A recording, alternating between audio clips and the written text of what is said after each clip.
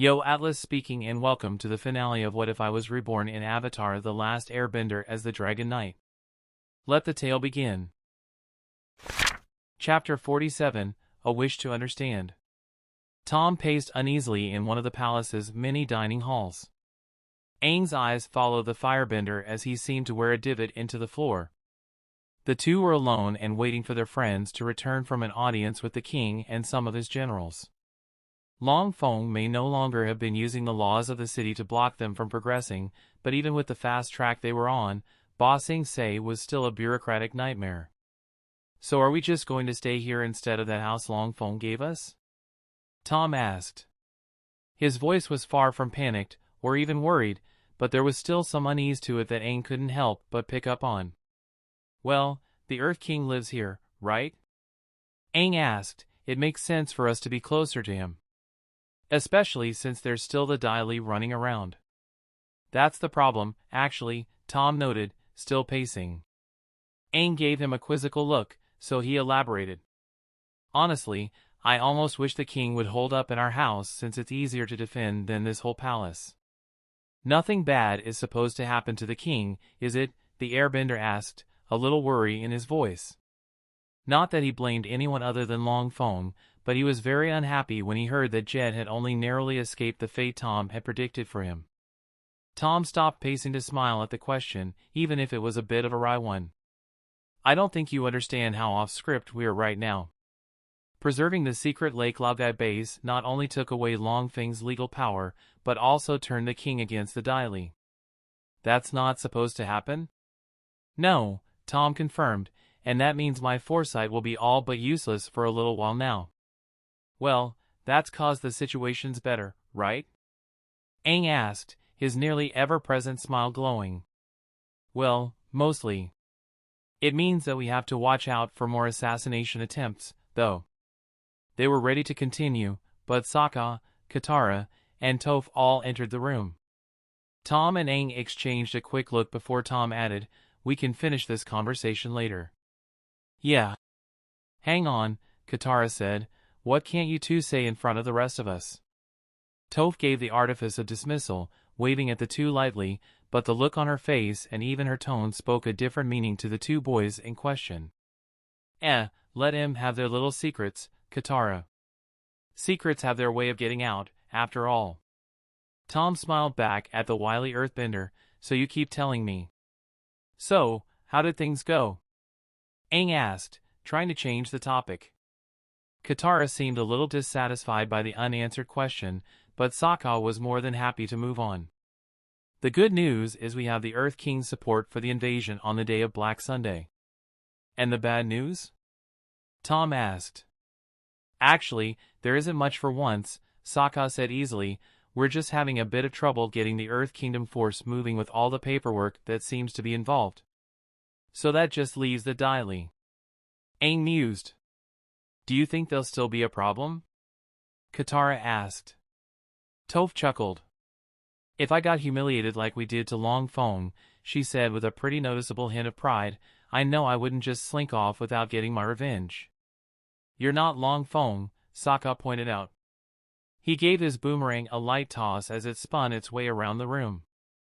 He sighed as he watched it go. Though you're probably right. I don't think Long Feng would quit this early either. There was a sudden rumble and the whole palace shook.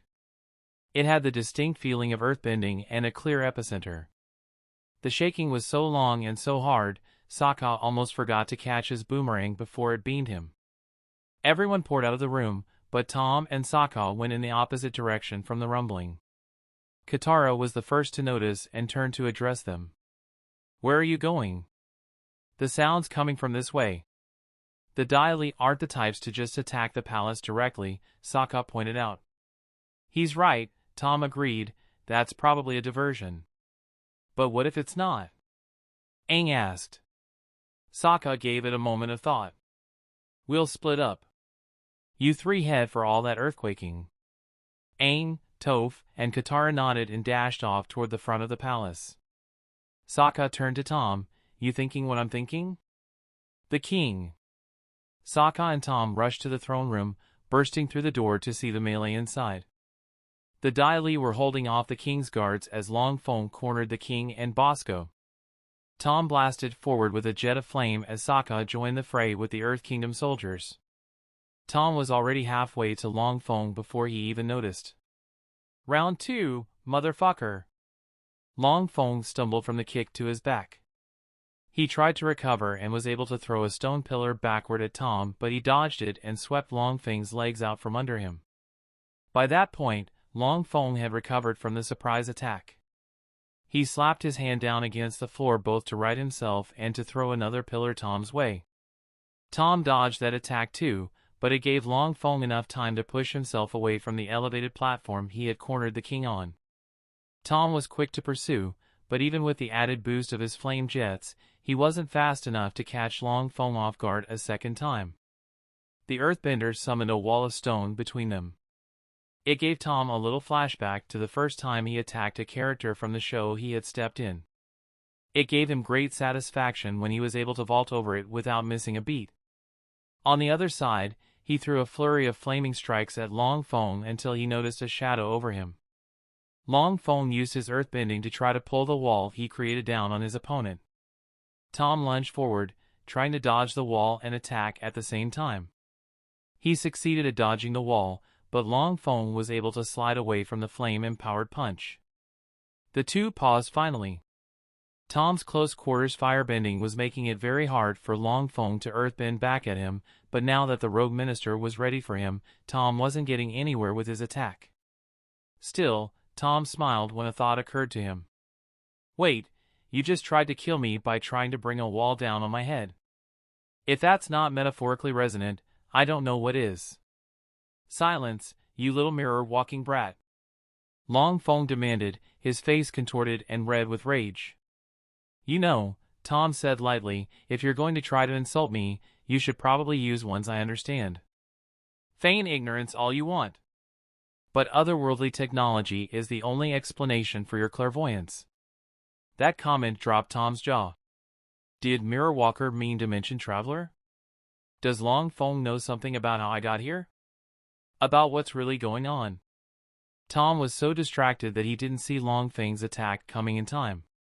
He was lucky that two of the Earth Kingdom soldiers were able to block the incoming stone with their own earthbending. The rocks were quickly cleared, but when they were, Long Feng was gone. What? Tom rushed forward, looking for a clue to Long Feng's disappearance that his rational mind knew probably wasn't there. Long Feng! Get back here, you coward! Sokka jogged over, the last of the Dai Li having either been apprehended or fled. Yeah. We saved the Earth King. Again. High five. Sokka waited for several seconds with his hand hanging in the air for Tom to return the gesture. Come on, buddy, don't leave me hanging. Tom was too focused to notice Sokka's usual shenanigans. He turned to the Earth Kingdom soldiers. Can any of you sense where Long Feng is right now? He's probably underground somewhere. How are we supposed to know where he is, then? Tom groaned. Where's Toph and Aang when I need them? Maybe I can help, Sokka said, not missing a beat, this way. He led Tom out of the throne room and down a few hallways. Soon the two found themselves before the closed door of Long Feng's office. Isn't this supposed to be open at all times now? Tom asked rhetorically. Exactly, Sokka said as he kicked open the. Long Feng looked up from the documents he was rifling through. What? You again? Just give it up, Long Feng, Tom demanded, you can't win. Insolent children. Suddenly the door was blocked with solid stone, leaving Tom and Sokka staring at a wall. We really should have seen that coming, huh? Indeed. A sudden voice called the attention of both boys away from their new obstacle. Out of the way, boys. They both looked to Toph, running toward them with Aang and Katara in tow. They both jumped out of the way as Toph stomped up to the barrier and shattered it into dust with a mere gesture. Everyone ran into the room just in time to see Long Feng earthbend a secret door closed. Toph ran up to it and tried to open it herself, but found she couldn't. She proceeded to blast a hole in the wall, but just a few feet into the tunnel, there was nothing but settling rubble. Toph pointed at the mess to the others. I think Long Feng got away again. Damn it! Tom's frustrated exclamation was punctuated by a hard punch that left a scorch mark behind. Don't worry, Tom, Katara said reassuringly, we'll get him. It's not just that, the firebender admitted, I think Long Feng may have known something. About how I got here. Really? Aang asked excitedly. But he got away, so what good does that do? Katara jabbed her brother for his lack of sensitivity. Before they could continue, one of the Earth King's generals entered the room behind them. We were planning to check Long Feng's palace office for information on his dealings after we finished work on the base under Lake Laogai. But it would seem you children have uncovered something of interest. We may need to give this area a look over. We'll let you know if we find anything. Thank you, General Hao, Katara said, bowing politely. We should go check up on the Earth King, Sokka suggested. General Hao stepped to the side of the doorway and bowed. His Majesty is still in his throne room.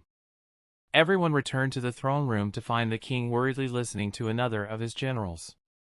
As the group of teens approached, the Earth King noticed them and gestured for them to join the conversation.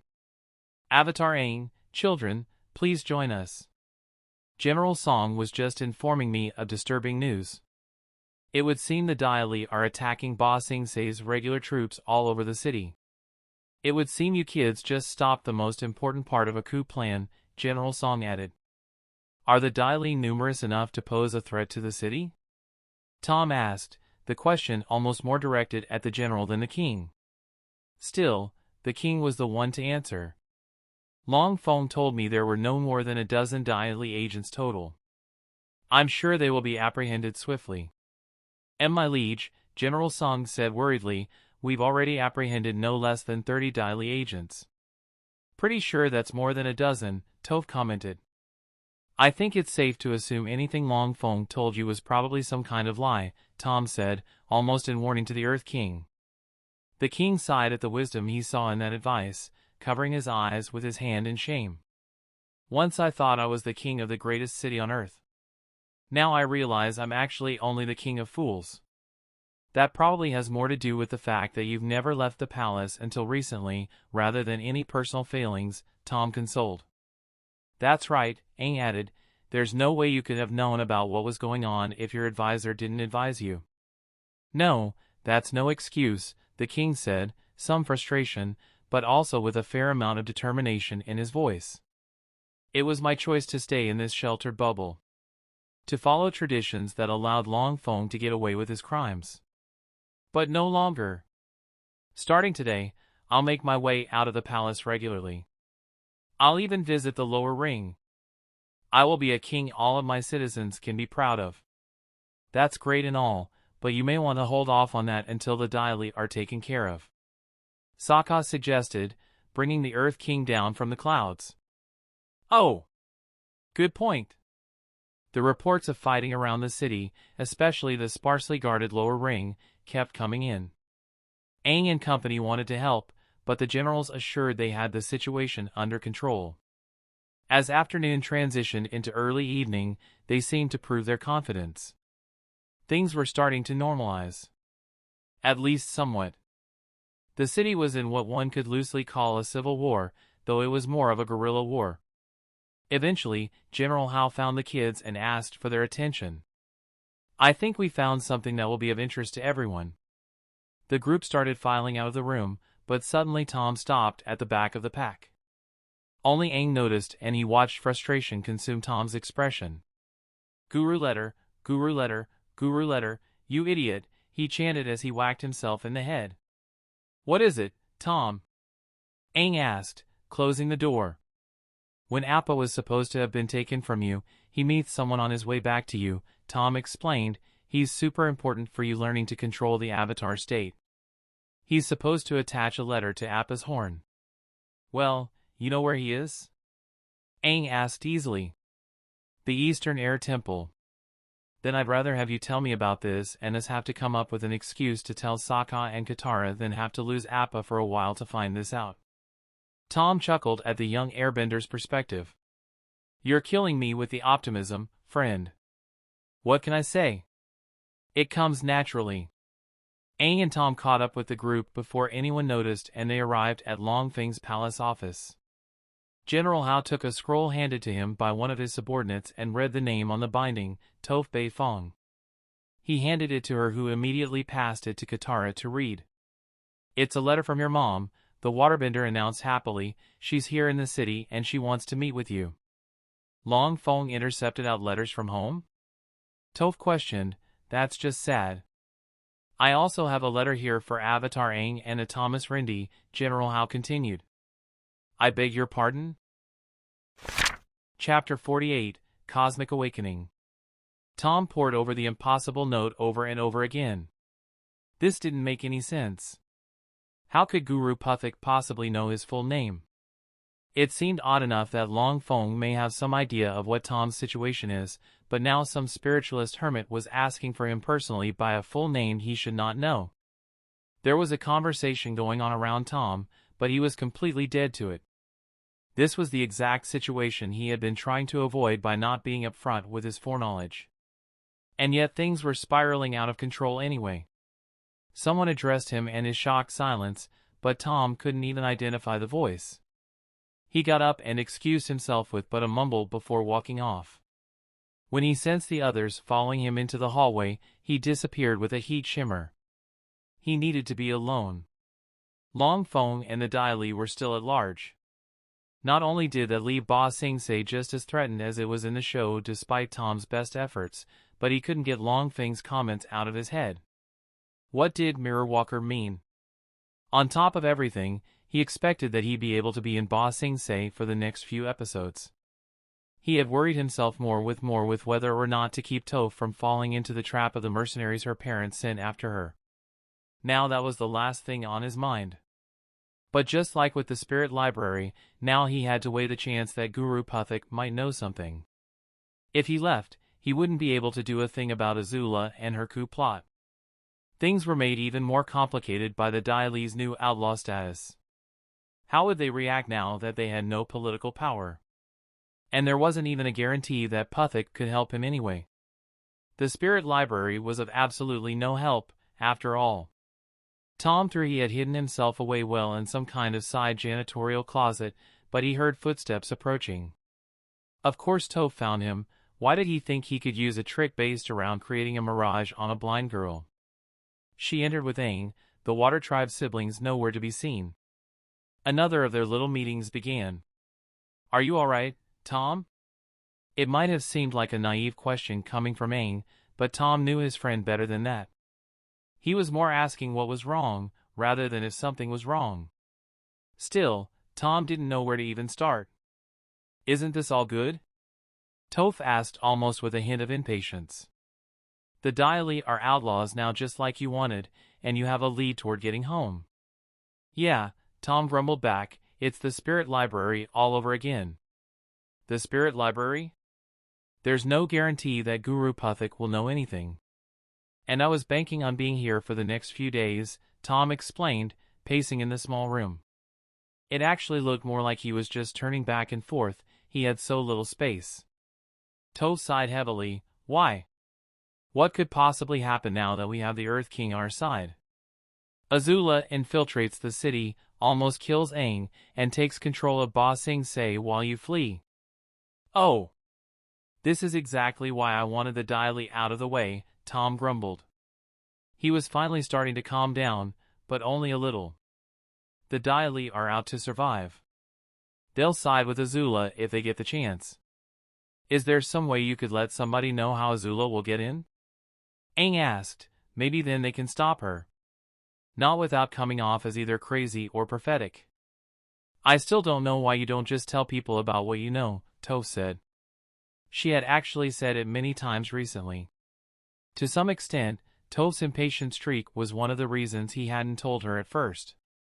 She was the type who wanted to just rush through things, but Tom had a plan for how he wanted things to play out. Not that it was doing him any good at the moment. "Can't we at least tell Katara?" Aang asked. "She's the one who's going to be staying in the city." "I'd really rather not." "You know what?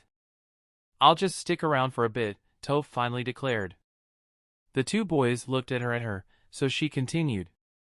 My mom's been waiting almost since we got here. She can wait another few days while I handle Azula. Tom clutched his head in frustration. And now we're back to this problem again. For the first time, Toph seemed to take the conversation seriously. Problem? She asked hesitantly. Does something go wrong with me and my mom? Suddenly worry turned to mild frustration. Wait a second, are you still keeping secrets from me? You know I am. Tom growled back, you know I can't tell you everything that's going to happen. People will notice your lack of surprise at everything. Besides, as of right now, I have absolutely no idea what's going to happen in the near future. You have to at least tell me if my mom's okay.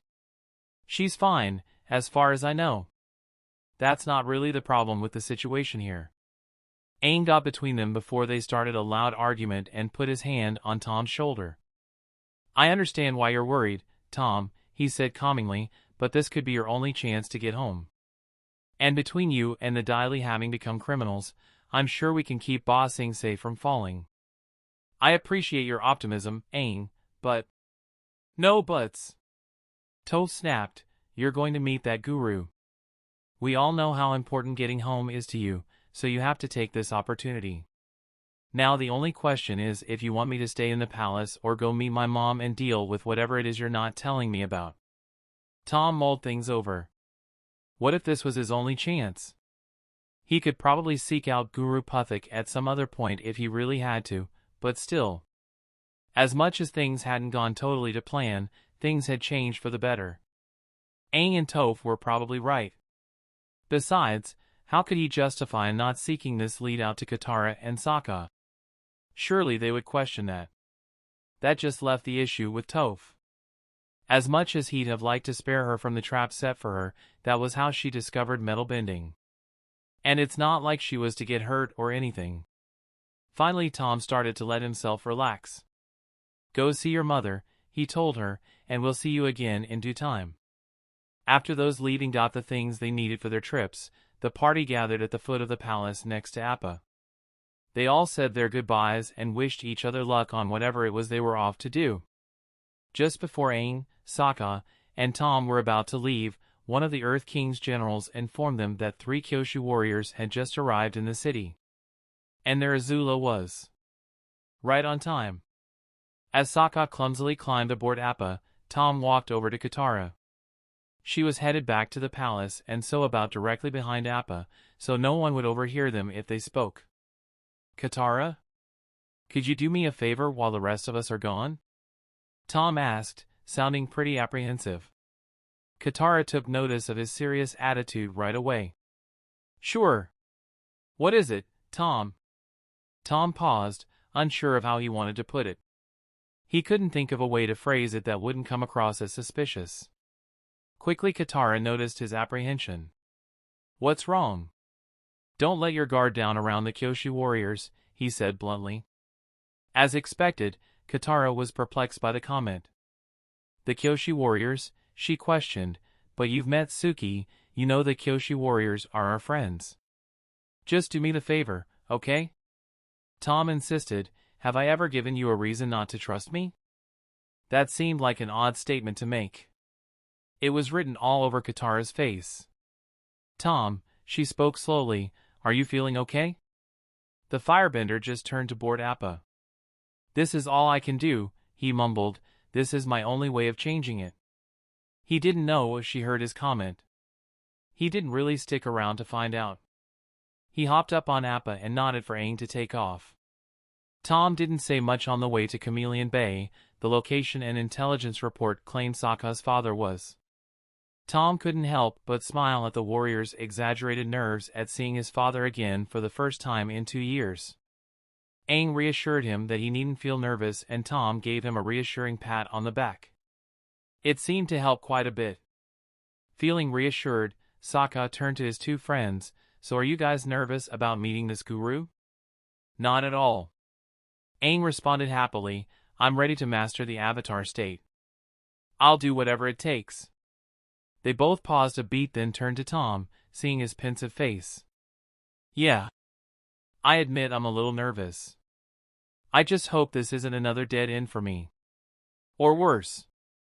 Sokka returned the reassuring pat Tom had given him. Well, even if it is, you'll figure something out, he said confidently. You know we got your back, buddy. Tom smiled at him as he hopped off of Appa. I appreciate that, he called as Sokka headed toward the water tribe camp down the hill. Sokka waved back, but probably more meekly than he intended. His nerves were returning. And so were Tom's, frankly. Appa took off again and Aang gave Tom a reassuring smile. Don't worry, Tom. It was a phrase the Airbender said a lot. And yet it always seemed to carry just as much weight coming from him. Luckily the Eastern Air Temple wasn't that far from Ba Sing Se. Granted, given that Ba Sing Se was the size of a large city-state, there were a lot of things that aren't far from Ba Sing Se if you go by the outer walls, but it still didn't take that long to get there. Aang and Tom landed on a platform made for sky bison and noticed a darkly complicated, very thin man with a large white beard sitting cross-legged in an Airbender meditation circle. Hello?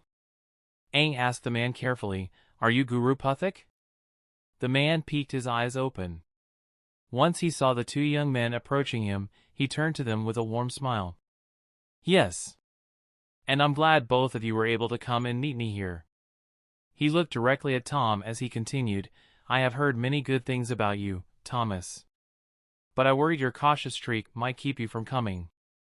Tom's already tense shoulders begun to ache. Forgive my bluntness, but how the hell do you know that name? Aang moved to calm his friend, but Puthik simply chuckled. Yes, I'm sure this must all be very strange for you. I was told about you by an acquaintance of mine. It must have been hard being ripped from your plane of reality and brought to this dimension. Both young Bender's eyes widened in shock. Do you know what happened to Tom? How to get him home? Aang asked happily. The Guru bowed his head and shook it apologetically. I am afraid my purpose is to prepare you boys for the journey to come, he explained. All I can tell you is that there is indeed a path home for Thomas, should he choose to seek it out. I find that hard to believe, Tom said carefully. If you don't really know anything, how did you know my full name?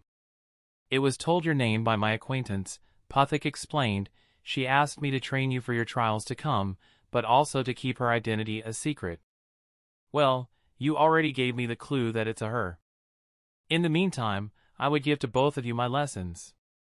Your note said that you could teach me to control the avatar state and also make Tom stronger, Aang said, holding the rolled-up scroll up. Which one should we do first? They are one and the same, the Guru stated. The avatar state is a very powerful tool for balance. But the keys to unlocking that power can be used to bring out the potential in any bender and even non-benders such as myself. Suddenly he sprang up and clicked his heels together all in one motion. He smiled brightly as he continued, Why do you think I look so good at 133? Tom and Aang stared blankly at the gaunt, elderly monk dressed in rags. It was going to be one of those training sessions, wasn't it? Tom and Aang took the rest of the afternoon to sleep of their trip at their new instructor's insistence. They would wake up and begin their training while the moon was still high in the sky. Granted, he only had the heavily modified Northern Air Temple to compare it to, but Tom had to admit that for ruins, the Eastern Air Temple was very comfortable. Those air nomads could sure build a mean permanent structure for, well, nomads. At around 3 in the morning, Aang and Tom were called to an area just outside the temple itself by Puthik. There he showed them a group of perfectly circular pools of water connected by thin flows of water downhill. Once the group arrived at the edge of one of the pools, Puthik spoke. To master the avatar state, you must open all the chakras. He turned to his two students. Boys, tell me everything you know about chakras. There was a pause before Aang rubbed the sleep from his eye. Chakras don't like lightning? I see. We'll start with the basics. Puthik explained about the chakras, comparing them to the pools of water before them and how negative emotions could obstruct the flow of energy within a person like the leaves and moss could stop the flow of the creek. His explanation continued, getting more esoteric and delving into things that weren't in the show. It would have been way too deep for that anyway. Hell, most of it seemed too deep for Tom, but he went along with it.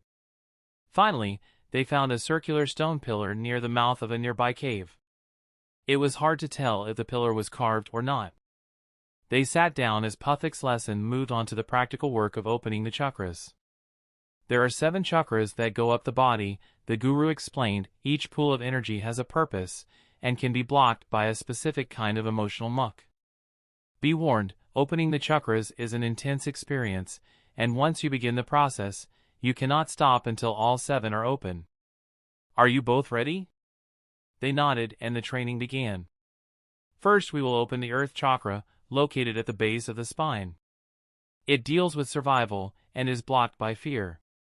What are you most afraid of? Let your fears become clear to you. Tom had never really been the type to meditate, so it was a little bit tough for him to do anything more substantial than to think about ants or the concept of a heart attack. In the meantime, he heard Aang screaming and Puthik's coaching. Tom couldn't help but feel a bit uncomfortable about the fact that he knew what Aang was seeing, what he was the most afraid of.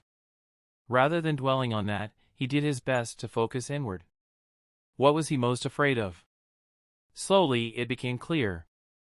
Zuko and Azula appeared in his mind's eye, towering over him like mighty giants. "You're never going home," he heard Zuko's voice say. The words echoed inside his own head. "And you're never going to catch up to us," Azula added. It was hard to tell if their words were echoing or if they were repeating them over and over again. It didn't matter. They battered down on Tom like fists from all sides. He felt like he was about to be crushed under the weight of the words until Puthik's voice cut through them. It was like the guru was speaking directly into his mind. There is a chance you will not accomplish your goals. Nothing is certain in this world. But you must not let the fear of failure prevent you from doing all you can to succeed for your own sake and for the sake of those who rely on you. Now that soothing voice joined the echo. It never drowned out the other 2, but the weight of the words started to abate until they were merely thoughts floating in the vast sea of Tom's mind. "You have opened your Earth Chakra," Puthik announced happily. Tom looked over at Aang, who looked back at him in turn. They were both sweating bullets, but smiling. They fist bumped before helping each other up. An intense experience pretty radically undersold what they had just went through, but they did it. Tom took note of the sky outside the cave as the group turned to leave. The sun had already risen, they had been there for hours. And that was less than 15%. Still, their training continued. They moved up the mountain, closer to the air temple, stopping behind a roaring waterfall. Next is the dash. Water chakra? Aang finished. Brilliant! Puthik congratulated. Maybe one day you will be a guru too. His jovial attitude sobered as he moved on to the lesson. This chakra deals with pleasure and is blocked by guilt. Now, look at all the guilt with burdens you sow. What do you blame yourself for? This time it was much easier to enter the necessary meditative trance. And this time it was his own voice battering down on himself. His thoughts flashed between many events, including the conversation he had with Toph not 30 hours ago. I'm a liar. I've deceived them all. Then Katara's voice joined in. I don't care if you're Zuko's long-lost brother after all we've been through. But I feel like I don't know anything about you besides what we've been through together. I pushed those closest to me away. Again, the wise guru's words broke through into Tom's mind. Your life has taken a most unexpected turn recently. Not only do you have your logical reasons for withholding the full truth, but you also personal reasons for valuing your privacy. The bond you have with your friends is genuine, and in time, they will come to understand you even better than they already do. Tom instantly smiled at that thought. Aang had been right. He guessed that Tom hadn't many friends, and about how their group had become like family. He had felt like he was betraying them for not telling them about the world he came from, and certain forms of entertainment therein, but the reasons he gave Katara weren't just a two-faced excuse. With such a comparatively easy chakra to open, or at least it felt easier for Tom, he noticed the moment the chakra became unblocked. It was like feeling a rush of life within him, like the feeling of a caffeine or sugar high, but more controlled. At least that was the closest approximation that Tom could find. They moved further toward the temple for the next chakra. By now the sun was over 2/3 of the way towards its highest point, and it bathed the teacher and 2 students in light and heat. Third is the fire chakra, located in the stomach, Puthik explained. This chakra deals with willpower and is blocked by shame. What are you ashamed of? What are your biggest disappointments in yourself? Suddenly Tom was back at the spirit oasis at the North Pole, getting tossed around by Zuko. After a few seconds of that humiliation, it transitioned almost too perfectly into getting smashed by Azula on the drill. These two again. Once again, you impress me. That was supposed to break your ribs, but it looks like I underestimated you. Tom wanted to fight back. To get up and change the past. And no matter how much his rational brain knew better, with each passing moment it got harder to resist. You tie too much of your self-worth into arbitrary things like victory and defeat. You have had a profound, positive effect on many people and made the world a better place through your actions. Take pride not in your strength, impressive as it is, but in what you do with it. Tom's elevated heart rate calmed and the battles felt more and more distant. The tenseness in his muscles abated and he felt a surge of energy from within. Outside of his meditative mind, he heard Aang speak. Whoa! Watch out, Tom. Tom came back to the real world and noticed that his body was enveloped in the flames of his dragon burst. He was plenty far enough away from his companions that he wasn't in danger of burning them, but it was still a big surprise. Even to Tom. I didn't even notice. I guess this chakra training has gotten you really fired up. Tom and Aang stared at Puthik, unimpressed. Sokka, Tom quipped, when did you become a poisonous blowfish? They moved on to the mouth of the temple, under the gaze of an old statue of some ancient airbender. The 4th chakra is located in the heart. It deals with love and is blocked by grief. Before Puthik could continue, a thought occurred to Tom. Hold on, what does this chakra represent? Air? Oh, that's right, the sage said with a chuckle, I almost forgot to mention that. The air chakra is blocked by grief. Now things were inescapably serious. Lay all your grief out in front of you. Tom remembered what it looked like for Aang in this scene, the sea of faces of an entire race of people. In comparison, his grief looked paltry. A grand total of 3 people. But seeing them again as if they were in the flesh was just too much. Looking at them hurt. Physically hurt.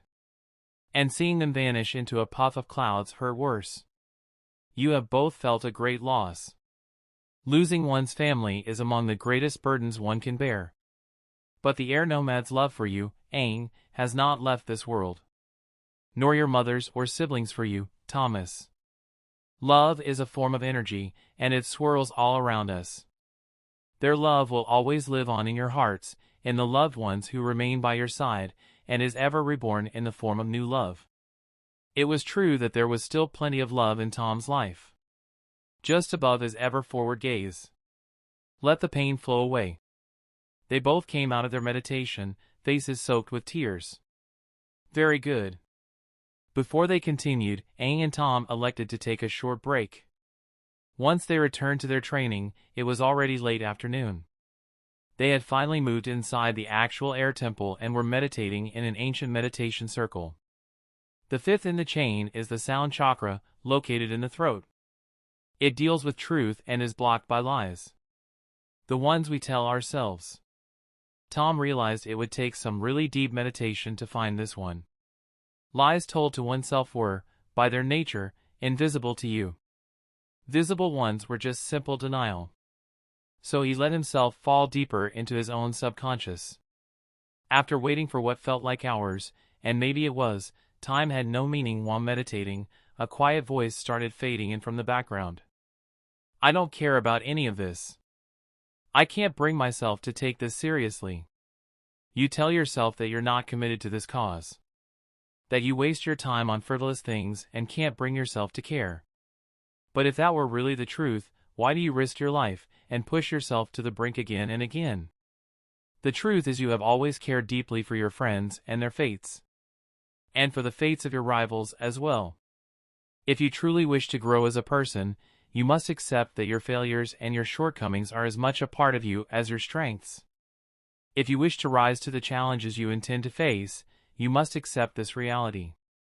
Good job, subconscious. You really know how to kick yourself right in the balls, don't you? He had used that excuse more than once before. Not just in this world, but in his own, mundane life. I don't like failure, Tom grumbled out loud. Can't I just keep this defense mechanism and move on? The power you seek can only be gained by confronting your failures, the guru returned softly. Failure is a natural, and even healthy part of growth. To deny this is to deny your true potential. Even during his protest, Tom could feel the denial slipping away. A moment later, he felt the rush of energy flow through him. Very good, boys. You have opened the chakra of truth. The sun had begun to set as the three sat in the center of the air temple. The sixth pool of energy is the light chakra, located in the center of the forehead. It deals with insight and is blocked by illusion, Puthik explained. The three of them closed their eyes in meditation and Tom saw the map of the Avatar world. The greatest illusion of this world is the illusion of separation. Things you think are separate and different are actually one and the same. Like the four nations, Aang noted as Tom's imaginary map lit up in the colors that corresponded with each of the nations. Yes. We are all one people, but live as if divided. Tom couldn't help but chuckle wryly as his mental map became all one soothing teal color. Too bad I don't belong here. I'm truly separate from this world. If you are so separate, then how did you come to be here? I don't know, you keep pleading the fifth about this acquaintance of yours. You exist as a part of this world, and you must accept that fact. Indeed, all worlds rely on one another. As Puthik spoke, Tom's mental image of the Avatar world curled into a globe and shrunk into the background as other worlds appeared around it. Many of them even looked like the Earth Tom knew. What it truly means to be people is to be connected to one another, regardless of any barriers we imagine between each other. Tom had connected with the people in this world, it was true. It may not have been so at the start, but he had also become a meaningful part of a story he thought he knew. A story he thought he could manipulate from the outside. But he wasn't on the outside. This was his world now, even if he still intended to return home with all haste. Finally, as the moon rose again, they reached the highest point of the mountain, the very top of the eastern air temple. The beauty of the cosmos stretched out above them, stars seeming to shine brighter than they ever had or ever would again on that mountaintop. This is the last chakra, isn't it? Aang asked. Though suddenly Tom felt a little uneasy for some reason. Yes, the guru confirmed, once you open this chakra, you will have unlocked your great wells of inner strength. And you, Aang, will be able to go in and out of the avatar state at will, and when you are in the avatar state, you will have complete control and awareness of all your actions. Aang smiled eagerly, let's do this. The thought chakra is located at the crown of the head. It deals with pure cosmic energy and is blocked by earthly attachment. Meditate on what attaches you to this world. Tom couldn't even bring himself to meditate. Oh, I forgot about this part. Now, let all of those attachments go. Let them flow down the river, forgotten. Aang snapped out of his own trance at that thought. Let go of Katara? Aang snapped, why would I do that? I love her. Then a thought occurred to him and he turned to Tom. And you told me that was going to work out. Actually, I have to agree with Aang on this point, Tom said much more calmly than his companion. My attachments are what keep me going in the face of opposition. Or, I suppose at times apathy. They're not something I could ever willingly let go of. Learn to let your worldly attachments go, or you cannot let the pure cosmic energy flow in from the universe, the guru insisted. Aang wasn't convinced. Why would I choose cosmic energy over Katara, he demanded. How could it be a bad thing that I feel an attachment to her? 3 chakras ago that was a good thing. This is the only way to gain the abilities you seek. Learn to let go. Meditate on this. They both begrudgingly returned to their meditation. Like every other time, it was hard to have a grasp of how long they were just sitting there in the void of their own cleared minds. Learn to let go. Tom's meditation seemed to be going nowhere. The whole point of getting home was to return to his goddamned earthly attachments. What was the point of letting go of them to get the power needed to return to them? Besides, not only did Aang and Katara get together in the end anyway, other avatars had families too. How could they have let go their earthly attachments yet had kids? But that train of thought caused another idea to come into his mind. But it was too ridiculous. No way this intellectualist bullshit would work for unlocking chakras. Still, it was worth a try. Being able to let go and actually letting go were two different things. But surely pure cosmic energy was more discriminating than that. Tom was stunned when he felt an almost overwhelming ocean of power wash over him. He knew his dragon burst had flared up again and very strongly, but at the same time, he felt in complete control of it. He let the flames fade and opened his eyes, looking to Guru Puthik. Excellent work, Thomas. You have opened the last of your chakras. Congratulations. As happy as Tom was about this, he still couldn't help but frown. I'm not gonna lie, I'm a little pissed it was that simple. Many of life's greatest mysteries are, Puthik said with a bright smile, taking Tom's grumpy attitude in stride. Where's Occam's razor? I kind of feel like cutting something right now.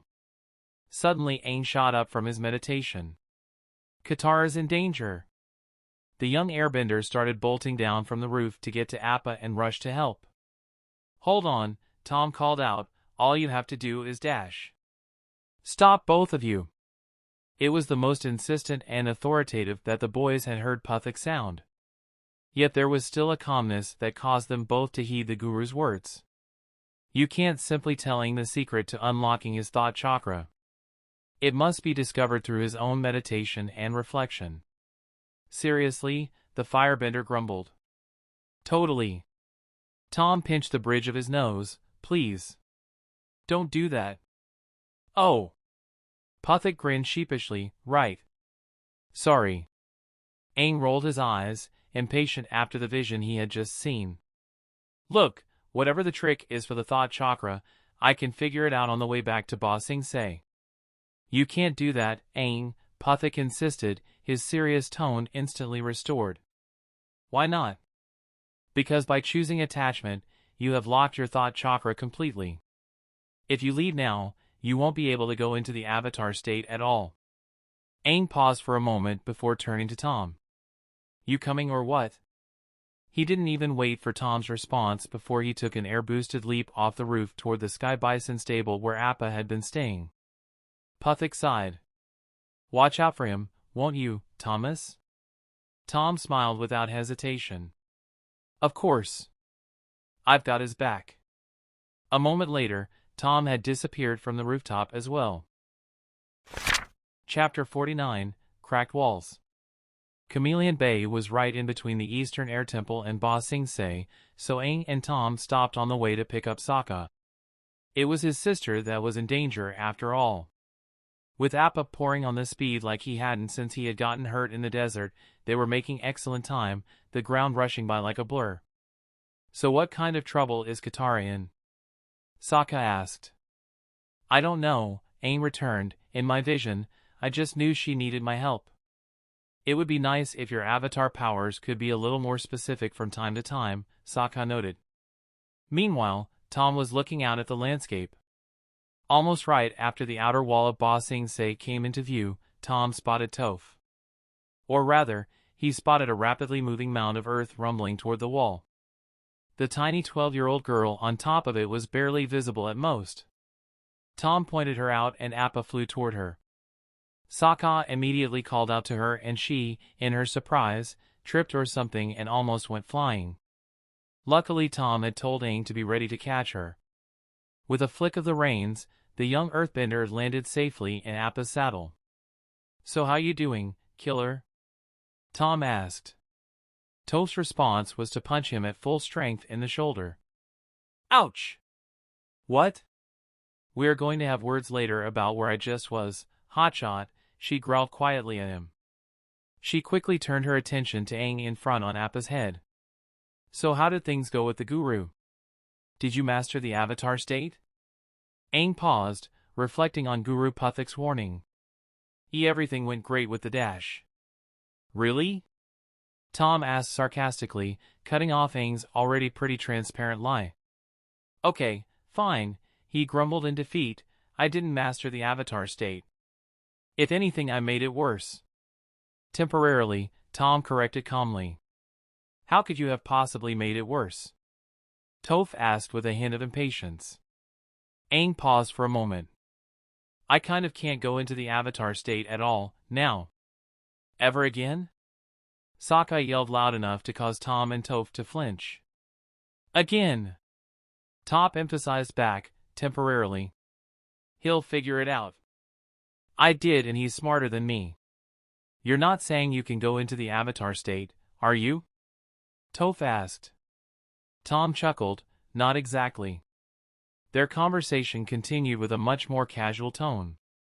Tom allowed his mind to wander a little. Specifically, if anything had changed for Azula. She had to be in the city, that was surely the source of the danger Katara was in. And indeed, Azula was the threat Aang had sensed. She was even in league with Long Feng. But that was where the similarities with the story Tom knew all but ended. The two of them were sitting at a table that both of them felt was rather too humble for them, drinking tea from a tea set that was even more so. Are the Dai Li ready to take down the king's generals? The Fire Nation princess asked. She was a bit of an odd sight in the clothes of a highborn Earth Kingdom woman. The elder minister suppressed a sneer. But of course. The only thing that's left to address is your family members who have infiltrated my city. I must admit it's disquieting that there are so many of you inside the walls. Oh, please, Azula grumbled back, don't compare me to those two. She got up and headed for the door. My brother and uncle are already being dealt with as well. I've already selected the agents I need. I'll let you know when it's done. The door to the small, underground meeting room shut and the sound of Azula's footsteps faded. Once he was sure the Fire Nation princess wouldn't hear it, he tossed his teacup in anger. It shattered and left a dripping stain on the closed door. Keep an eye on that girl, Long Feng told an almost completely invisible Dai Li agent standing in the corner of the darkroom.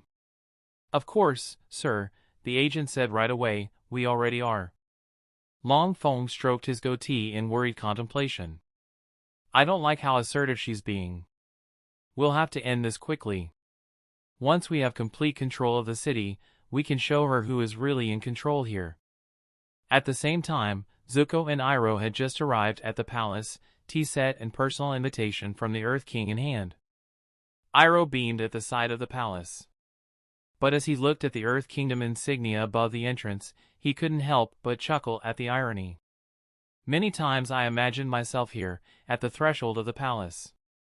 But I always thought I would be here as a conqueror. Instead, we are the Earth King's personal guests, here to serve him tea. Destiny is a funny thing. It sure is, Uncle, Zuko agreed brightly. He actually wasn't nearly as enthusiastic as he outwardly showed, let alone as much as his uncle, but he really was happy for him. He really took what his uncle and Tom had said to him in the alley to heart and tried to find happiness for himself. He was quite surprised that it wasn't nearly as suffocating as he feared it would be. He really did start enjoying life for the first time in a long time. But still. The two entered and were escorted to a small, personal room the king used for meetings. But still, something wasn't right about their escort. They were Dai Li. And the Dai Li had seemingly gone completely missing from the city for the last few days. The two of them sat down with their tea set, but by that point, they both saw something was off. It's tea time. Even before she entered the room, both Zuko and Iroh recognized Azula's voice.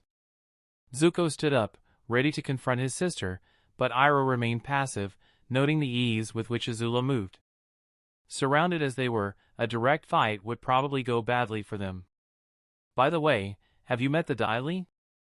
They're earthbenders, but they have a killer instinct that's so firebender. I just love it. Iroh simply smiled knowingly, standing with a cup of tea he poured for himself while Azula was talking. Did I ever tell you how I got the nickname the Dragon of the West? He asked before taking a sip.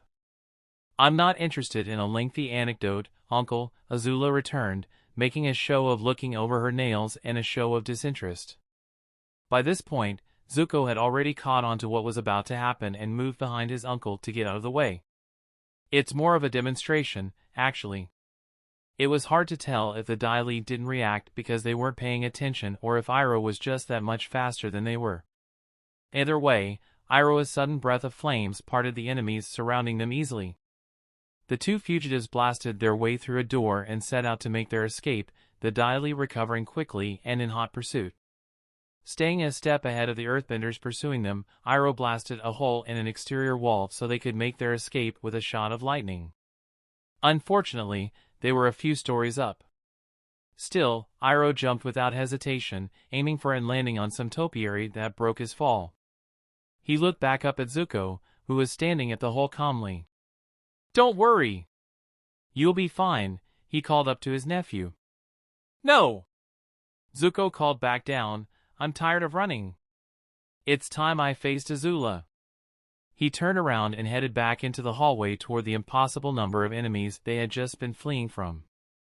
Iroh couldn't help but smack his head at Zuko's short-sighted call, but he still ran off. If he too was captured, Zuko would be doomed. Zuko stepped up to face the enemies filling the hallway before him, his sister at the forefront of them. "You're so dramatic," she scoffed. "What? Are you going to challenge me to an Agni Kai?" "Yes," Zuko declared, invoking the ancient firebender dueling right, "I challenge you." Azula actually paused for a moment. Like she was considering it. She then smiled and chuckled at herself a bit. "I can't believe I'm actually giving this serious thought. I guess your theatrics reminded me of a certain night I've grown fond of recently." Zuko scowled. "Well? Are you going to accept my challenge or not?" "Oh, I want to," Azula cooed condescendingly, "but I really don't have time to play with you today, Zuzu. Perhaps another time." Zuko didn't take kindly to her dismissive attitude, throwing a powerful fire blast at her as she turned her back. The attack was intercepted by a wall of earth created by the Dai Li. Once the wall returned to its place as part of the floor, the agents got to work binding Zuko with their stone gloves. Thanks to how severely outnumbered he was, Zuko barely put up any fight at all before he was captured. Blissfully ignorant of Zuko's struggles elsewhere in the palace, Aang and company arrived at the king's throne room. Even Tom didn't know the exact timing of some of the scenes. The king could see the worry all over Aang's face, so he was quick to answer the group's worried question. "Katara's fine. You have nothing to worry about," he reported calmly. "But, in my vision, I felt so sure she was in trouble," Aang said, his worry enduring. "I don't know," Toph grumbled just barely loud enough to hear. "Are your visions reliable or do they constantly keep important secrets from you?" "Not now, Toph," Tom growled back. The Earth King took note of the exchange, but decided to let it go. He thought for a moment to the last time he heard of Katara. Well, he thought out loud, she met with the Council of Generals to plan the invasion, and since then, she'd been off with your friends, the Kyoshi warriors. That was more than enough of an answer for Sokka. "See, Aang? She's with Suki. They're probably back at our apartment right now talking about makeup or something. I still think it'd be prudent to check up on her," Tom noted. "Of course. Though I wouldn't worry," the king said reassuringly. "If there was any danger at all, Bosco's animal instincts would sense it." It wasn't overwhelmingly reassuring, glancing at the napping bear. Still, the group didn't move with the utmost haste back to their house. Still, they were quick to hop off of Appa and head inside once they arrived. Inside, Aang's other furry companion was waiting for him inside. "Momo!" The flying lemur zipped over and quickly onto Aang's shoulder. Toph, however, was less lighthearted when she sensed the state of the house. "There's no one else here," the earthbender reported. "Katara is in trouble." Aang gasped. "I knew it!" Before there was a chance to let that sink in, Toph perked up again. "There's someone at the door," she said, "the guest's not coming just a beat later." Actually, I know who it is. It's an old friend of mine. She opened the door to reveal a worried Iroh, to Aang and Sokka's shock. Glad to see you're okay. I need your help, the elder man said solemnly. After a second, Aang calmed down, especially after he noticed Tom's passive reaction. Sokka was less inclined to calm down, brandishing his machete. May I come in? Iroh asked, mostly directed toward Toph. She nodded and he entered to join the group's conversation. Wait a second, Sokka said, pointing between Toph and Iroh. How the heck do you two know each other? I met him in the woods once and knocked him down. Then he gave me some tea and some very good advice, the Earthbender cheerfully explained. With that question answered, the normally jovial Iroh turned to the group solemnly. Azula is here in Ba Sing Se. Which explains the trouble Katara is in, Tom noted. She has captured my nephew as well, Iroh added. Then we'll work together, Aang declared instantly, to fight Azula, and save Katara and Zuko. Suddenly Sokka rejoined the conversation in his usual bombastic style. Whoa there! You lost me at Zuko. Iroh remained calm, placing a hopeful hand on Sokka's shoulder. I know how you must feel about my nephew. But believe me when I tell you that there is good inside him. Good inside him isn't enough. Sokka returned, pushing the older man away respectfully, but firmly. Why don't you come back when it's outside him too, okay? Aang turned to Sokka, the only dissenting voice in the room. Katara's in trouble. All of Ba Sing Se is in trouble, he emphasized. Working together is our best chance. Sokka only needed a moment to mull it over. The only good solution was clear. He nodded and Iroh spoke up. He tried to hide it and keep his expression and tone the same even and serious it had been, but there was a clear relief in it the children couldn't help but notice. I brought someone along who might help us. The group moved outside to see a Daily agent bound and gagged on the porch of the house. His most distinguishing feature was a prominent scar under his eye, though he also seemed much more expressive and fearful than many of the other Daily they had faced up to that point. Toph forced him from his seated position to a standing one with earthbending, which had the effect of further binding the already trapped agent. Iroh removed the scarf tied over the agent's mouth and the captured foe started talking the instant he could. Azula and Long Feng are plotting a coup. They're going to overthrow the Earth King. We know, Tom returned strongly, casually lighting a flame above his snapped finger. What we need to know is where you're keeping our friends hostage and how exactly your superiors intend to enact this coup. Your friends are in the crystal catacombs of old Ba Sing Se, deep beneath the palace, the forthcoming captive said quickly. And the coup? Tom emphasized, letting his flame grow just a little. The other Daily agents are supposed to capture the Council of Five simultaneously. And Azula and the other Kyoshi imposters will capture the Earth King. After that, Long Feng plans to betray Azula, but a lot of the Daily agents were talking about supporting Azula. I don't know what's supposed to happen after that. Thanks for all the help, Sokka said with feigned sincerity before stuffing the scarf back into the Daily agent's mouth. They then ran off toward the palace. You're quite good at that, Iroh noted to Tom as they made the relatively short trip to their next destination. Tom just shrugged. That guy set a pretty low bar. The group arrived inside the palace walls, the guards letting them through without even a questioning glance. Next to the side of the actual palace itself, Toph knelt down and focused on the ground below her feet. Well, what did you know? There is an ancient city down there. But it's deep. She stood up, struck an earth-bending stance and blasted a tunnel straight down into the solid ground. Before Toph could dig any deeper, Sokka spoke up. We should split up, he decided, tapping his chin in thought. Aang, you go with Iroh to look for Katara and the angry jerk.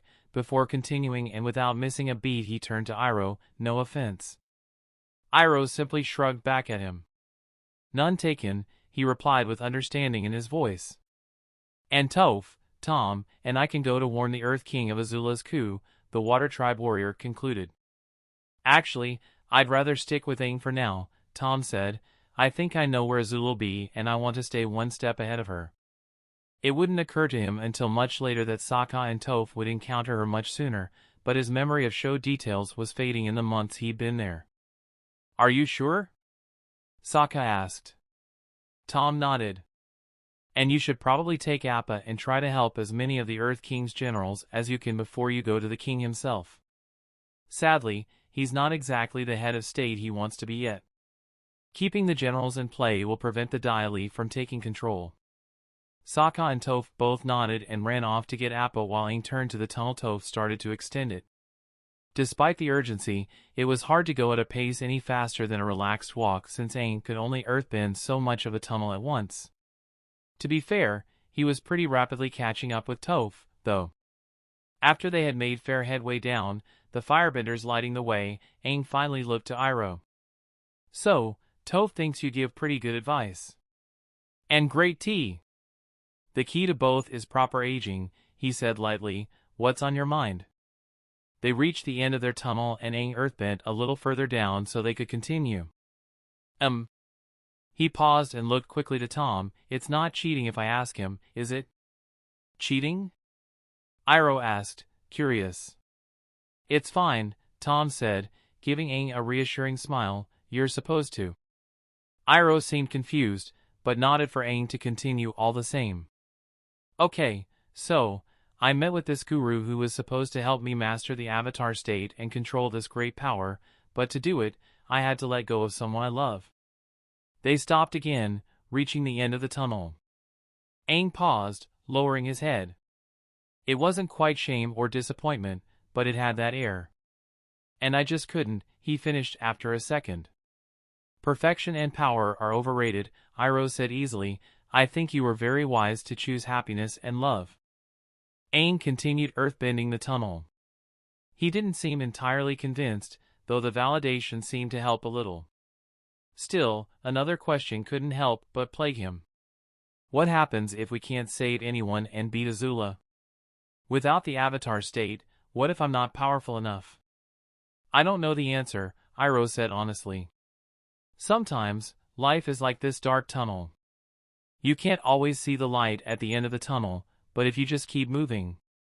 Aang earthbent the next section of the tunnel, but this time he broke through into an empty space. The three of them stepped onto a ledge overlooking a beautiful courtyard surrounded by houses built directly into the walls of an enormous cavern covered in crystals glowing a luminescent, calming blue.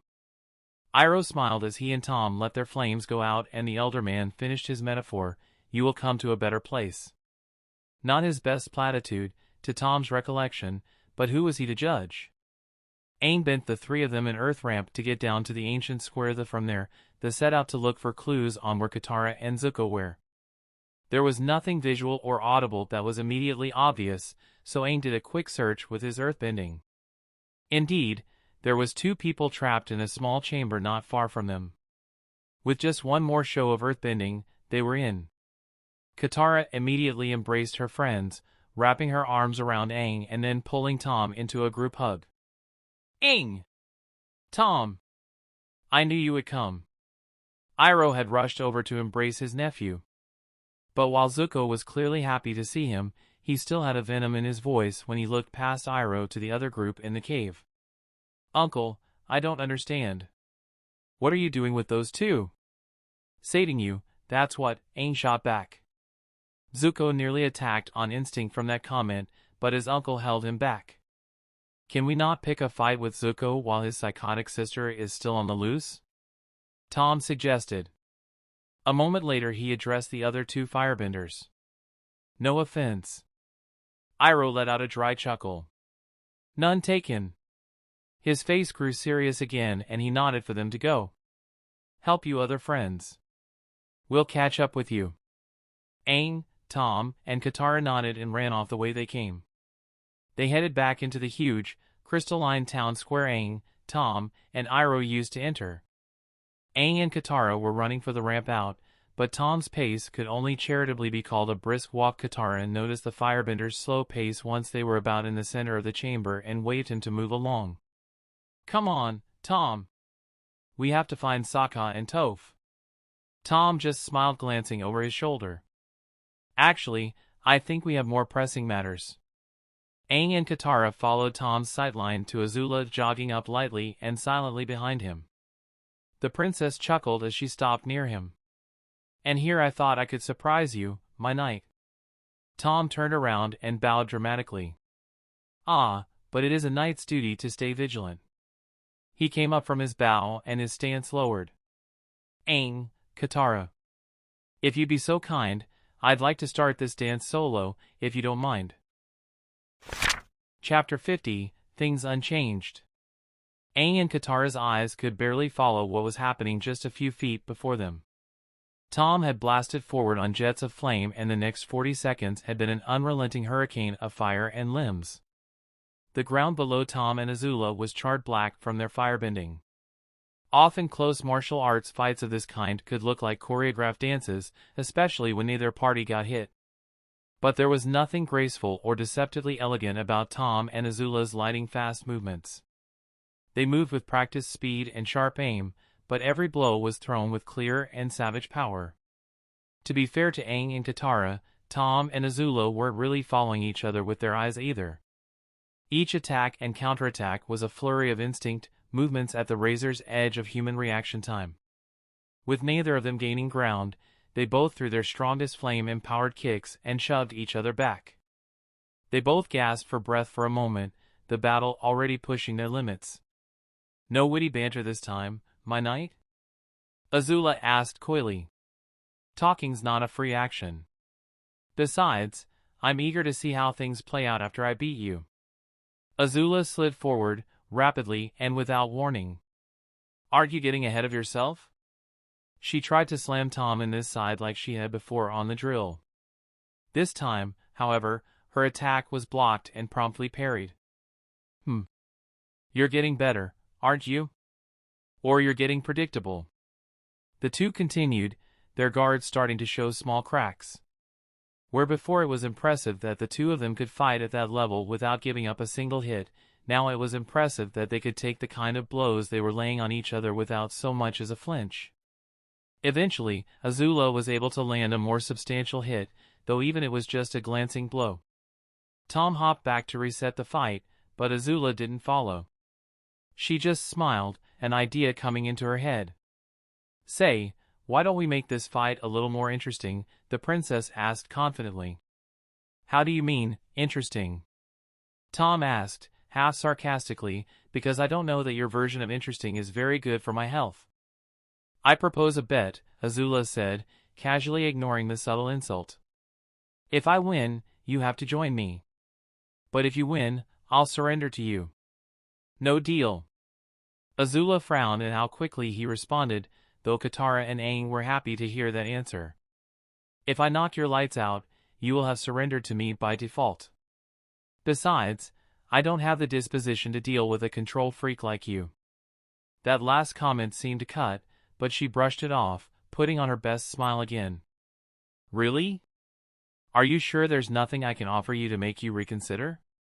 "Azula, I can honestly say there's nothing you have that I could ever want." "Ah, you wound me. If you insist." Azula cocked her head as Tom left his fighting stance and closed his eyes. He put his hands together in an odd position. She tried to place where she'd seen it before. Perhaps used by meditating sages? Aang recognized it, though he too was a bit perplexed. "I thought he already unlocked all his chakras." The young airbender mumbled to himself. He looked over at Katara when she gasped worriedly when Tom suddenly burst into flames. "Oh, that's right. You haven't seen him do that before. Light himself on fire? Oh, not this Agadash." Azula started to grumble before a flaming fist slammed into her. She tried to right herself as quickly as possible, knowing the next attack was probably already on its way. Tom was already an oppressive fighter, never giving an opponent the chance to respond if he could help it, but while he was using this technique he was completely relentless. She had tried a version of the technique for herself after seeing it on the drill, and she knew why it had to be that way. The amount of endurance it took to maintain it for even a few seconds standing still was astronomical. To be fair, her attempt was an incomplete version of the technique and not as efficient as it could be if Tom taught it to her. But she was right about the strain of maintaining it all the same. With that in mind, she knew she only had to last a few seconds against it. That was an easier notion in theory than in practice, of course. With all the heat and the flames, it was hard to see where exactly Tom was at any given point. It wasn't exactly like fighting blind, but it was something frustratingly close. Still, both parties were surprised at how well Azula was holding up against the onslaught. It was during these musings that Azula realized she'd been fighting that defensive battle for more than a minute at this point. Her realization that the technique's perceived time limit had long since been exceeded left an opening in her guard that allowed Tom to land another savage blow that took her off her feet. She went flying again, expecting to get knocked around like a pinball, but she just landed. Was that it? She got up and saw Tom, still shrouded head to toe in flames, standing in a relaxed stance and waiting for her. That's impossible. Indeed, Dragon Burst took a practically limitless supply of energy to maintain, but what Azula didn't know was that now Tom had the practically limitless supply of energy from the cosmos about him. Still, limitless energy in and limitless energy out was a net gain of 0. Tom could hold his Dragon Burst indefinitely, but he still had to fight smart. Azula's confidence dipped. She was still sure she'd win, but how to overcome this became the question. Tom could see the look in her eyes, even with how far apart they were. She wasn't going to hold anything back. She started moving rhythmically as electricity started arcing around her. Tom erupted forward. "That move's too slow," he roared, closing as Azula prepared to fire her lightning. Just before the exchange could be resolved, a massive fire blast exploded directly between them. With her concentration lost, Azula had to cancel her lightning attack and Tom let his Dragon Burst fade to get a better look at the intruder. Everyone turned to the direction the attack had come from to see Zuko.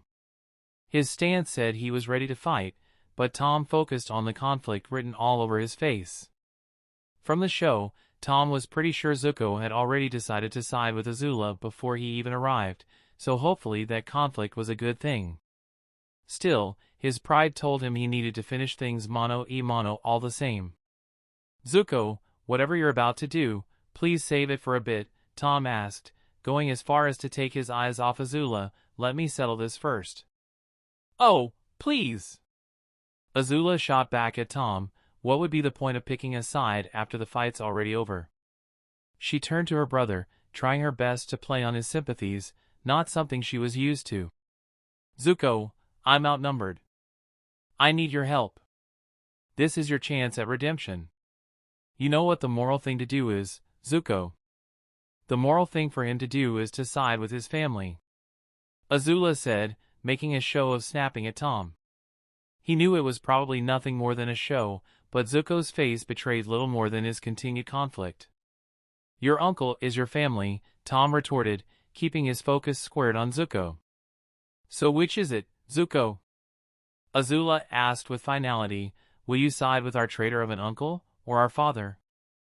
The father who condemned you for speaking out of turn?"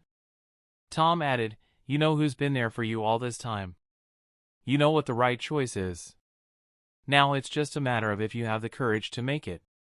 There was a pause as Zuko contemplated, but Azula was smiling inside.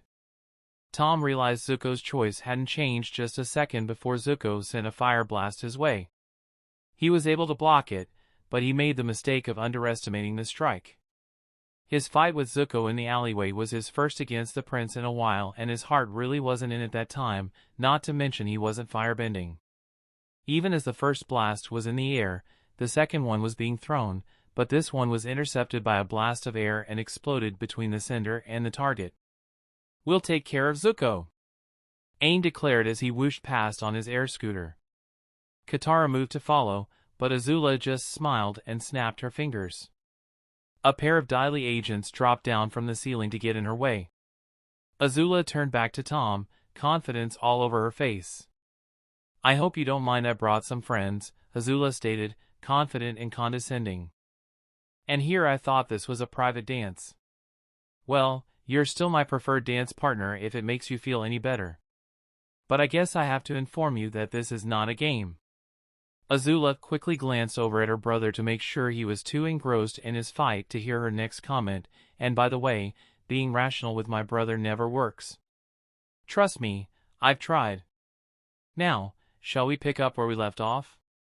Tom took a moment to meditate for just a moment before he burst into flames again. He saw lightning arcing around his opponent. I told you that move was too slow. Tom blasted forward again, but he was a bit farther away from Azula than last time. He noticed, though. Azula confidently loosed her lightning blast while the visage of Tom was still well out of arm's reach, but the attack only parted an already fading ball of flame. He used his mirage trick, Azula realized in a panic. She spotted a trail of flame arcing around to get behind her, but she was already hit in the back before her eyes even got halfway through the trail. The arc was impossibly tight and the hit was savage. Now that he was able to use Dragon Burst freely, it was like every surface on his body was the business end of a jet engine able to redirect his momentum. Before she even hit the ground, Tom had changed course again, this time aimed at the Daily. Before he could get to them, however, another pair dropped in from the ceiling to block Tom's path. He dodged the small stones hurled at him from their gloves and knocked them off their feet with quick strikes, but Azula had recovered by then and leapt in to knock him off course. She was able to land a kick that threw him away from Katara's fight with the Daily. He recovered very quickly and the two of them went at it again. It was hard for Azula to make very many offensive moves against a wall of flames, and they both knew it. She landed a few good hits, but Tom was able to push her back. She was so focused on her opponent that she didn't realize that she was being guided into the underground river running through the square. One errant footstep and she was in the drink. Tom turned back toward Katara and the Daily. If he could take them out and free up Katara, they'd have the numbers advantage again and the Daily were the weakest link. But before he could do anything he was hit in the back with a powerful fire blast. It almost knocked him clean off his feet, but he endured it. He also only barely endured the point-blank follow-up from Zuko. Zuko was ready to continue the onslaught, but he was knocked off his feet by a sudden torrent of water. Tom looked over to see that Katara had broken past the Daily agents. For the moment. As the melee continued, Aang crawled out of the crater he had accidentally made. He had overstepped a bit with the power of one of his earthbending moves against Zuko and it ended up knocking him more for a loop than his target. The young avatar looked around at the chaos, more and more Daily joining whenever it looked like the tide was about to turn in their favor. There were just too many of them. I'm sorry, Katara. He whispered to himself as some of the Daily approached him. He drew up some of the cavern's crystals around him and sat down to meditate. Azula, having extracted herself from the water a few moments ago, noticed the glow from within the new tin of crystals. A moment later, Tom noticed her running to get behind Aang. Not in this timeline. As the cover of crystals exploded and the glowing form of Aang in the avatar state rose up, Azula charged her most deadly attack. She set to fire, but Tom leapt forward and kicked her arm down. It was the quickest way of changing the angle of attack. There was a chance it would hit his leg or something instead, but he would probably survive something like that. But something felt off. Azula's arm was too high. Wait, what? Aang fell from the hit, the glow of the avatar state fading. The lightning hit him in the ribs. It wasn't the dead center of his back, but that still made no sense. He got there in time, the shot hadn't been fired yet. He saw the trajectory change. There was only one explanation. You were aiming for his head. Risky, I admit, Azula said triumphantly. I thought about hitting him right in the heart, but with people like you running around, I didn't want to take any chances that he'd survive. Still, all's well that ends well. That's not supposed to happen. She's not supposed to do that. Is my being here making her more violent? Azula attacked while Tom was still in his own head. His dragon burst had faded at some point, he hadn't noticed. Their fight was so intense the wave Katara used to get to Aang, one that washed everything else in its path away, was evaporated before even touching them. Only the tail end would have caught their shins, but it still flashed instantly to steam. The only thing Tom could focus on was the fire-breathing scorpion before him. Finally, he got an opening. A real opening. He caught one of her kicks and delivered one of his own right to her chin. Tom set to pursue, but he heard Katara call out his name. She had carried Aang to the waterfall that fed the underground river and was using it as a waterbending elevator. It was hard to tell at this distance, but was Aang still breathing? He looked around. Iroh had already jumped in. He was holding off the majority of the Daily, but he couldn't handle them all alone. And Zuko was making a beeline right for him. Azula wasn't on her feet yet, but she would be soon. Escape would be all but impossible for him. Go! I'm right behind you, he lied. Zuko began his attack as Katara disappeared up the crevasse from which the waterfall fell. The exchange was swift, Tom having to deflect Zuko's attack to get an opening at the Daily agents heading to follow Katara. Tom elected to blast the opening, his fireball curving around the bend and exploding inside the hole, caving it in completely. Now Zuko and Azula were approaching him, shoulder to shoulder. Tom glanced over at Iroh, he had already let the Daily capture him. Tom sighed, put on the best smile he could, and put his hands up in surrender. Azula didn't even think to hide her shock. What do you think you're doing? Surrendering, Tom stated easily. Really glad I didn't take that bet now. Zuko's surprise was also obvious, but Azula's face quickly twisted into anger. No, you don't just give up like this. I thought you wanted to settle things with me. You said this isn't a game, Tom returned, so you captured a knight and a bishop. The king, the queen, and both the rooks got away safely. This is a fine enough sacrifice. Azula moved to attack, rage still all over her face, but Zuko stopped her. Azula!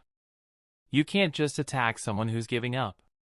Zuko said as the Daily encased Tom up to his neck in crystal like Iroh. Oh, good, Tom grumbled loud enough for Zuko to hear, now you grow a moral code. Before that comment could be responded to, yet more Daily arrived from who knows where. One of them rushed up to Azula, not even bothering to lower his voice. Princess Azula, the Earth King and the Avatar's friends that we captured have escaped. Azula's angry glare turned on the Daily agent, the adult instantly cowed by the teenager. And the generals? She snarled back. We were only able to get the drop on 2 of them. One of them later escaped. We still have General Sung, but it's only a matter of time before the others rally the city's defenses against us. Then we should leave. The princess growled through grit teeth. Take these 2 and put them in chains for transport. Some of you contact Mai and Tai Li and meet us at the outer wall. The rest of you stay in the city and try to finish the job I gave you. The order started off calm and controlled, but by the end was a nearly incoherent shout. Her glare turned to Tom and Iroh. And get this trash out of my sight. It was an odd sensation, getting slid along the ground while encased in glowing crystals. Still, that was the least of Tom's concerns. He glanced back at the Daily. They were 2 of the agents from the fight. They looked dead tired. Too tired to shut up a pair of chatty prisoners, hopefully. Tom looked over at Iroh. He's seen that look of heartbreak before, but it was different in person. I'm sorry about Zuko, Tom said sincerely. Iroh paused, then glanced over at Tom. It's all right, he sighed, sadly, I know you did your best. There was another pause. So, it looks like we're going to be roommates for a while. Iroh managed to smile. I can think of worse fates. Another pause. So, you think you could give me any pointers about, say, lightning? Chapter 51, Flying Blind. His whole body ached. He tried to move, but every muscle screamed for him to stop. Slowly, against the protests of his own sore bones, Aang forced his eyes open. Above him was nothing but riveted metal. He looked around, but he couldn't really see anything but shapes and colors. He sat himself up, but lifting himself up made his head spin. The whole right side of his back felt like it was on fire. It took him a few seconds, but he steadied himself. What happened? He grumbled to himself as he tried to make his eyes focus enough to see the world around him clearly. Finally he could make out his surroundings, but a part of him wished he hadn't. Red banners bearing the Fire Nation's insignia were all over the walls of the room. One particularly large one had been looming over Aang as he lay unconscious on the bed he had been on. "Oh no!" He looked down and noticed his staff lying beside the bed. It didn't occur to him to contemplate why it was there, but that didn't matter to him at the moment. It meant he didn't have to look for it, and it made for a good crutch. He hobbled toward the door and creaked it open. He peeked his head out, looking up and down the hallway outside. He had to be in a Fire Navy ship. He recognized the construction. He counted his lucky stars that he hadn't seen any soldiers, but his blood froze when he heard two people talking around a corner. Aang peeked around to get a look at who was talking. It didn't matter that one of them was clearly a child younger than even Aang and the other was gargantuan. The Fire Nation soldier uniforms they wore was a clear enough sign to him. "Did you hear something?" the larger one said in a deep voice. Given the odd sizes of the two combined with the voice, Aang might have realized who they were had he had a clear mind. But his mind was anything but clear. With a breath to steel himself, he rounded the corner and loosed a blast of air down the hallway at the pair he saw before running in the opposite direction with everything he had. "He's awake," the deep voice announced. Aang looked over his shoulder as far as he could given how badly turning hurt him. Then again breathing was fairly painful. It didn't help that what he was rewarded with was seeing his pursuers keeping up with him with a light jog. Still, he could see the way out. The hatch to the deck was just a short stair climb away. But right as he lifted himself out into the clear night air, he tripped on the last step, the pain from falling knocking his staff turned walking stick out of his hands. As his staff slid forward, however, his eyes followed it up to Momo, sitting on the deck without a care in the world. He was even being petted by two Fire Nation soldiers, one of whom was Bateau. Before Aang could piece together why and how Katara and Sokka's tribemate was dressed as a soldier on a Fire Navy ship, he heard another voice he didn't expect. "Twinkle Toes! That's got to be you." Aang looked over at Toph, seeing Katara next to her. They were both in their normal cloths, but over them they wore Fire Nation cloaks. They both ran to him happily, Katara gently embracing him. "Aang, you're awake." "Are you sure?" Aang asked. Before he couldn't think because of all the pain running through him. Now he couldn't think because he was just too confused. There was only one explanation he could think of in his condition: "I feel like I'm dreaming." As Katara let go of Aang, someone in a firebender's military uniform walked up to him. "Aang! Good to see you back with the living, buddy." Sokka's voice said clearly despite the distortion from the mask. That was about all Aang could handle. "Oh, somebody catch him, he's going to dash." Toph's warning came too late, he was out on his feet. It took a couple of minutes, but eventually Aang recovered. After sitting him down and getting him a blanket to ward off the cold night air, his friends left Katara to explain what had happened while Aang was unconscious. Aang looked around the ship. He was grateful to see Appa unharmed and relaxing on the deck, as well as several Water Tribe men in Fire Nation uniforms either relaxing or tending to something or another on the ship. Why are we on a Fire Nation ship? Why is everyone dressed this way? And why am I the only one who's completely out of it? The young airbender asked all at once. Before she had a chance to answer, another question dawned on Aang, and by the way, where's Tom? He's the one person it would make sense to see on a Fire Nation ship, but I haven't spotted him. She tried to hide it under her cloak, but Aang noticed Katara's fist clench in anger. She tried to put on a brave face, but after all the time they had spent traveling together, Aang recognized the look of betrayal. He's gone. Gone? Gone where? I don't know where he is. Katara snapped. A second later she took a breath and exhaled. I'm sorry. I'm just worried about him. He told me he was right behind us when I carried you out of the underground city, but he wasn't. There was a pause until Aang shifted wrong and the pain from his wound flared up again. You need to take it easy, okay?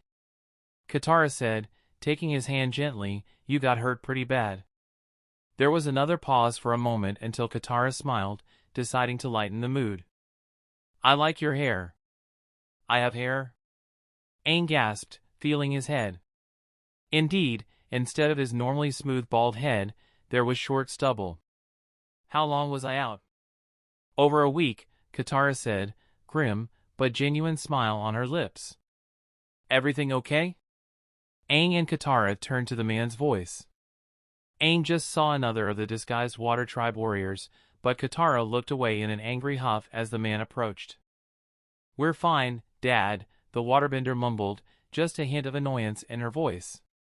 The man didn't seem to pay her tone much mind and reached a hand down to the sitting Aang. "I'm Hakoda, Katara and Sokka's father." Before Aang could accept the shake, Katara defensively put her hands on his shoulders. "He knows who you are."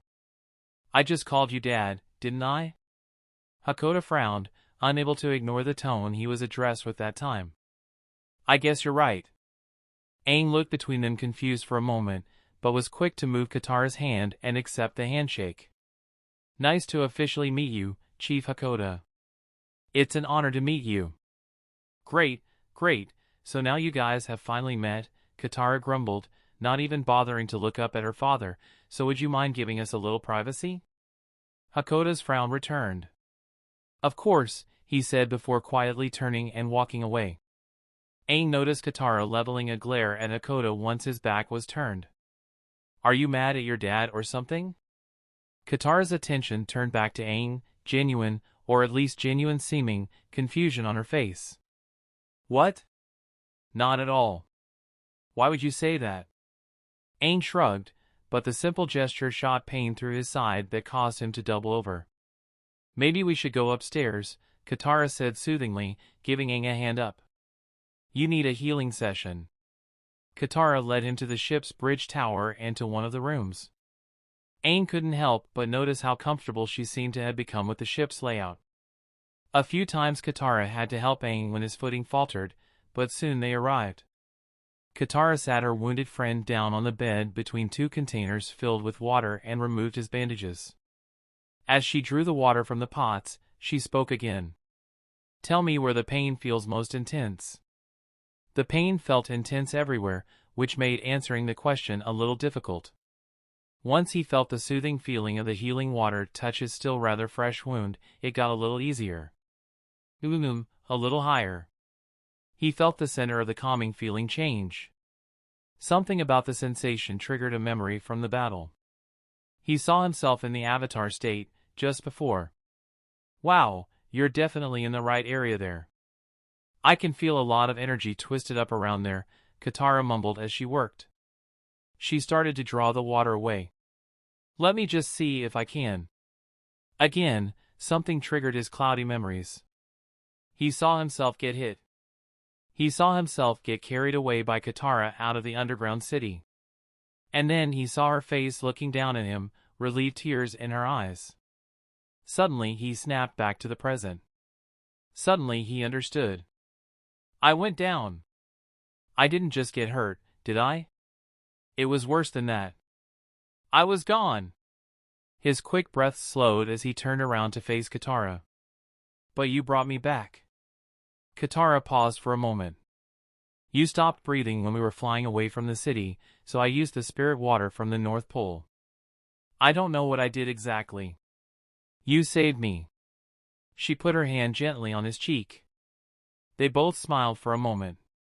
"You need your rest," Katara said finally.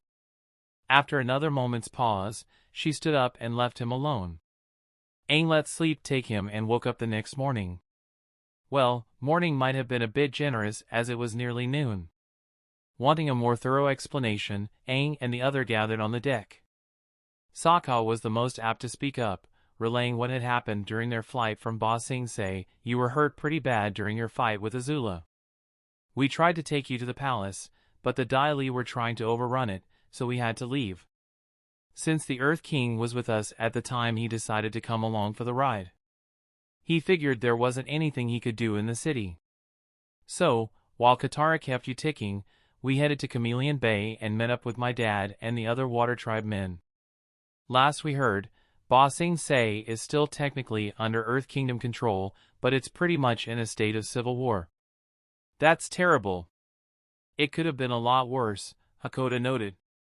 It was a lucky break Tom suggested me and Toph go help the generals. Thanks to them, the Dai Li ended up getting bogged down and it prevented them from taking control of the parts of the city they needed. No one noticed the subtle wince from Aang and Toph at the lucky break comment, so Sokka continued.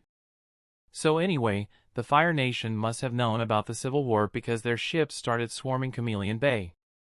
Instead of fighting them all, we captured one and made it our disguise. Since then we've been traveling west. We crossed through the Serpent's Pass yesterday. By this point Sokka had pulled out a map of the Earth Kingdom to trace the route with his finger. What about the Earth King? Aang asked. He said this was the perfect opportunity to meet his people like he wanted to, so he left the ship at one of the towns we docked at in disguise, Sokka explained. We told him it was a bad idea to go off on his own, Toph added, but he reminded us that he wasn't completely alone. Aang pondered for a second. Then he smiled when he remembered Bosco. He even imagined the Earth King riding the 350-pound bear like he did with Appa. That fun thought aside though, Aang had just one more question. So, what now? We've been working on a modified version of the invasion plan, Hakoda began. It's Sokka's invasion plan. Katara grumpily corrected. Hakoda paused for a moment. Yes, Sokka's plan. Another beat later he continued, we won't be able to rely on the Earth Kingdom's military with their capital in chaos, but the solar eclipse will still leave the Fire Nation vulnerable. So we're planning a smaller invasion to go alongside the larger one run by the Council of Five, Sokka started. Before he explained further he realized something. Or actually the Council Four for now, I guess. With a wave, he got back on topic. Anyway, while the Earth Kingdom's navy takes on the Fire Navy, we'll go in with our own group. Just a ragtag team of our friends and allies from around the Earth Kingdom. We already ran into Pipsqueak and the Duke. Aang looked over at the first two soldiers he had met after waking up, two of Jet's freedom fighters. Good to see you again, Aang, the immense and ironically named Pipsqueak greeted with a wave.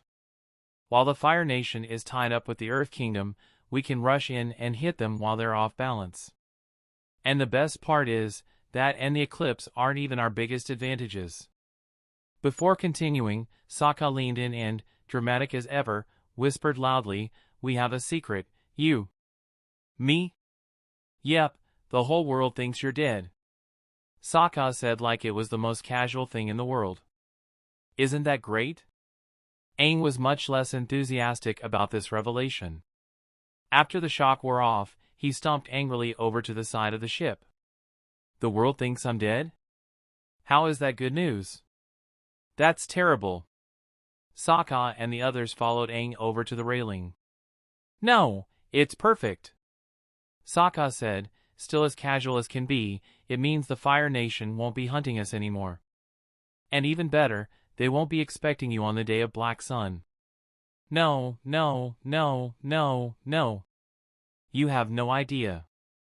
This is so messed up. Aang kept grumbling to himself for a few moments before sighing. I wish Tom was here. The Water Tribe siblings, while in agreement, were a bit confused why that was the place Aang went to specifically. I know what you mean. The siblings looked at Toph, who had the same despondent look on her face. After a second, Sokka clapped his two down friends on the back. Don't worry, we'll find him. Who knows, maybe he's in the Fire Nation capital. That wasn't actually a particularly comforting thought. And the good news was he actually technically wasn't, though the bad news was he was sitting in the brig of a Fire Navy ship on his way to the capital. One of the guards was heckling him, trying to get under his skin and make him do something stupid, but Tom's meditation was so deep he didn't even hear the jeers. After the guard left, Iroh looked over at the younger firebender. Clearing your earth chakra? Tom smiled, as he came out of his own head. I should have guessed you'd know about this sort of thing. Iroh chuckled, I admit I've never been very good at chakra meditation techniques. And I never even tried with the last one. That's actually what Aang was asking you about on the way to the underground city, Tom noted jovially. Iroh let out another hearty chuckle, but there wasn't the joy in it that there should have been. There was a pause as the tone in the room got more serious. Would you mind if I asked you a question, young man? Not at all. Why have you not asked me anything about our conversation in the alleyway back in Ba Sing Se? Tom put on his best poker face smile as he replied. Well, we've been talking about other things. Then why aren't you asking now? Tom knew better, but it was worth a try anyway. He sighed. Because I assume you won't be able to tell me anything either. Oh? And why would you think that? Because the last person who called me Thomas said he was asked not to say anything. I see, Iroh said almost as much to himself as Tom. I'm under no such restrictions, though I don't think I'll be able to tell you anything you don't already know. All right, Tom said, reservation in his voice. How do you know my name was short for Thomas? I belong to a secret society called the Order of the White Lotus, Iroh explained. Tom knew about the White Lotus, of course, but he didn't want to be rude and interrupt. We seek secret knowledge and preserve them, as well as protect them from those who would abuse them. I merely assumed from your clothes and mannerisms that you were a mirror walker. And I also happen to know Thomas is a mirror walker name. Tom paused, looking down at his clothes. His sneakers, jeans, and hoodie had gotten him looks in the past. Still, there was that term again. Perhaps we can start with that, the younger said out loud. What exactly is a mirror walker? Are you saying you aren't one? For all I know, I could be. Iroh tilted his head in confusion. I kind of fell into my current situation. I'd just like to know what's really going on. I see. Iroh stroked his beard for a moment. That caused a thought to dawn on Tom. He reached up to his chin and felt the stubble starting on his own face. They had been at sea for over a week at this point, and he and Iroh were lucky if they got more than one meal a day, so a razor, or anything sharp, for that matter, was out of the question. Mental note, remember to shave once I get out of here. Tom's attention was squarely back on Iroh once he spoke up again. As is my understanding, mirrors and other reflective surfaces reflect light to create their images. But since ancient times, people have claimed they have special properties. One of those was that reflections showed an entirely different soul. The White Lotus have records of people trying to make contact with these other souls and finding themselves transported into entirely different worlds. Some people claim to have contacted technologically advanced civilizations. But it seemed so absurd, I never gave it much thought. Any records of it just randomly happening to someone without warning? There are hardly any records of it happening at all, Iroh said apologetically. I take it this isn't your world, then? Tom was about to answer, but stopped himself. It is now, he said finally. But I still want to get home. Well, once this. Iroh glanced around the dim, dank room. Situation has been resolved. I promise to help you any way I can. I appreciate that, Tom said genuinely as he turned to go back to meditating. Don't thank me yet, Iroh noted. You're not home yet. The both shared a smile before Tom concentrated on his light chakra. Both ships continued on until Aang and companies stopped to dock at a town to stock up on supplies. Since they were in a Fire Nation ship with Fire Nation clothes, they had to make sure they were docking at a town controlled by the Fire Nation. They had almost made that mistake once before. Night had fallen by the time they were docked. Katara, Sokka, and Toph entered Aang's room, finding him laying awake on the bed. He sat up carefully to speak to them. Hey, Aang! We're going into town to find some dinner, Toph said as they entered. He hadn't really noticed the time, but the talk of food suddenly made his stomach loudly rumble. Well, I am pretty hungry. Maybe dinner's a good idea. Sokka stepped forward before Aang could get up. Here, he said, offering a red bandana to Aang, tie this around your head. It will cover your arrow. Aang looked sourly at the offering. The bandana had stylized Fire Nation art on it. I'm not going out if I can't wear my arrow proudly, he said strongly before flopping back down on the bead, facing away from the others. Aang, come on. Be practical, Sokka insisted. Sokka was ready to continue, but Katara put a hand on his shoulder to stop him. You guys go ahead without us. We'll catch up to you, she said calmly. Sokka shrugged and acquiesced, as did Toph. Once they left and closed the door behind them, Katara sat down on the bed and placed a hand on Aang's arm, careful not to aggravate any of his still healing wounds. I think I understand why being a secret bothers you so much. You don't want people to think you failed. Aang tried to keep his voice calm, but the anger was dripping from his words. You're right, I don't. But the problem is, I did fail. Katara wasn't used to that tone from him. Aang, that's not true.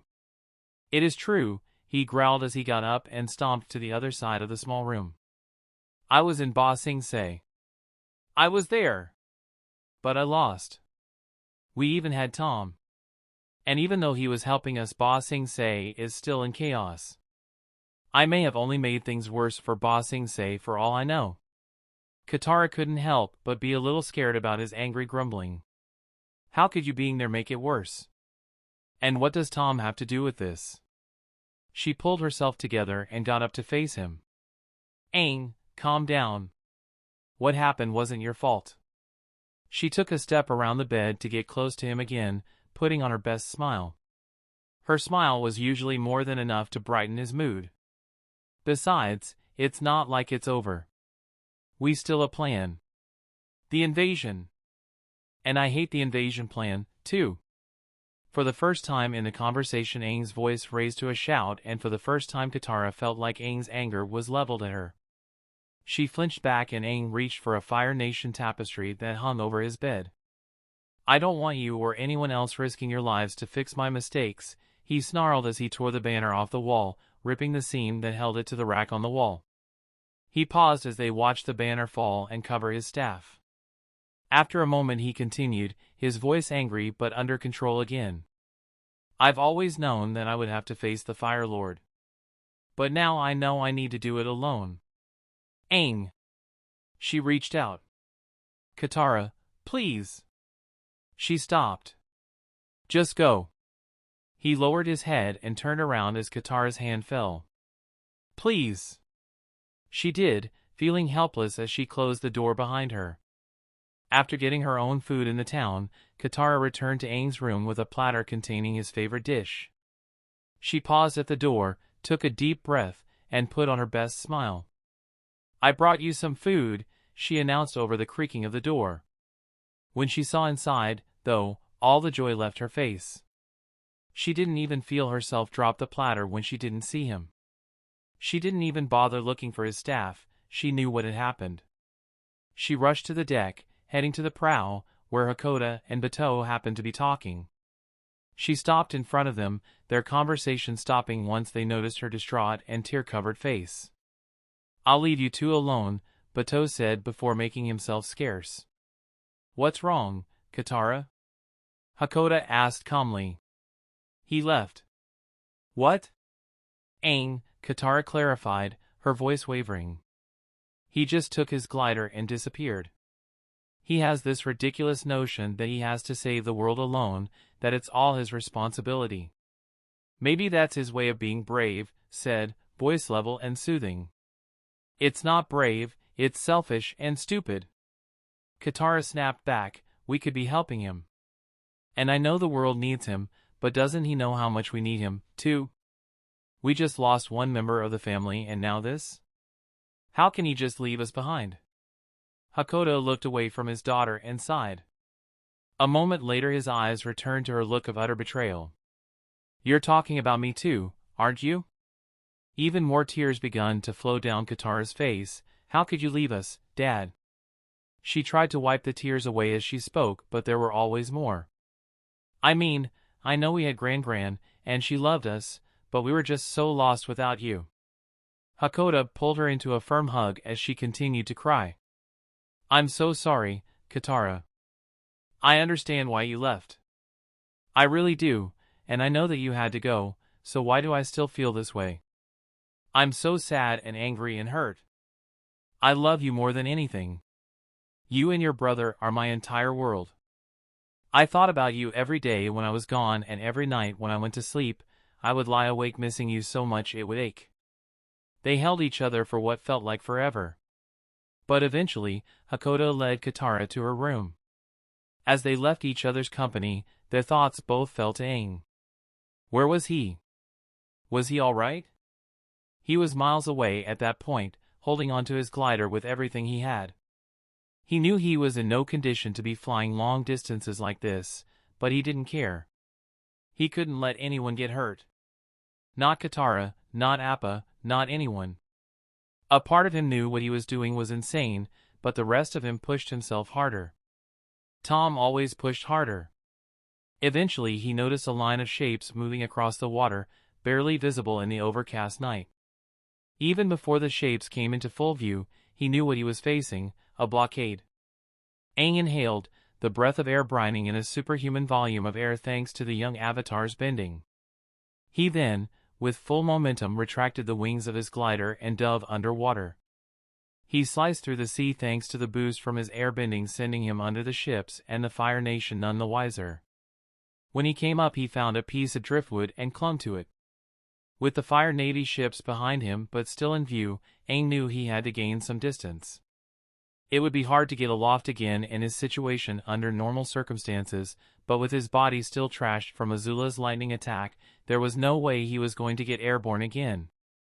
By now he was sorely regretting leaving on his own, though he wasn't quite ready to take it back. And it's not like he could at this point. He passed the point of no return well before the blockade. Still, this was no time to dwell on regrets. He may not be able to get in the air with his glider, but it didn't mean it wasn't still useful. By standing himself up on the driftwood and using the glider to catch the wind, he fashioned a makeshift windsurfing rig. It worked quite well on the strong gusts of the stormy night. Until the gusts became a gale as the real storm hit.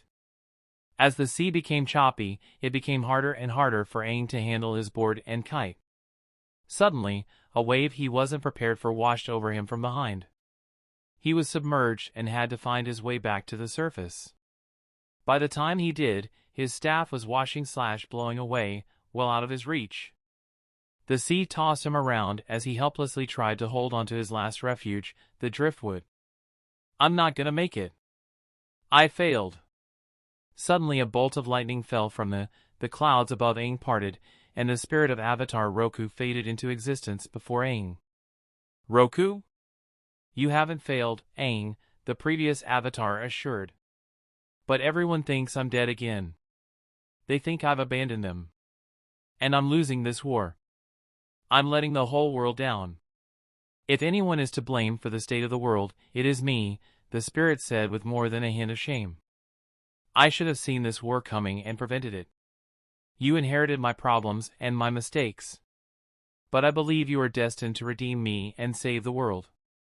"I don't know." Aang looked away, but a shining light drew his attention skyward again. Above him was a massive white koi fish, swimming through the open sky. When the giant visage of the moon spirit turned in its arc to show its back, Aang could see a terrible scar covered in a soothing white light. "You have already saved the world. Am I not still here in the sky? You mustn't give up, young Avatar." He wasn't sure what exactly he was expecting, but that was not the voice he would have given a talking fish. But that wasn't important right now. Besides, Tom did that. He helped, Tue corrected. But never forget that you alone are the Avatar. That you alone have the power to bring balance to this world. The storm finally started to subside. No doubt in part due to Tue's power. Aang steeled himself and pulled himself back onto the piece of driftwood. "You're right. I won't give up." As he spoke, Aang stood up on the driftwood and waterbend a massive wave behind him. As he passed the two spirits he'd been conversing with, Tue doubled the size of the wave with a mere flick of its tail. Aang traveled like that for most of the rest of the night like that. By daybreak he was on autopilot and didn't even notice passing out when he reached land. The sun was already halfway up the sky when he woke up and realized he had landed on Roku's crescent island. "You're okay." Aang turned to the sound of Katara's voice only to get ambushed by the much faster Momo. Right behind him was Katara, then Sokka, Toph, and Appa right behind her. Aang's heart sunk at how worried she looked, but soared to see her anyway. She embraced him and helped him up and out of the surf. After they all shared a relieved group hug, Aang looked down. "I have so much to do," he said after a moment. "You didn't think you could get out of training just by coming to the Fire Nation, did you?" Toph asked, tapping him in the arm with her knuckles. It was probably the lightest Toph had hit him, which he appreciated with how much pain he was in. "What about the invasion?" Aang asked. "We'll join up with my dad and the invasion force the day of the eclipse," Sokka replied. Everyone was getting ready to head over to Appa when Toph felt something in the surf tap her foot. "Hey! What's—" When she reached down to pick it up, she sensed what it was. "Oh!" she said as she handed the mangled canvas and wood to Aang. "It's your glider." Aang took it and looked it over sadly. "It's okay. If someone saw it, it would give away my identity. It's better for now that no one knows I'm alive." Aang jumped up to one of the cooled lava flows with his airbending. After giving what was left of his staff one last look, he planted it in a crack in the mound of new stone that still glowed with heat. He then returned to his friends, leaving the remains of the staff to ignite from the heat, burning away into nothing. Chapter 52, Rush Away. "Are you planning to escape, my boy?" Iroh asked Tom as he sat meditating. Tom peeked an eye open toward Iroh. "Aren't you?" the younger asked with a grin. "Not yet. I have much to do here still." "I thought so." Tom got up and walked over to the bars of his cell. "You said we're close to one of the Fire Nation islands right now, right?" Iroh watched his compatriot inquisitively as he gripped one of the bars. "Well, yes. We're near an island known as Hira. But your chances of escape right now are non-existent. If you try to firebend to melt the bars, the guards will come rushing in." "Using a naked flame to melt the bars?" Tom asked as the bar he was holding started to bend for him. How inefficient. By the time Tom had started on the next bar and created an opening large enough for him to slip through, Iroh's jaw was on the floor. Tom had to admit, it was very satisfying seeing the sage of a man that surprised. Even more so now that he was no longer behind bars. How did you do that?" "I wasn't a firebender until I came to this world and have received only a little formal training," Tom explained. "And there are quite a few advantages coming from a world a good 200 years ahead of this one technologically." "I see. You wouldn't mind teaching that to me, would you, my boy?" Iroh asked, stroking his long beard. "Next time we meet, of course." Tom smiled as he headed toward the door. "Gladly." The timing of Tom's rending of the bars was no accident. Instead of opening the door, he stood just beside it, so when it swung, it would block him from sight. Even if the door was unlocked and the guard asleep, the door was intentionally heavy and creaked loudly whenever it moved on its hinges. Within the space of a few seconds, the door clicked unlocked. One of the guards stepped inside with Tom and Iroh's meal for the day, but dropped it when he saw one of the cells empty with the bars bent open. Two guards rushed inside and, like idiots, ran over to the cells right away. As if looking more closely would make the prisoner magically reappear. Tom slipped out the unguarded door and closed it behind him. After clicking the lock closed, he heard the guards fumbling for their keys, so Tom simply proceeded to melt the lock. "Let us out of here," Tom heard one of the guards demand. "Don't worry," Tom replied as he finished with the lock. "I bet they'll let you out in, 5 years on good behavior." Tom rushed down the halls of ship, taking every stairway and ladder that went up until he reached the deck. Most of the soldiers he passed didn't even register the quiet blur that rushed past them. A few did, however, and the two guards trapped in the brig would be out all too soon. The alarm was raised by the time Tom found his way onto the deck, but most of the crew were just now realizing something was amiss. The light of the afternoon sun almost blinded Tom as he reached the top. Still, he didn't have time to stop. He aimed for the nearest rail and bolted for it. Just before he slammed into the steel, he dove over the side. He had no idea if he was diving toward land or the open ocean, but he had no time to think about it. The sun was setting, but he still had to put as much distance between him and the ship as he could. If they saw him right away, they'd be able to catch him with smaller, faster boats. At first, he just swam as far as he could as fast as he could. Eventually he had to come up for air, of course. When he did, he tried to keep as much of his body submerged as he could. Hopefully he hadn't been spotted. His escape was certainly known to everyone for a few miles, unfortunately. The ship he had been on was blaring every bell and horn it had. There was good news, though. Rudimentary spotlights were being swept back and forth around the ship feverishly. That meant they didn't know exactly where he was, though they did in fact know he was in the water. Next goal was to find land. The trajectory he had taken would have took him out to sea, but only by about 30 degrees. With just a bit of course correction, Tom dove back down and headed for the shore. That presented the next problem to be solved. Tom was a fair swimmer, but the waves near the shore were brutal. He only even bothered to try fighting them for a few seconds before he just let them take him to the shore of their own accord. The ocean spat him undignified onto the beach roughly. Honestly, after being tossed around like a ragdoll for nearly a minute, or however long it took, it was hard to tell. Tom was ready to take a nap right there half in the surf. But of course, he didn't have the time to do that. A quick glance to his surroundings showed the beach he had landed on probably wasn't one used often by people, given all the rocks and even boulders as well as the very close tree line.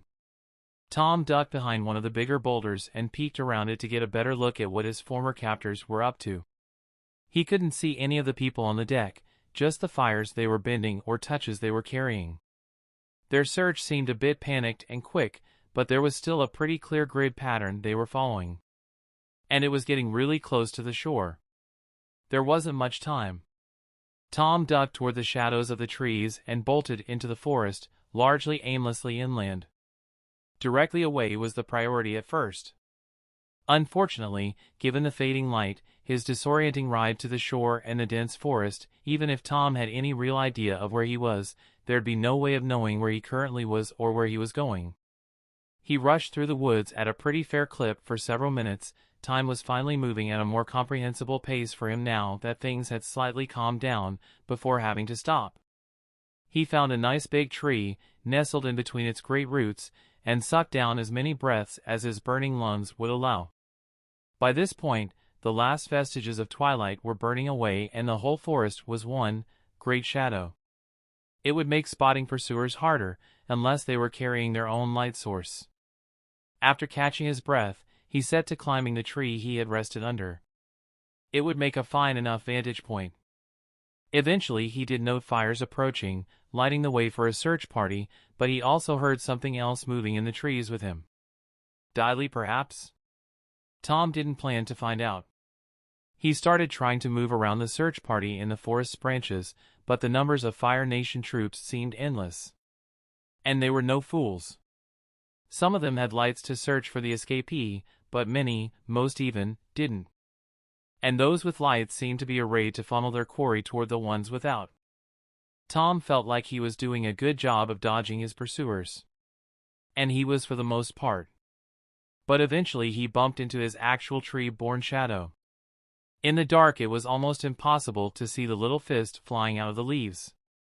The strike seemed dainty, but Tom knew better than to judge Ty Lee's attacks by appearances. After evading the initial strike, Tom grabbed Ty Lee's wrist and pulled her through the leaves. Not expecting the retaliation, she didn't have time to block and took an elbow strike right to the nose. The force knocked her off balance and she fell from the tree's branches. It took her a few seconds, but the acrobat recovered quickly enough and called out to her allies. "He's over here! He's in the trees!" The largely still forest came alive with noise as dozens of soldiers rushed toward Ty Lee, then off in the direction she pointed. Mai and Zuko stopped to give her a hand up and see that she was okay. She accepted with the hand she had been pointing with as the other was clamped over her throbbing, bleeding nose. "You all right?" Mai asked in her usual relaxed tone. "No," the normally bubbly acrobat growled back, "I think that jerk broke my nose." Mai rolled her eyes. Let me see. She practically had to pry Ty Lee's hand away, but gave her friend's face an honest looking over when she did. You're fine. You just need to put some ice on it. Nuh-uh. Ty Lee snapped back dramatically. She even made a point of clamping her hands back over her face as if to show how bad the wound was. I'm gonna have the black eyes and everything. I'll look awful. That guy Tom hits really hard. I do try. Before the three Fire Nation teens could even fully register that it was Tom's voice, he had already come down from the tree, clubbing Zuko into the dirt before any of them could react.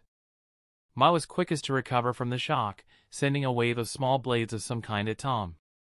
It was hard to tell what kind in the ever-deepening darkness, but they only managed to pass through the mirage Tom left behind as he strafed around her and Ty Lee. Two swift kicks to both the girls sent them into the tree they were standing under.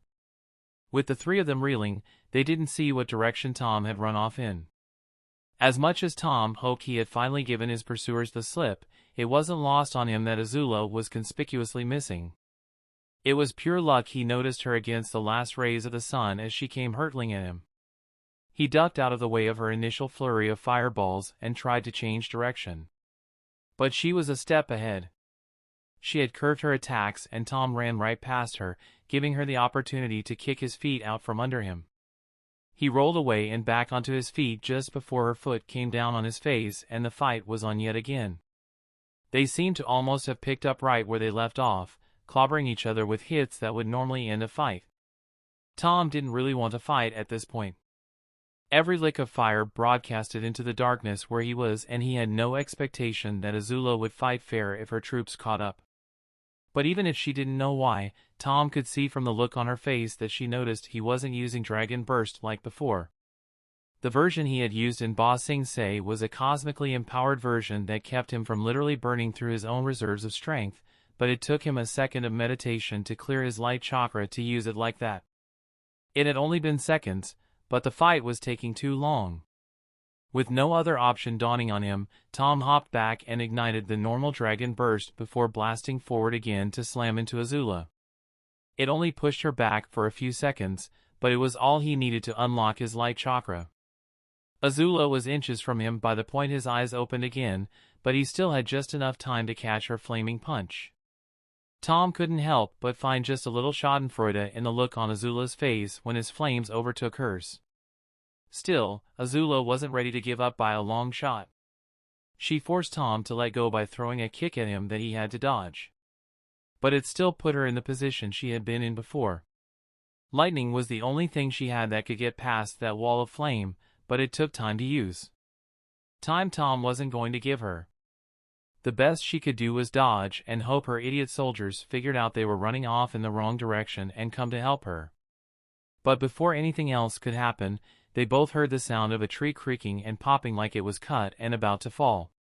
Tom looked over his shoulder and Azula looked past him to notice one of them, or maybe both of them, had lit one of the trees and the trunk was starting to burn through.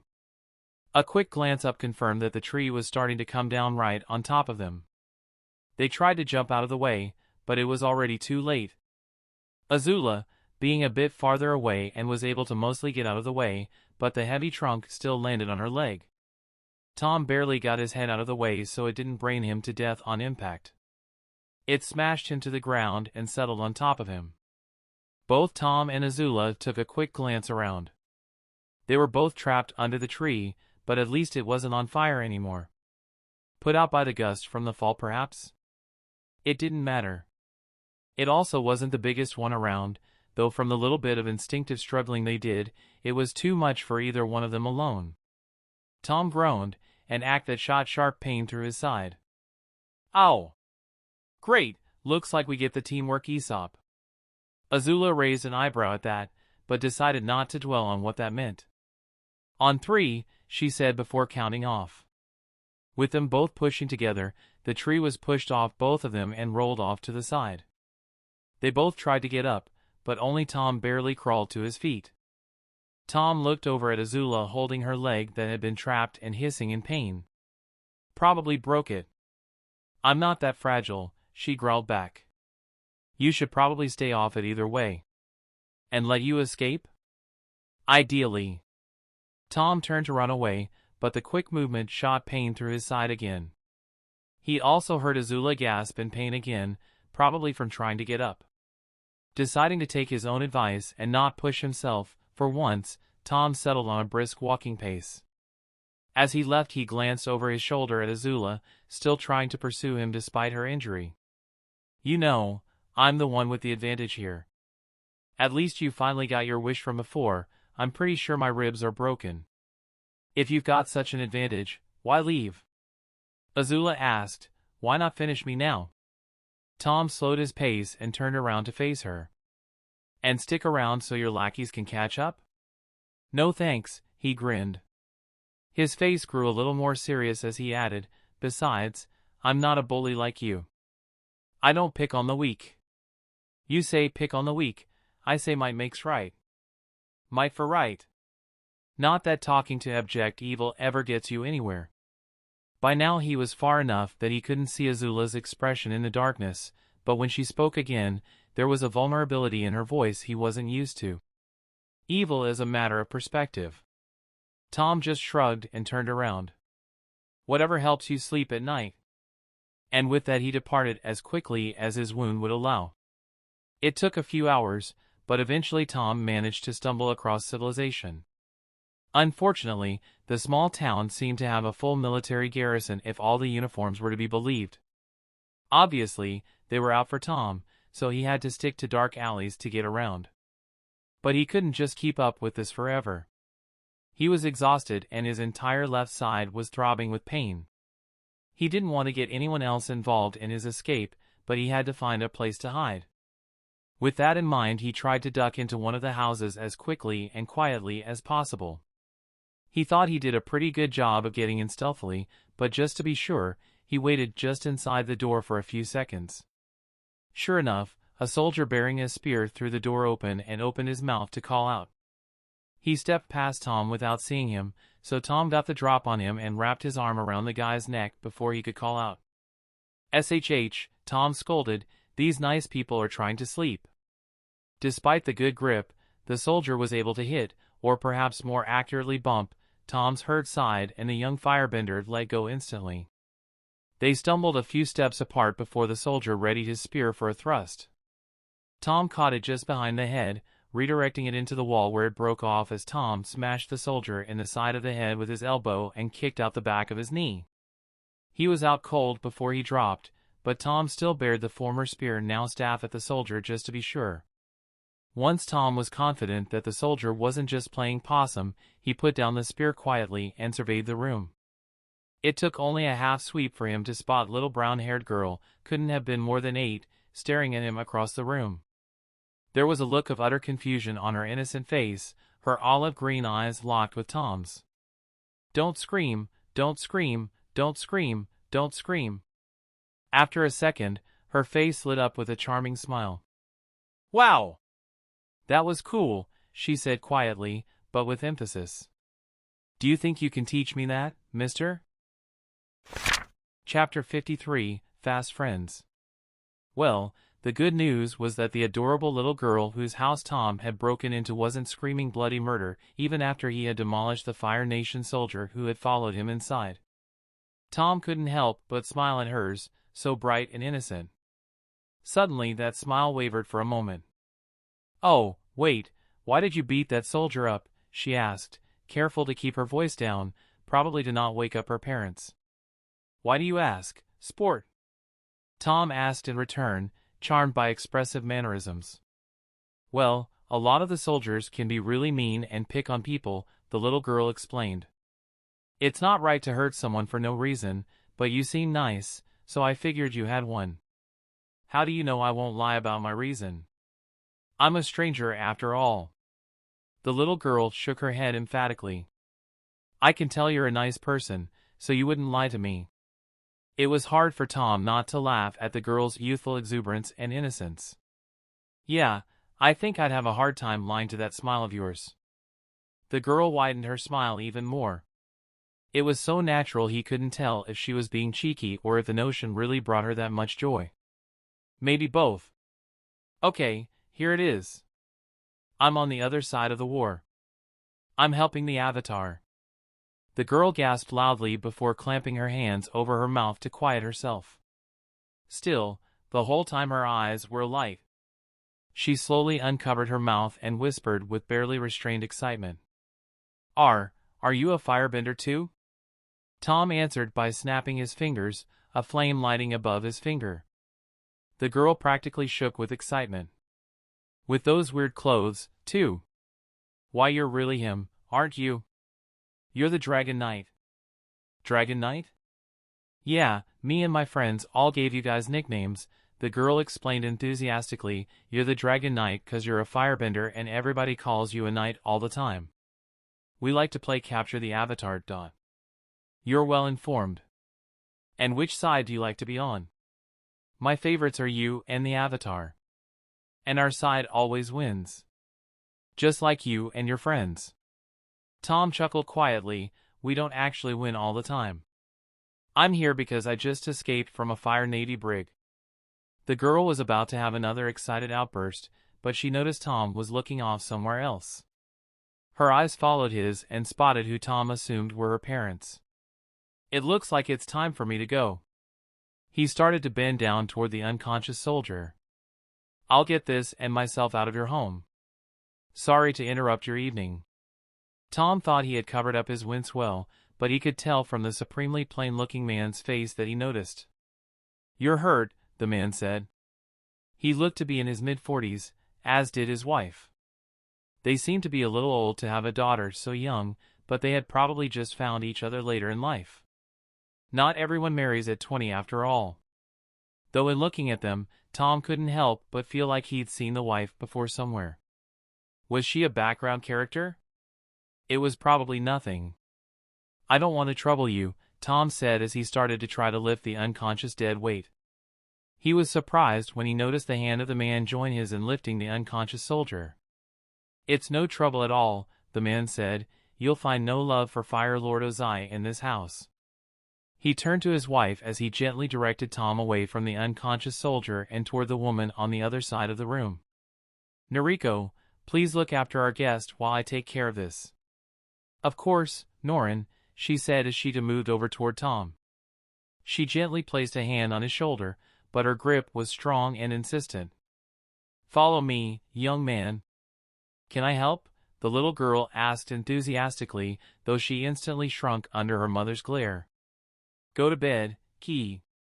We'll talk about what you were doing up so late tomorrow before you go to school. Ah. Actually, Tom said as he gave in and let Noriko lead him toward a room deeper into the house, she's awake because of me. My scuffle with the soldier woke her up. Norin and Noriko looked at each other, then at Ki, who flashed her biggest smile yet, and then at Tom. You're a nice young man, aren't you?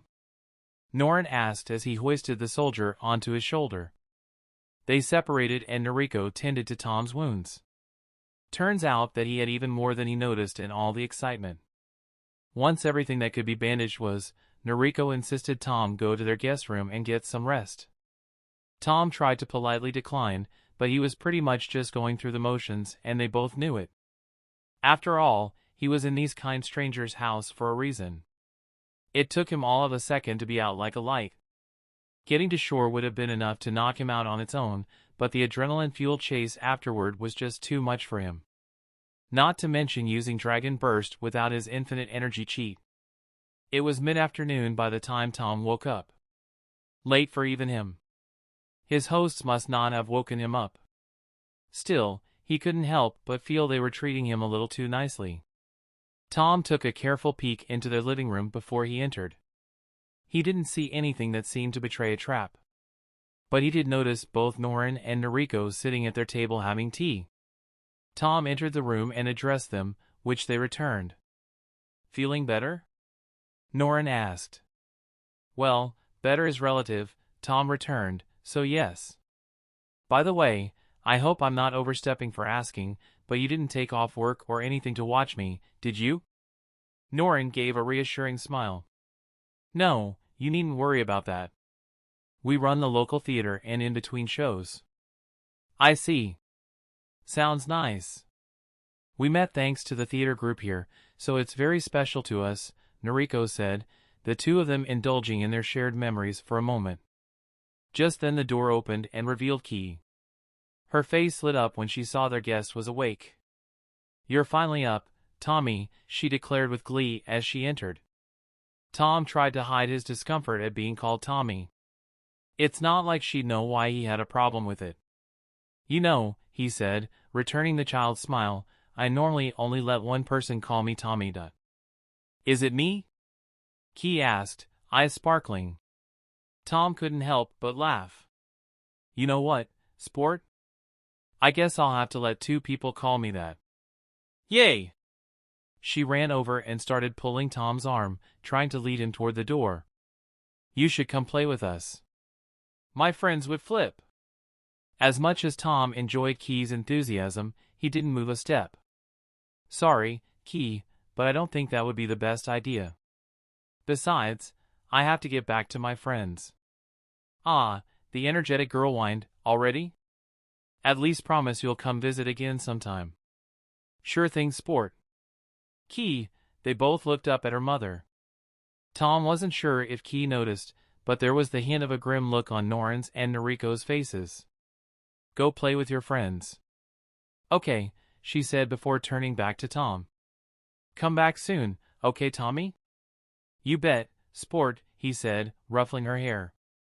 Suddenly he snapped his fingers as a thought occurred to him. "Actually, since I have to be as inconspicuous as possible, how about I give you this to hold on to?"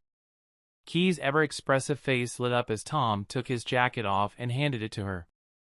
"So you'll have to come back and get this really, really soon, right?" the energetic girl asked, bouncing with glee. "Of course. Why don't you let me put that away so you can go play, Key?" Norin asked. The response was getting covered by the garment as Key dashed past. "Thanks, Daddy." Tom did his best to hold back his laughter, but he couldn't help but at least snicker. Norin pulled the hoodie off of himself and put it down on the table he had been sitting at. "Kids," he said lightheartedly. Once Key was out of earshot, Tom's attitude turned serious as he addressed his hosts. "Did you ask Key to leave because you didn't want her to hear about the rumors of the Avatar's death? Are you saying he's alive?" Norin asked hopefully. "Only if you promise not to let the word get out." "I see." Norin paused in thought, but then looked up, having realized something. "Hold on, how are you going to find your friends?" "I could use a little help with that, actually," Tom said casually. "I don't suppose you could tell me how to get to the closest Fire Nation home island to the Fire Sage's old temple?" It wasn't as simple as there just being one answer, as there were multiple islands close to the Crescent Island. But with the help of a map and a quick geography lesson, Tom was able to guess where he needed to go. Getting transportation was a bit of a challenge, but at the edge of Hira, there was an industrial area that included a blacksmith. Since it worked out last time, Tom decided to scrounge up a little money working there. The smith at the large shop was much friendlier, but much less inclined to hire some kid for a day. It took a fabricated sob story about being kicked out of his home and needing the money for food to get the man to cave. Like last time, he managed to make a little coin and something for himself before he left. This time it was some iron plate armor. It was simple, just a cuirass, as well as some pieces to protect his arms and legs. It was pretty simple, and he'd be lucky if it stopped a solid spear thrust, but it was very light and sparse enough that it wouldn't restrict his movements. And since fists and feet were the most common weapons that he encountered, this would do for now. Remembering back to one of his earlier escapades, he added a bit of red cloth for a cape. Looking himself over, it was a little dramatic, sure, but he thought it looked pretty cool. Besides, if that new Batman game was anything to go by, capes could totally be practical.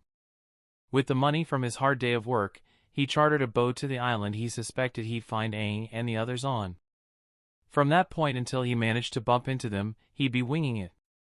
A day had passed by the time he arrived on the island he hoped he'd find his friends on. He was sore and exhausted and fairly hungry, having to eat lean with little resources on his own. He spent another half a day just circling the island on the beach, hoping to find the cave he hoped he'd recognize at just the right time. He knew he was ahead of them, but it was still a hope on a hope on a hope. He was starting to think it was hopeless when he took a break in the mouth of one of the caves he had found. It was one of a good half dozen that could have been the one he was looking for. Assuming he was on the right island and the timing was right. Still, if fate decided to screw him at crossroads, then maybe it'd be kind now. That was the thought going through his head when he heard a familiar rumble coming from a suspiciously descending cloud. Well, I'll be damned. Chapter 54, Together Again. Reunions and broken ribs don't mix. There's a lot of hugging when someone comes in from the metaphorical cold.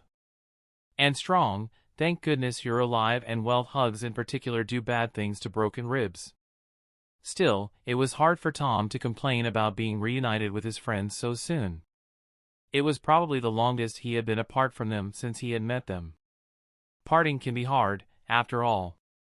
And of course then came the questions. So many questions. Are you all right?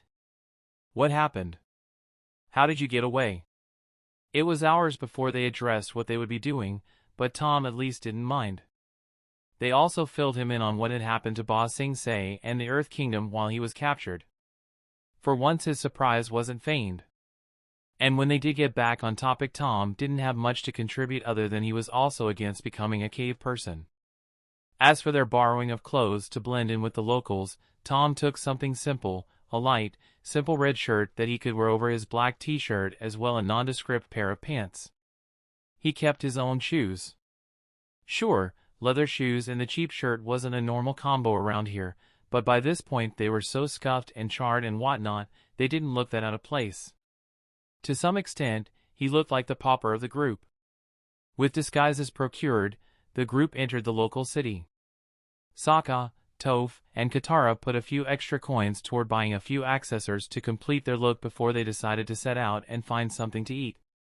Tom made a point to note that Aang's slang was literally 100 years old. Come on, how much could slang have changed in 100 years? Aang asked before he turned the corner and started referring to every random passerby as hot man. Groovy. The rest of the time there passed relatively quickly for Tom. He'd let Aang have his fun with dance party. Why not, right? They had spent a day and a half there, yet it felt almost as quick as the show. Besides, the time spent on non-violent shenanigans gave Tom time to heal from his latest injury. Though, to be fair, he was feeling worlds better thanks to Katara. A part of him wondered if he could just meditate his way through the dull moments of the journey all the way to the invasion. Though that was more of a vain hope than an actual thought. Specifically, he started meditating as soon as Katara, Sokka, and Aang left for their parent-teacher conference after Aang's little adventure in town and its public school the day before. But of course, no matter how deep his concentration, Toph had her way of breaking through. Katara is in love with you, she settled on after almost a straight hour of screaming into his ear from an inch away. If the circumstances had been different, Tom might have been impressed by her vocal endurance and lung capacity. Maybe she should take up singing? Still, his patience had finally worn thin. Oh, no. Whatever will this do with our group dynamic? He responded with all the enthusiasm of filing a tax return. He didn't even bother to open his eyes. I knew you could hear me, the earthbender growled back, her voice only barely seeming a little hoarse. Well, it's pretty hard to miss you dash. Suddenly Tom's head turned her way, their noses barely not brushing, shouting in my ear for a fucking hour. Toph moved away, standing upright from her crouched position. But she was far from impressed by his response. Well, I guess that's what it takes with you. You haven't said anything about what happened in Ba Sing Se since you came back. It's been 2 days. What do you want me to say, Toph? Tom shot back, I made a play, it failed, bad things happened, and now we're only arguably negligibly better off than we should be. How about you say that to Aang? Do you have any idea how much he's beating himself up over what happened? Tom's head instinctively tilted in confusion. What? What are you talking about? He's fine. No, he's good at pretending he's fine. Toph shot back, having whipped herself into a pretty heated rage. He thinks he screwed up things worse than he was supposed to. He's freaking out. I would think you would know that as his friend even without your psychic powers or whatever. Tom paused. He's supposed to have that reaction to Dash. And you're okay with that? We haven't had a chance to talk. Oh really? Sokka and Katara have never fallen asleep in the 2 days you've been back? And what about right now? Why did it take me shouting in your ear for an hour to get you to start this unproductive conversation? Do you even need to meditate right now? Probably not. Well, I guess you're not stupid enough to lie to me. She paused to add extra venom to the last 2 words of the sentence, this time. And now we get to the real reason you're pissed at me, Tom grumbled dryly. Yes. I'm furious about the letter and the ambush. But no, that's not the only reason I'm mad. You're smart, Tom. You must know by now that keeping this secret from Sokka and Katara only makes things more complicated. So you keep Dash. Yes. Toph shouted the firebender down. I keep telling you because it's true. You know I'm right. I have my reasons. Tom growled back. Toph gave a dismissive laugh. You have your reasons, huh? What reasons? Is it that Sokka's a blabbermouth? Do you really not trust him enough with something this big? And what about Katara? Truth be told, I didn't want you to find out about this. But why?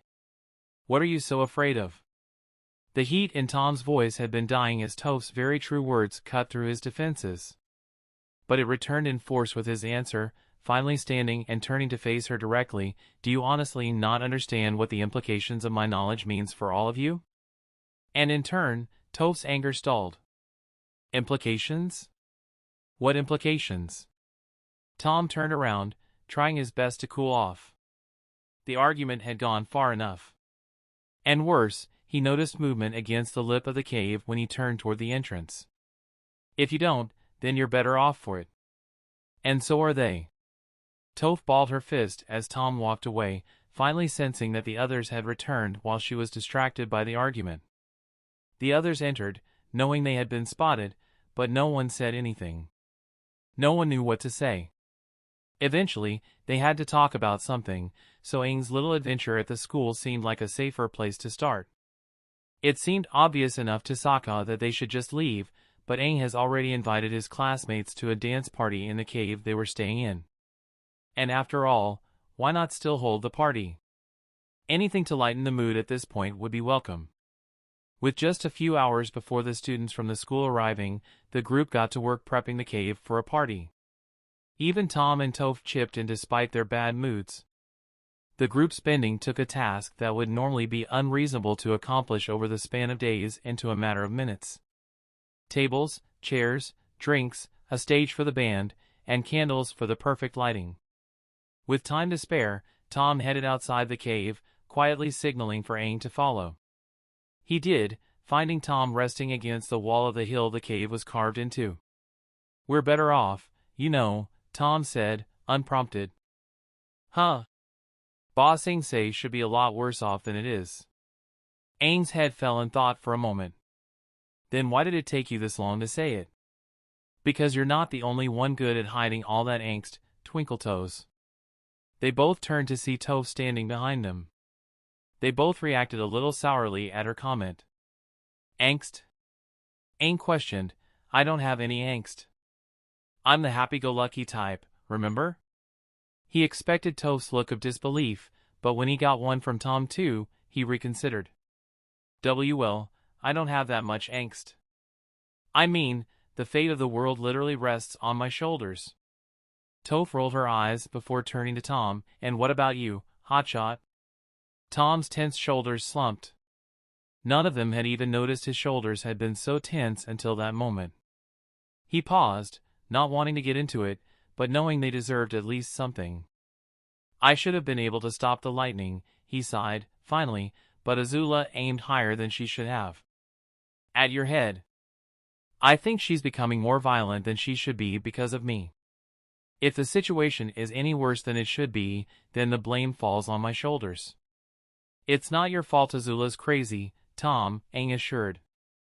I know I'm not personally responsible for Azula, Tom returned, but I am responsible for any changes in her. Oh, stuff it. You're as responsible for Azula as you are for the sun rising. Tom raised an eyebrow at Toph's comment. It was amazing how used to her he was. Tactful as ever, I see. Though, now that he thought about it, if you added a little cussing, it would actually sound like something Jen would say to him on the subject. Suddenly the thought of the two of them meeting sent a quick chill down Tom's spine. There was a pause for a moment. A contemplative one. Then Aang looked up at the twilight. You're afraid we're not real, aren't you? Toph was baffled, but Tom sighed.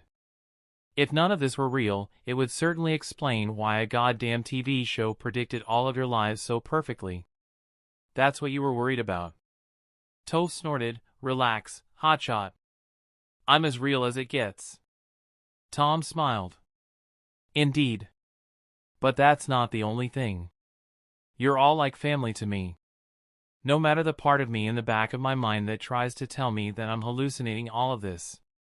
It's deeper than that. I've had conversations about all of you before we met with other people from my world. We spoke ill of you, pointing out flaws that made you interesting. Just thinking about that makes me uncomfortable. What are my flaws? Toph asked, casual as ever. Really? You're asking this now? Just spit it out. How about bullheaded to the point of reckless stupidity and a complete lack of regard for social cues? Toph's response was, of course, to punch Tom's arm. Ouch! You asked.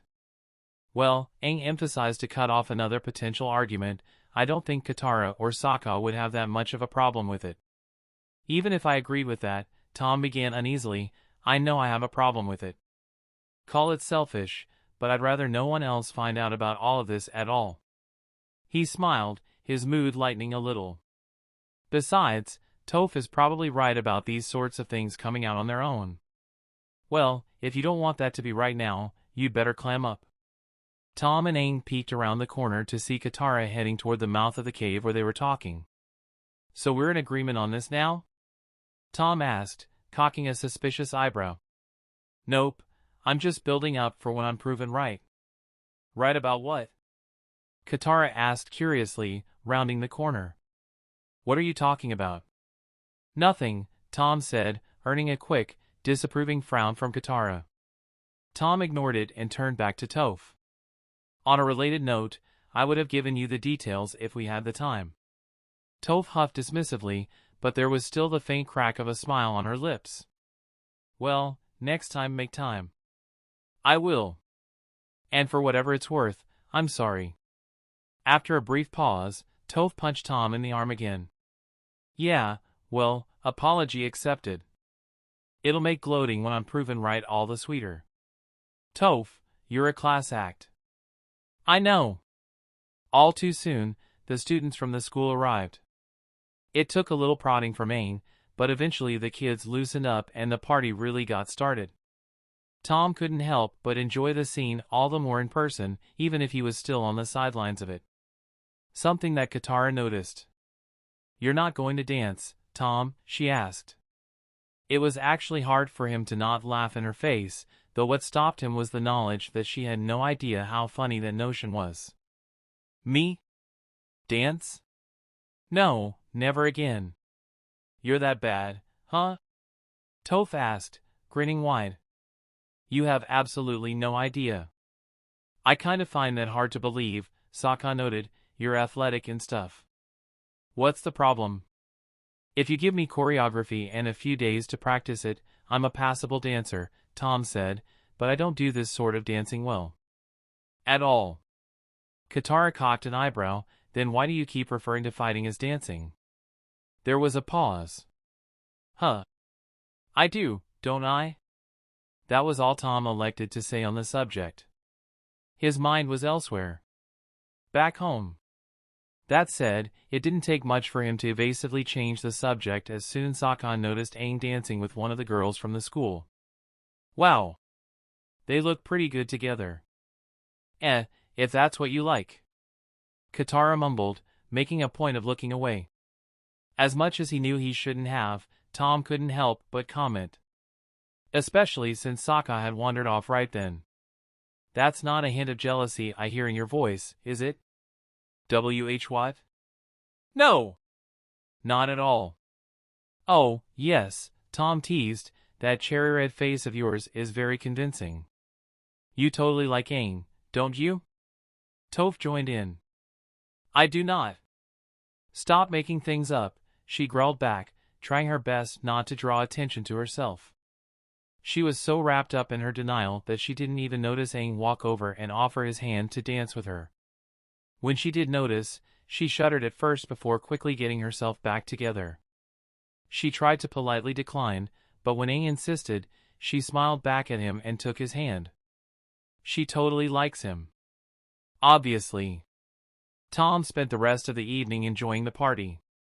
As much as he enjoyed letting his inner pugilist out as much as he has since he arrived in this world, it was nice to spend some time doing something that was both fun and involved no violence whatsoever. Variety being the spice of life and all that.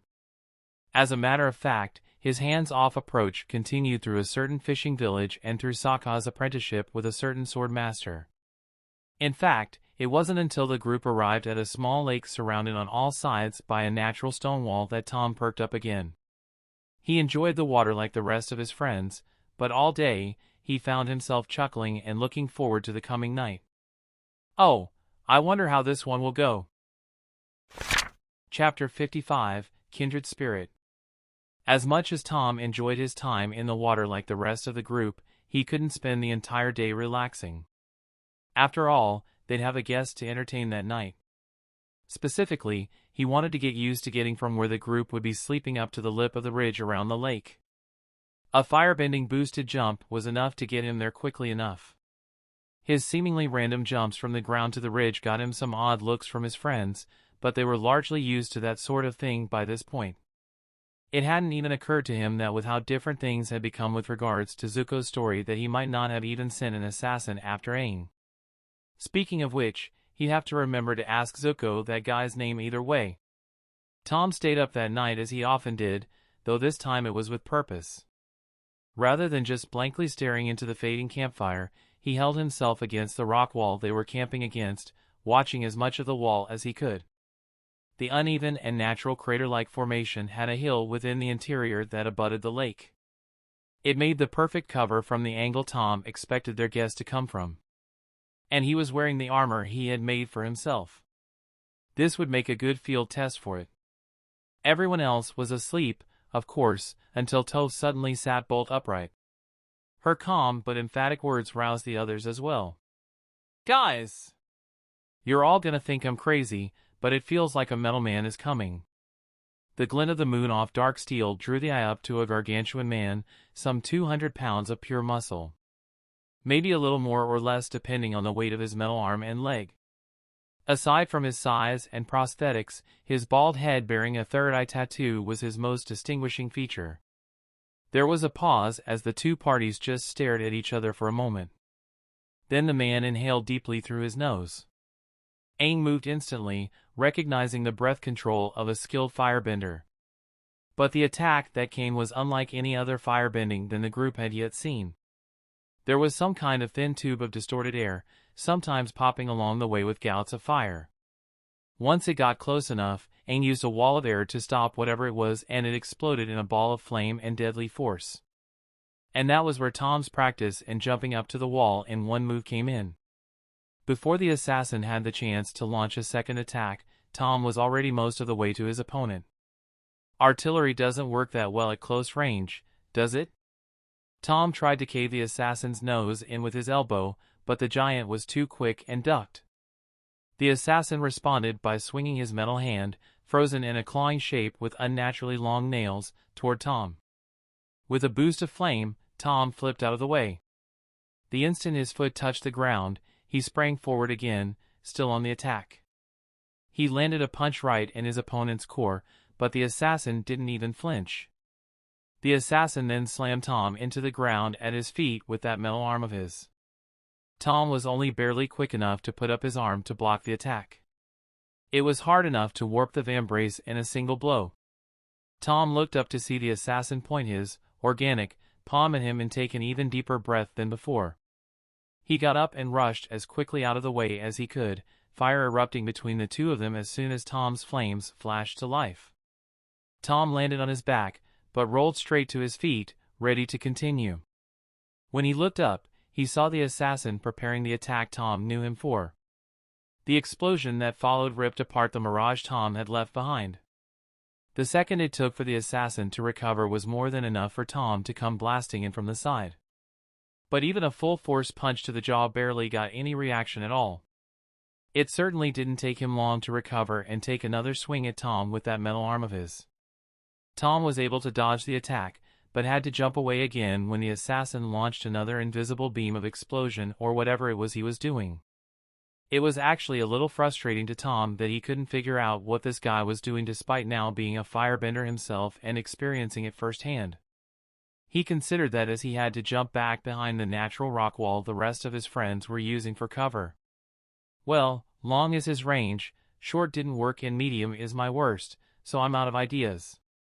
Everyone covered their heads as another blast slammed into the rock, spitting shrapnel in every direction.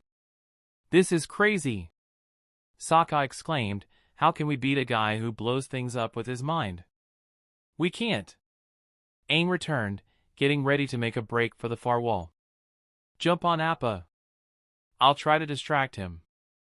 The young airbender was off like a shot before anyone could respond. Tom clenched his fist in anger. "Damn it! If I could figure out what he's doing, I'm sure I could find a weakness to exploit." Another shot sailed over their cover, probably directed at Aang. The explosion against the far wall of the crater caused everyone to flinch again. Once the pressure wave had passed, Katara grabbed Tom's arm and pulled him toward Appa. "Figure it out later. There's no point if you get blown up." Tom begrudgingly acquiesced, everyone boarding Appa after hastily gathering their things. They took off and headed off in the direction Aang had led the assassin. It was easy to spot the explosions in the dark and they hovered over the fight until Aang was able to use one of the blasts to propel him straight up into the air. It was easy enough for Appa to catch him at that point. "I'm okay," the airbender assured. "Well, that was random," Toph grumbled as they left their attacker in their wake. "I don't think so," Katara said worriedly. "I get the feeling he knows who we are." It was a disconcerting thought, but there was little to do about it with the danger shrinking into the distance. They'd see him again all too soon. A few days later the group stopped by a river, deciding it was a good place to do a little training. When a little blind fighting training for Aang was suggested, Tom realized what their next few days were going to entail. A part of him was surprised by how quickly his rematch came, but that wasn't really important. After Aang retied his headband around his eyes as a blindfold, Tom, Katara, and Toph surrounded him. Even with Tom adding a few intermittent fireballs, things played out in nearly the exact same way, right down to Katara and Toph's little spat. Since there really wasn't anything to do at camp, Tom decided to join Toph, Aang, and Sokka in town. They all had a good time spending their pocket change until they were down to their last coin. As Tom saw coming, Toph suggested duping a local scam artist to get more money. Tom wasn't particularly engrossed by the shell game, or really any of the other scams Toph, Aang, and Sokka pulled over the next few days. "I prefer chess over poker," was his only response when he was asked later about the subject. The only thing that was off script was Toph coming to Tom a few minutes after her and Katara's first big argument about the scams being too dangerous. Is she right?" Toph just asked simply. No lead up, no preface. Just as plainly as could be. Even in her more vulnerable moments, Toph was still Toph. Tom decided to respond just as plainly. "She is. But nothing bad comes of it. And maybe a little good. Besides, you weren't wrong either. So, go ahead and have your fun." Toph frowned. Not just in that she had gotten the answer she didn't want to hear, but also the way she got it. You want to give me some details, hotshot?" "Of course not," he answered easily. "It'd be better if you didn't know all the details, so dash. So I'll act natural, I know." She grumbled back at him before turning to walk away. "Tightwad." Tom grinned at that last whispered word. Whether she meant for him to hear it or not, he couldn't help but enjoy seeing the normally in control earthbender's confidence crack just a little. And so, she did act natural. She hid the wanted poster of herself and had her big blow-up with Katara. Incidentally, Tom made a point of being scarce around that time. Katara had gone to him first about the wanted poster but found him unhelpful, so he knew when to be off meditating. Just a bit more waiting and Aang asked the question Tom had been waiting for, "Do you think this scam of theirs should be taking this long?" "Something may have gone wrong," Tom noted. "Shall we check on them?" "I think that's a good idea," Sokka agreed. They started to walk off, but Sokka turned to address Momo and the messenger bird he decided to buy on a whim with some of the scamming money. "You two behave.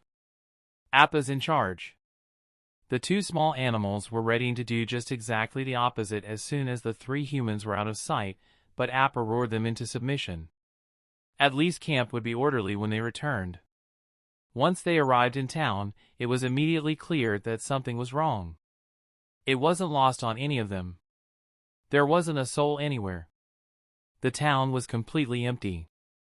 And there weren't any signs that people left in a panic either. It was just as if they all picked up and walked away. Still, Sokka stayed focused on what they were in town for. "Where do you think they might be? Where do you think anyone is?" Aang responded. Tom couldn't help but grin as a thought occurred to him. "This is so dumb. This is the start of some made-for-TV horror movie, I swear."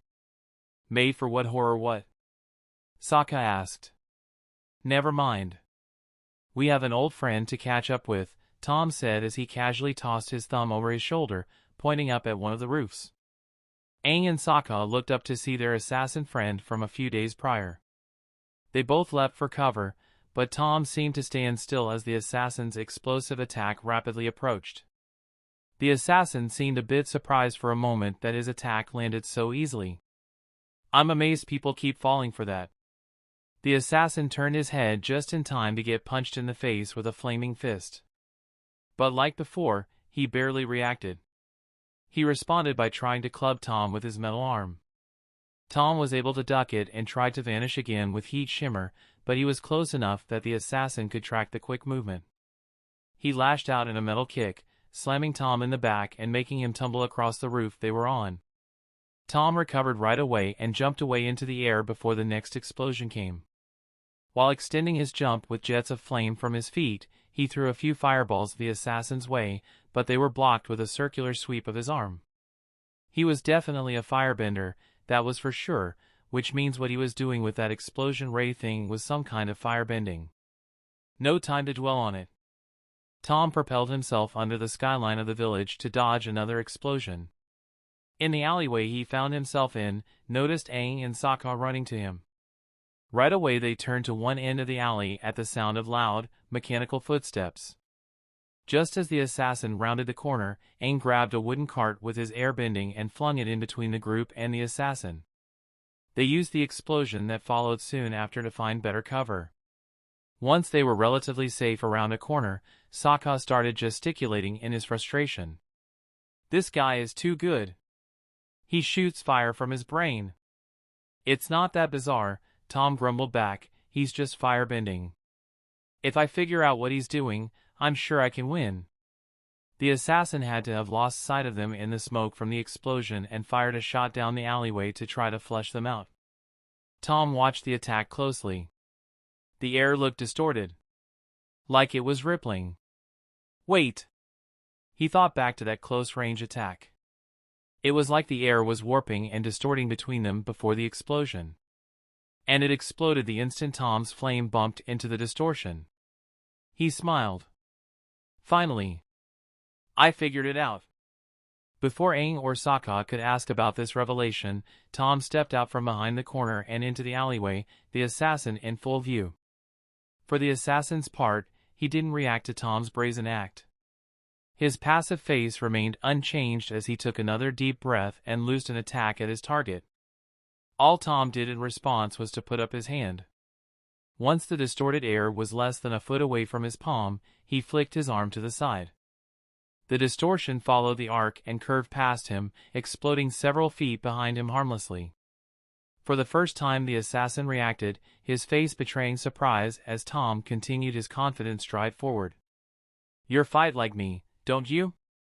Tom stated rather than asked, "It's all pure heat. Honestly, you're probably stronger than I am. I don't think I'd have the power to heat the air to flashpoint even if I had time to prepare. But that's what it is, isn't it? You concentrate using that third eye of yours and heat up the air along a pinpoint until the oxygen in the air auto-ignites. Or something in the way does." Still off guard, the assassin flinched again, telling Tom that he was right on all points. Once he was at a distance he liked, he lowered into a fighting stance.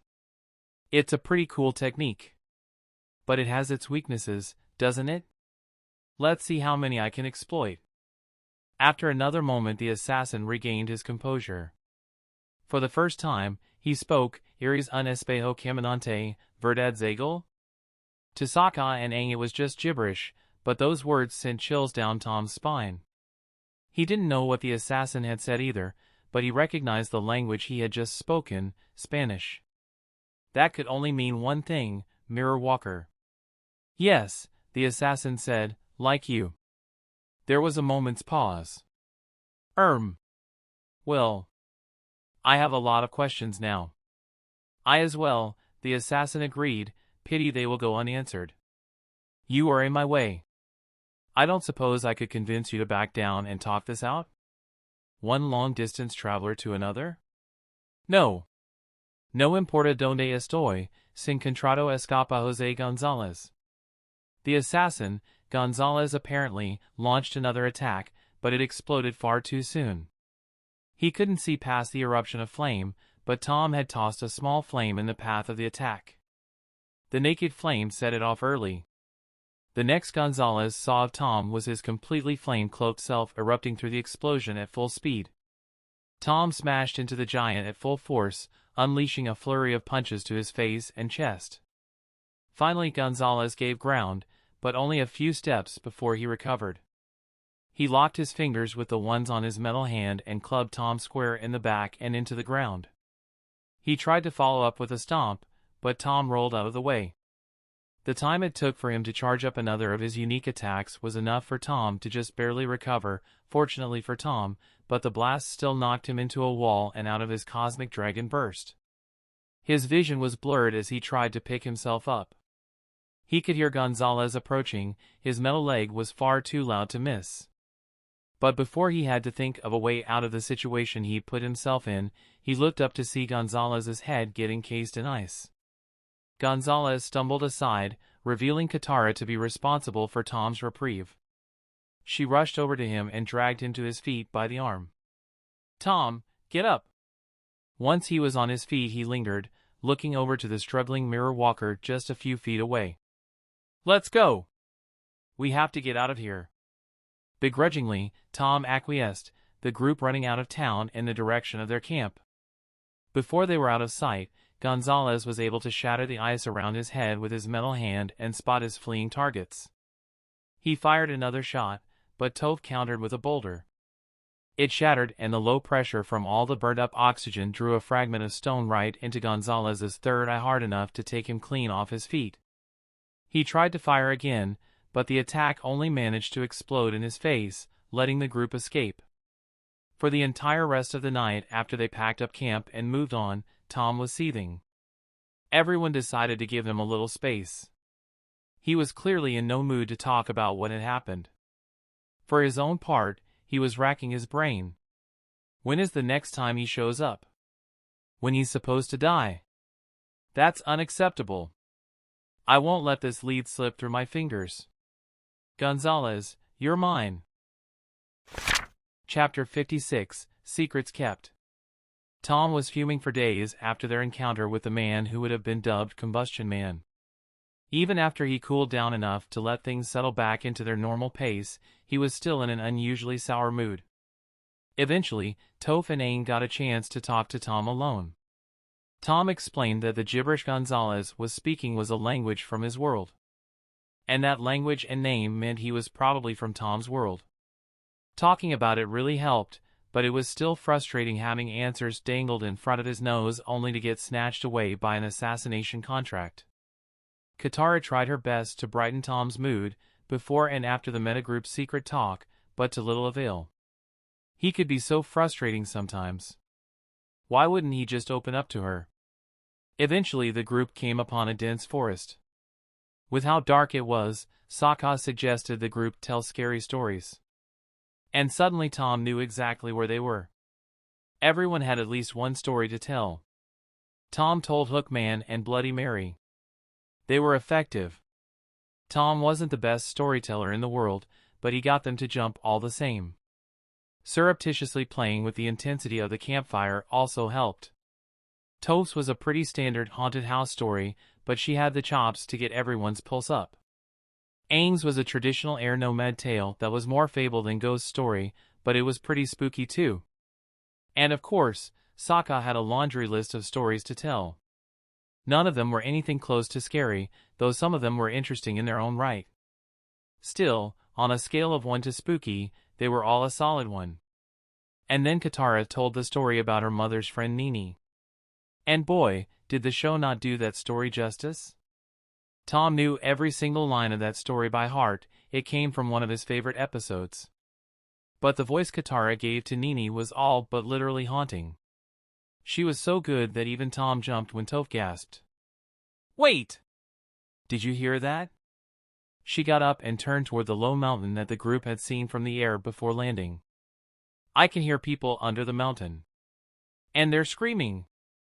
After a moment, Sokka scoffed, "Nice try."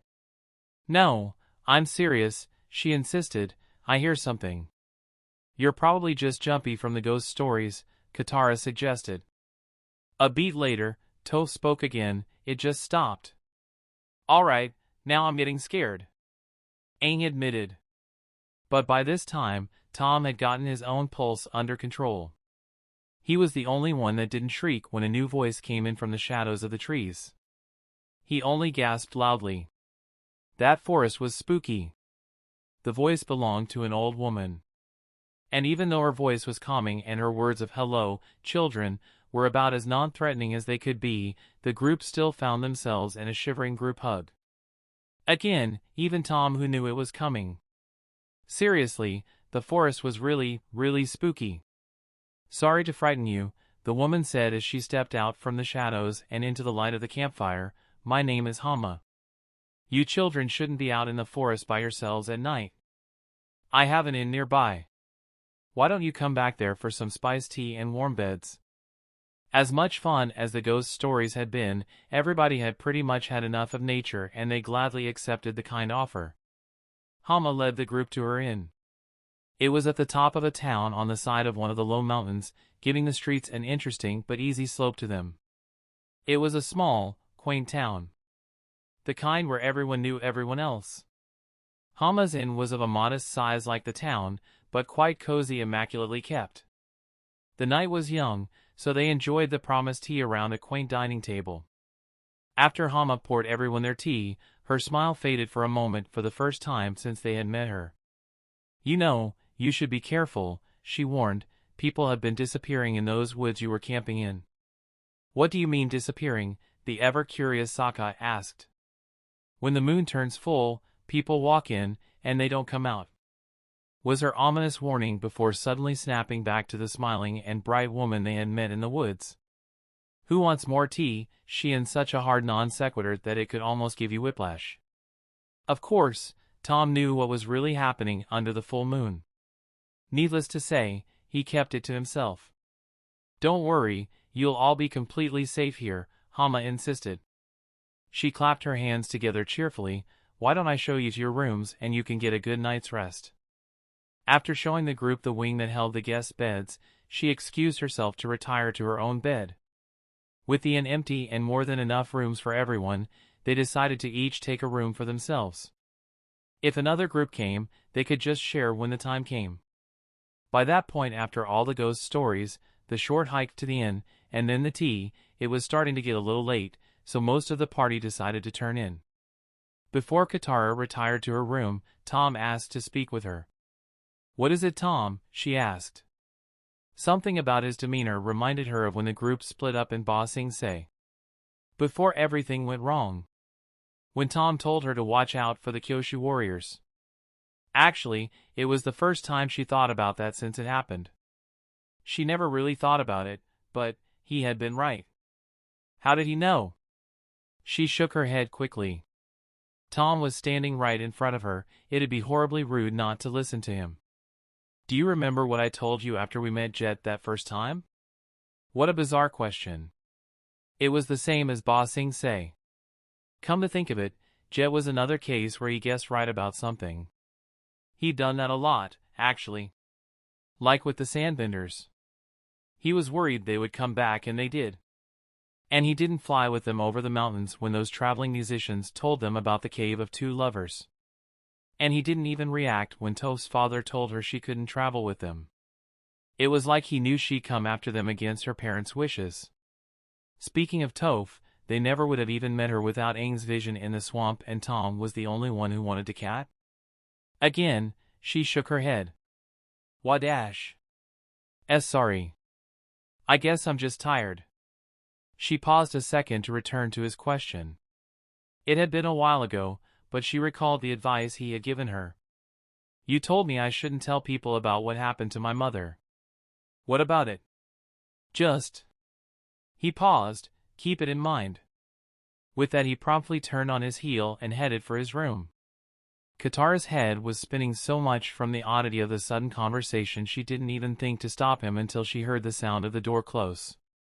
Alone in the hall, she decided to go to bed herself, but she had a hard time falling asleep. Sometimes I just can't make heads or tails of him. Tom, who are you really? As in the show, there was a bit of a creepy atmosphere to the inn at night once things got silent. It was a little hard for everyone to finally let sleep take them, but everyone managed to drift off eventually. The next morning was spent helping Hama gather supplies for a big dinner in the town's market. Tom, like Aang, Sokka, and Toph, were drafted to carry the things Katara and Hama bought. Katara and Hama seemed to bond very quickly over their little shopping trip. As the group saw more of the town, they started to notice more and more people fearfully whispering about the coming full moon. Sokka guessed at Spirit World shenanigans. Frankly, it was a good guess even if Tom knew the truth.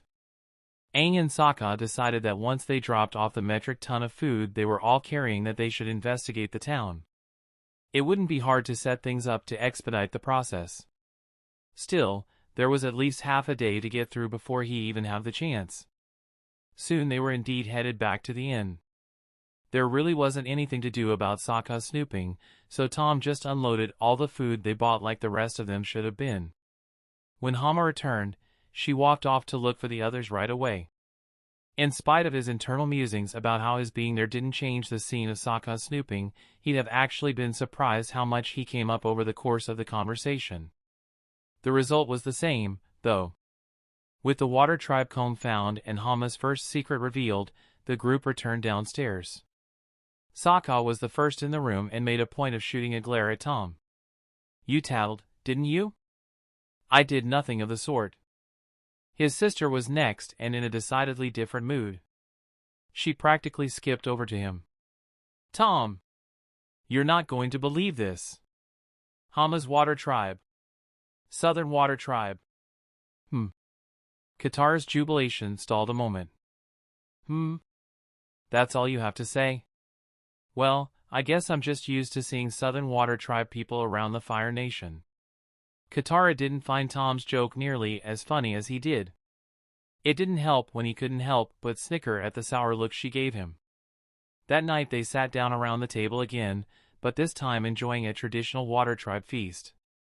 It was when she gave everyone soup that Hama revealed she was a waterbender, bending the soup into everyone's bowls. Katara was delighted to meet another waterbender from the south, of course. The conversation that followed was one that Tom knew well. Though he was hoping there would be at least one change. We completely understand. We lost our mother in a raid. There wasn't. Tom hit it well in his face, but his fist clenched under the table so hard it shook. Toph noticed and leaned over to him. What's wrong? She whispered. Nothing. he whispered back convincingly. But a convincing voice was not enough with Toph. "You're lying." Tom didn't answer. He hardly said anything at dinner. In fact, as soon as the meal was over he rushed straight to bed before anyone could talk to him. Everyone was quick to note the night owl's unusually early night, but they decided to ignore it. By the time everyone else had woken up the next morning, Katara had already left for waterbending training with Hama. Tom was quick to suggest the group split up to cover more ground. Sokka didn't think the town was large enough to warrant that, but both Toph and Aang picked up on what Tom was trying to do, so they agreed. Sokka opened his mouth to debate, but paused for a moment before quickly agreeing and walking off. It seemed a bit odd, but it was terribly convenient. They didn't even have to fake walking off themselves with how fast Sokka left. "So what's the deal with this spirit we're dealing with, Hotshot?" Toph asked the moment Sokka was out of earshot. "It's not a spirit at all, actually," Tom begun. "It's not?" Aang asked. "Then what's taking people?" Tom paused for a moment. "Well," he started, "what's your opinion on Hama?" "On Hama?" Aang asked, perplexed. "Wait, don't tell me."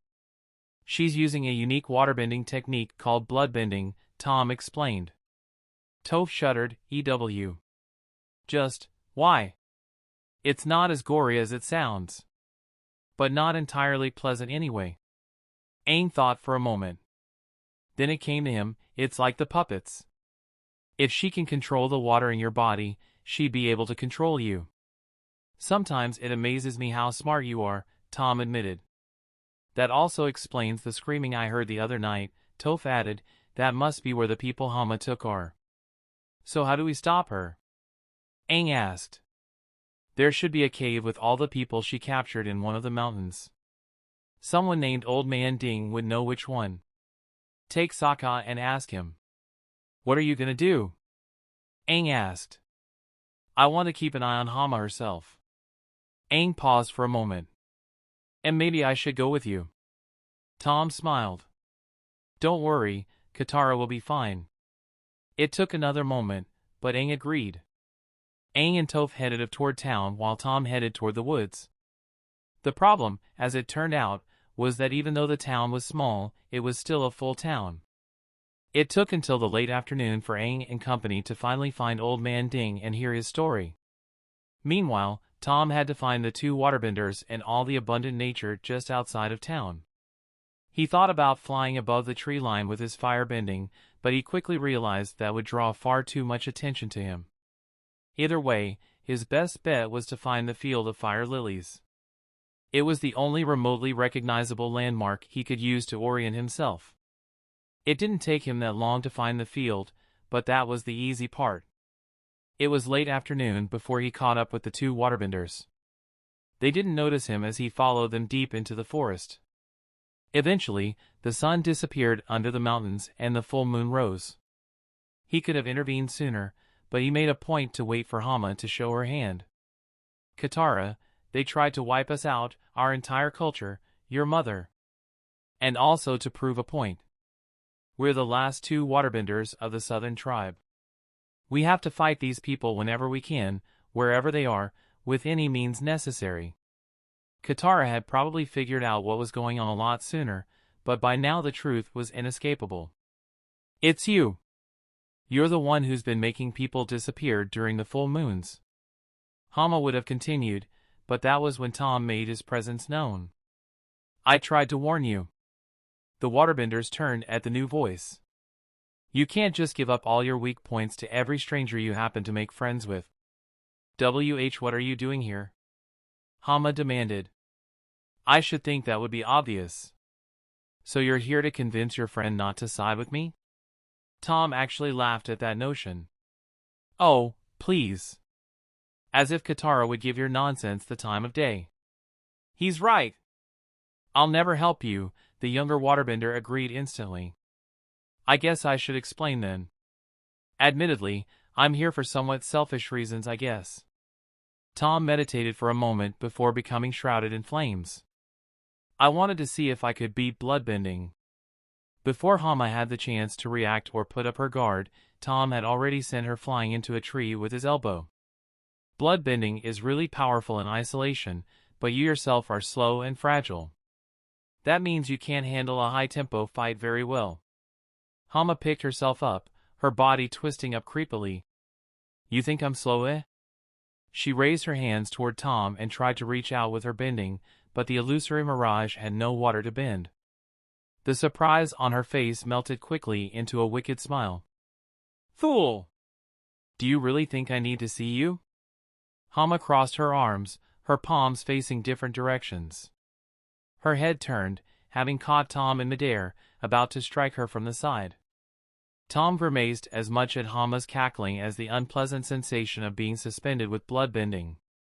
Honestly, I hadn't considered that, Tom admitted, his left hand, hidden from Hama's view behind his body. However, it seems you can't immobilize every part of my body unless you actively try to.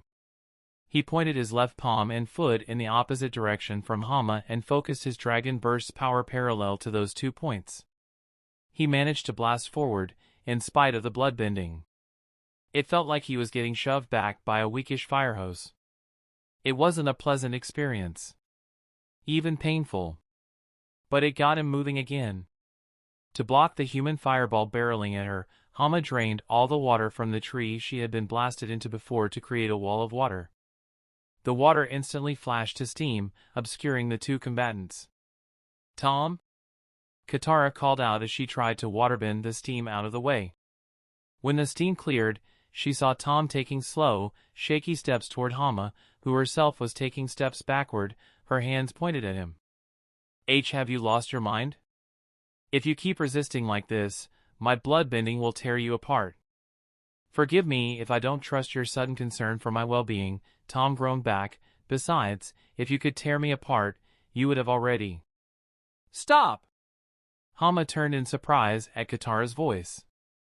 Let him go. Right now. Katara, he's a firebender. You of all people should know what their kind do. Think about your mother. Katara tried to put on a brave face, but Hama's words were clearly devastating. You're a monster. I have to stop you.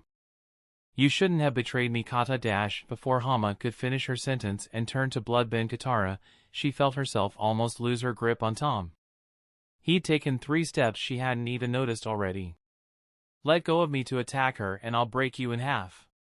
Tom promised. After a moment, he gave a confident smile. Besides, what makes you think bloodbending would work on a waterbender as strong as her? In spite of the excruciating sensation of the bloodbending, Tom couldn't help but enjoy the look of utter panic on Hama's face as she weighed her options. But before she did anything else, they both looked to Katara when she spoke up again. Tom, let me do this. On my own. Katara was in a fighting stance, her face full of determination. As you wish. Hama let Tom go to respond to Katara's first attack, and the young firebender dropped to his knees instantly, his flames dissipating. For all his bravado, the sensation of fighting against the pull of bloodbending for that long was an excruciating one. The closest approximation he could come up with was getting smothered, a sensation he knew much better than he liked, but even that didn't compare. Tom couldn't even manage to lift his head to watch it first. By the time he did, it was already almost over. Hama was clearly a master, but Katara parried her attacks with ease. Even when Hama put everything she had into a massive torrent, Katara just brushed the attack off. With the water from the deflected attack still in the air, Katara threw it all back at her opponent, knocking her off her feet hard.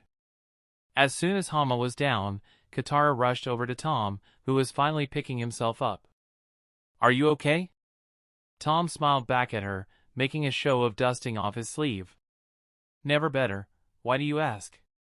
She frowned at him, but before she could say anything, Tom turned to Hama, who was also recovering. By the way, our friends and all the people you locked up will be here soon. If you try to bloodbend them and force them to attack us, I promise that it won't matter that you can bloodbend blind. I'll knock your lights out before you even know I've moved. Katara, please. Hama's begging was ignored, both of them making a show of turning their backs on her. though they still were careful to angle themselves in such a way that they could keep their dangerous foe in the corner of their eye. It took several minutes of uncomfortable silence sans Hama's pleas, but eventually Aang and the others arrived. Hama was led away in chains, maybe even back to the same prison she escaped from all those years ago. Frankly, it was hard to care, given the type of person she was. Surprisingly, though, Tom was in particularly good spirits after it was all over. We saved another town, no one got hurt, and no one got ethically compromised. I'd say this was a really productive night. Since it was the middle of the night by the time Hama was turned over to the authorities, the party decided to stay at the inn one more night. It was sort of odd, the inn was at once more and less threatening now that everyone knew what had been really going on. And that was just walking through the front door. The group ate a modest meal and all agreed to retire early. But just as the first night they stayed there, two of them remained up a little later. "Tom?" Katara asked, stopping him before he closed his door. "Can we talk?" "Downstairs?" Tom paused for a moment. He took notice of her serious attitude right away. "What's wrong, Katara?" "Please," was her only response. Tom nodded and followed her away from the rooms the others were trying to sleep in. Once they found a quiet spot, Tom waited for Katara to speak, but she didn't at first. She looked like she was unsure of how she wanted to put what was on her mind. There was a tension in the air and Tom couldn't help but speak just to try to break it. "Is something wrong, Katara?" She took a deep breath and sighed. It didn't matter how weird it might sound to him, she had to know. "Tom, who are you really?" As she had expected, confusion washed over Tom's face. "Who am I?" "What do you mean, who am I?" "You knew who Hama really was," she clarified. "You knew what she was doing. And you didn't tell me." "Katara, how could I have dash?" "Stop lying to me." Her voice was just barely under a shout. Just barely quiet enough to keep the others from running in. "We heard your argument with Toph. About psychic powers and what your knowledge means." She was being sarcastic about the psychic comment. "Then how did you know about the sandbenders? About Habi and the swamp? And you knew about Azula in Ba Sing Se. You tried to warn me. You tried to tell me not to mention my mother to Hama. I don't want to have this conversation with you." Tom turned to leave, but Katara caught his shoulder, her grip noticeably tighter than it needed to be from all the tension in the air. "Why?" she almost growled. There was a pause for a moment before the suffocating tension changed. When she spoke again, Katara's voice was more nervous than angry or confused. Do you like me?" "Like?" And all the tension drained out of the room in an instant. Tom turned around, genuine surprise on his face. "What? No. Did I give you that impression?" The look on Katara's face spoke volumes of how unequivocal and sincere that no was. "Wait, that sounded way harsher than it should have. It's that I'm spoken for, it's not you." Now it was Katara's expression that washed over with surprise. "Wait, you have a girlfriend?" Tom smiled, his mind wandering back home. "Yeah. It's actually the reason I'm trying so hard to get back to my home." He chuckled as he thought about their reunion. "With how long I've been gone, she's gonna kick my ass when I get back." "Oh! Well, good. 'Cause it's not like Dash." Tom put up his hand to stop her. "Okay, I'm just going to cut you off right there before this gets somewhere awkward." "Why would it get awk?" She trailed off when she noticed the unconvinced look on Tom's face. "Okay, fine. Moving on." But with that agreement, the tension returned in force. "But you still haven't answered any of my questions." Tom moved to turn away again, but her next statement stopped him. "When I saw you held back by Hama's bloodbending, I almost used bloodbending myself to stop her. I could have done it. It would have been so easy. But you didn't." "But I would have."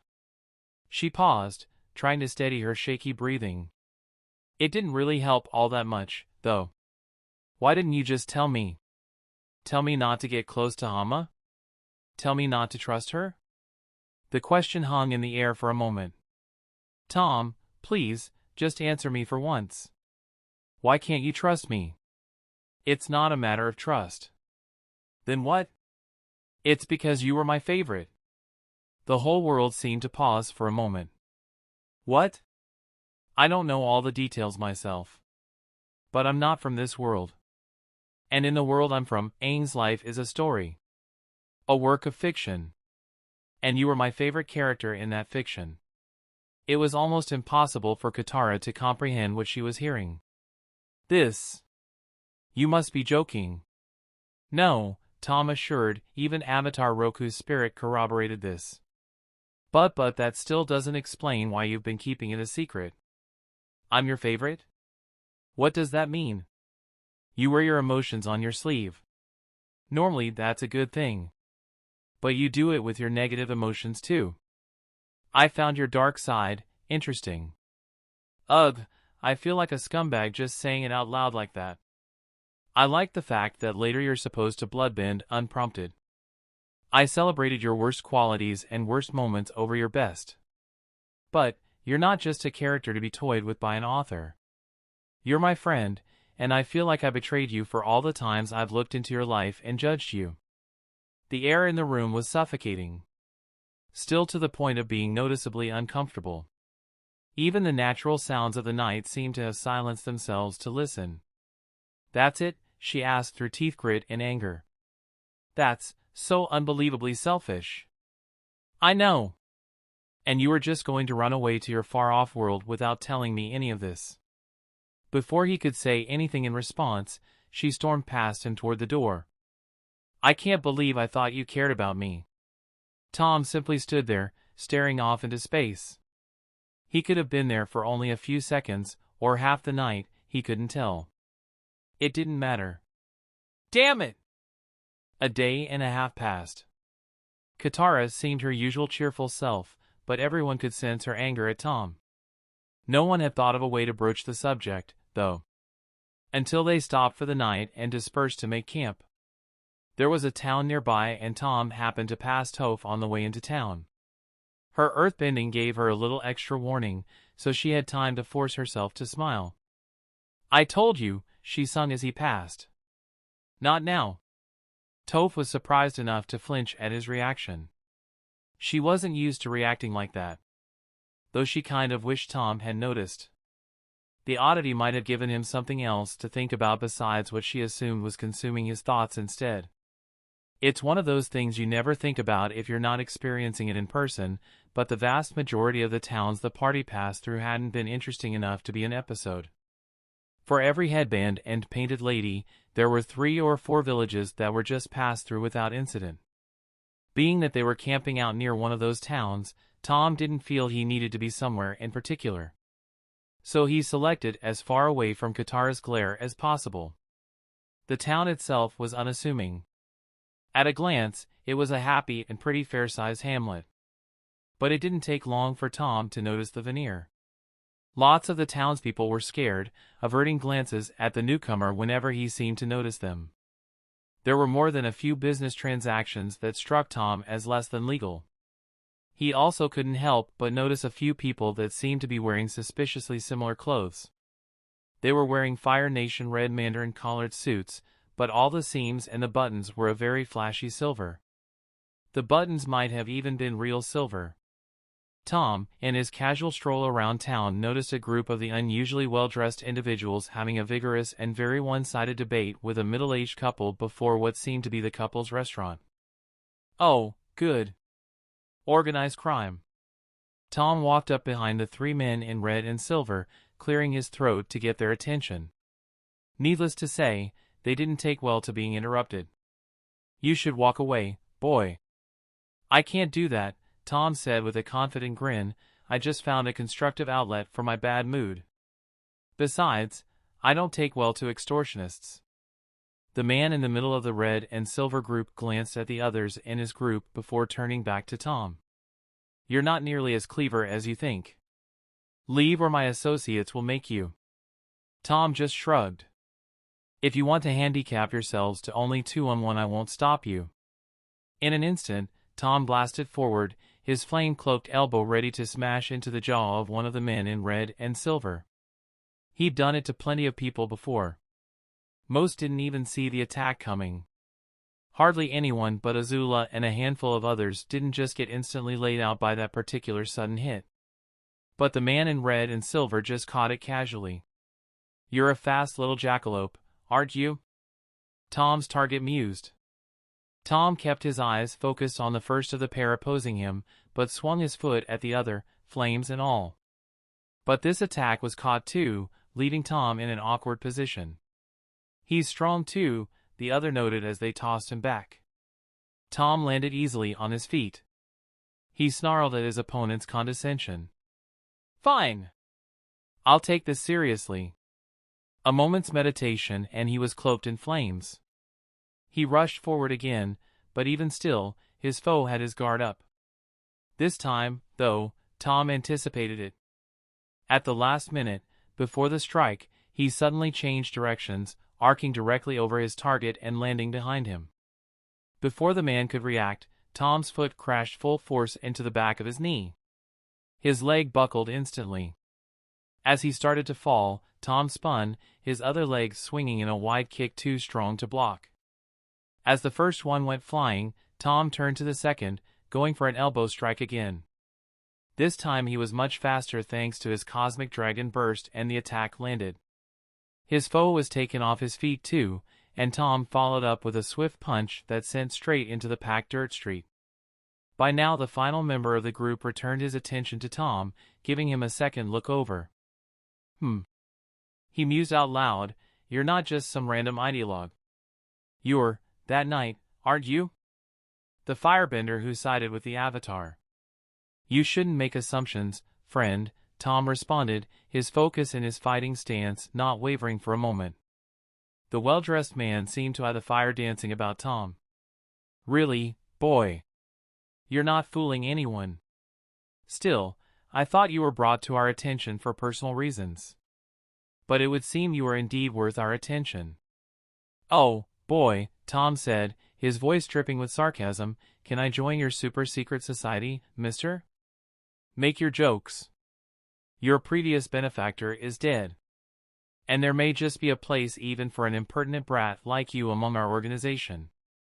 "Sorry," Tom said easily, "I'd prefer to stay up here on the moral high ground." "Ah, yes," the red and silver leader noted, matching Tom's condescending tone.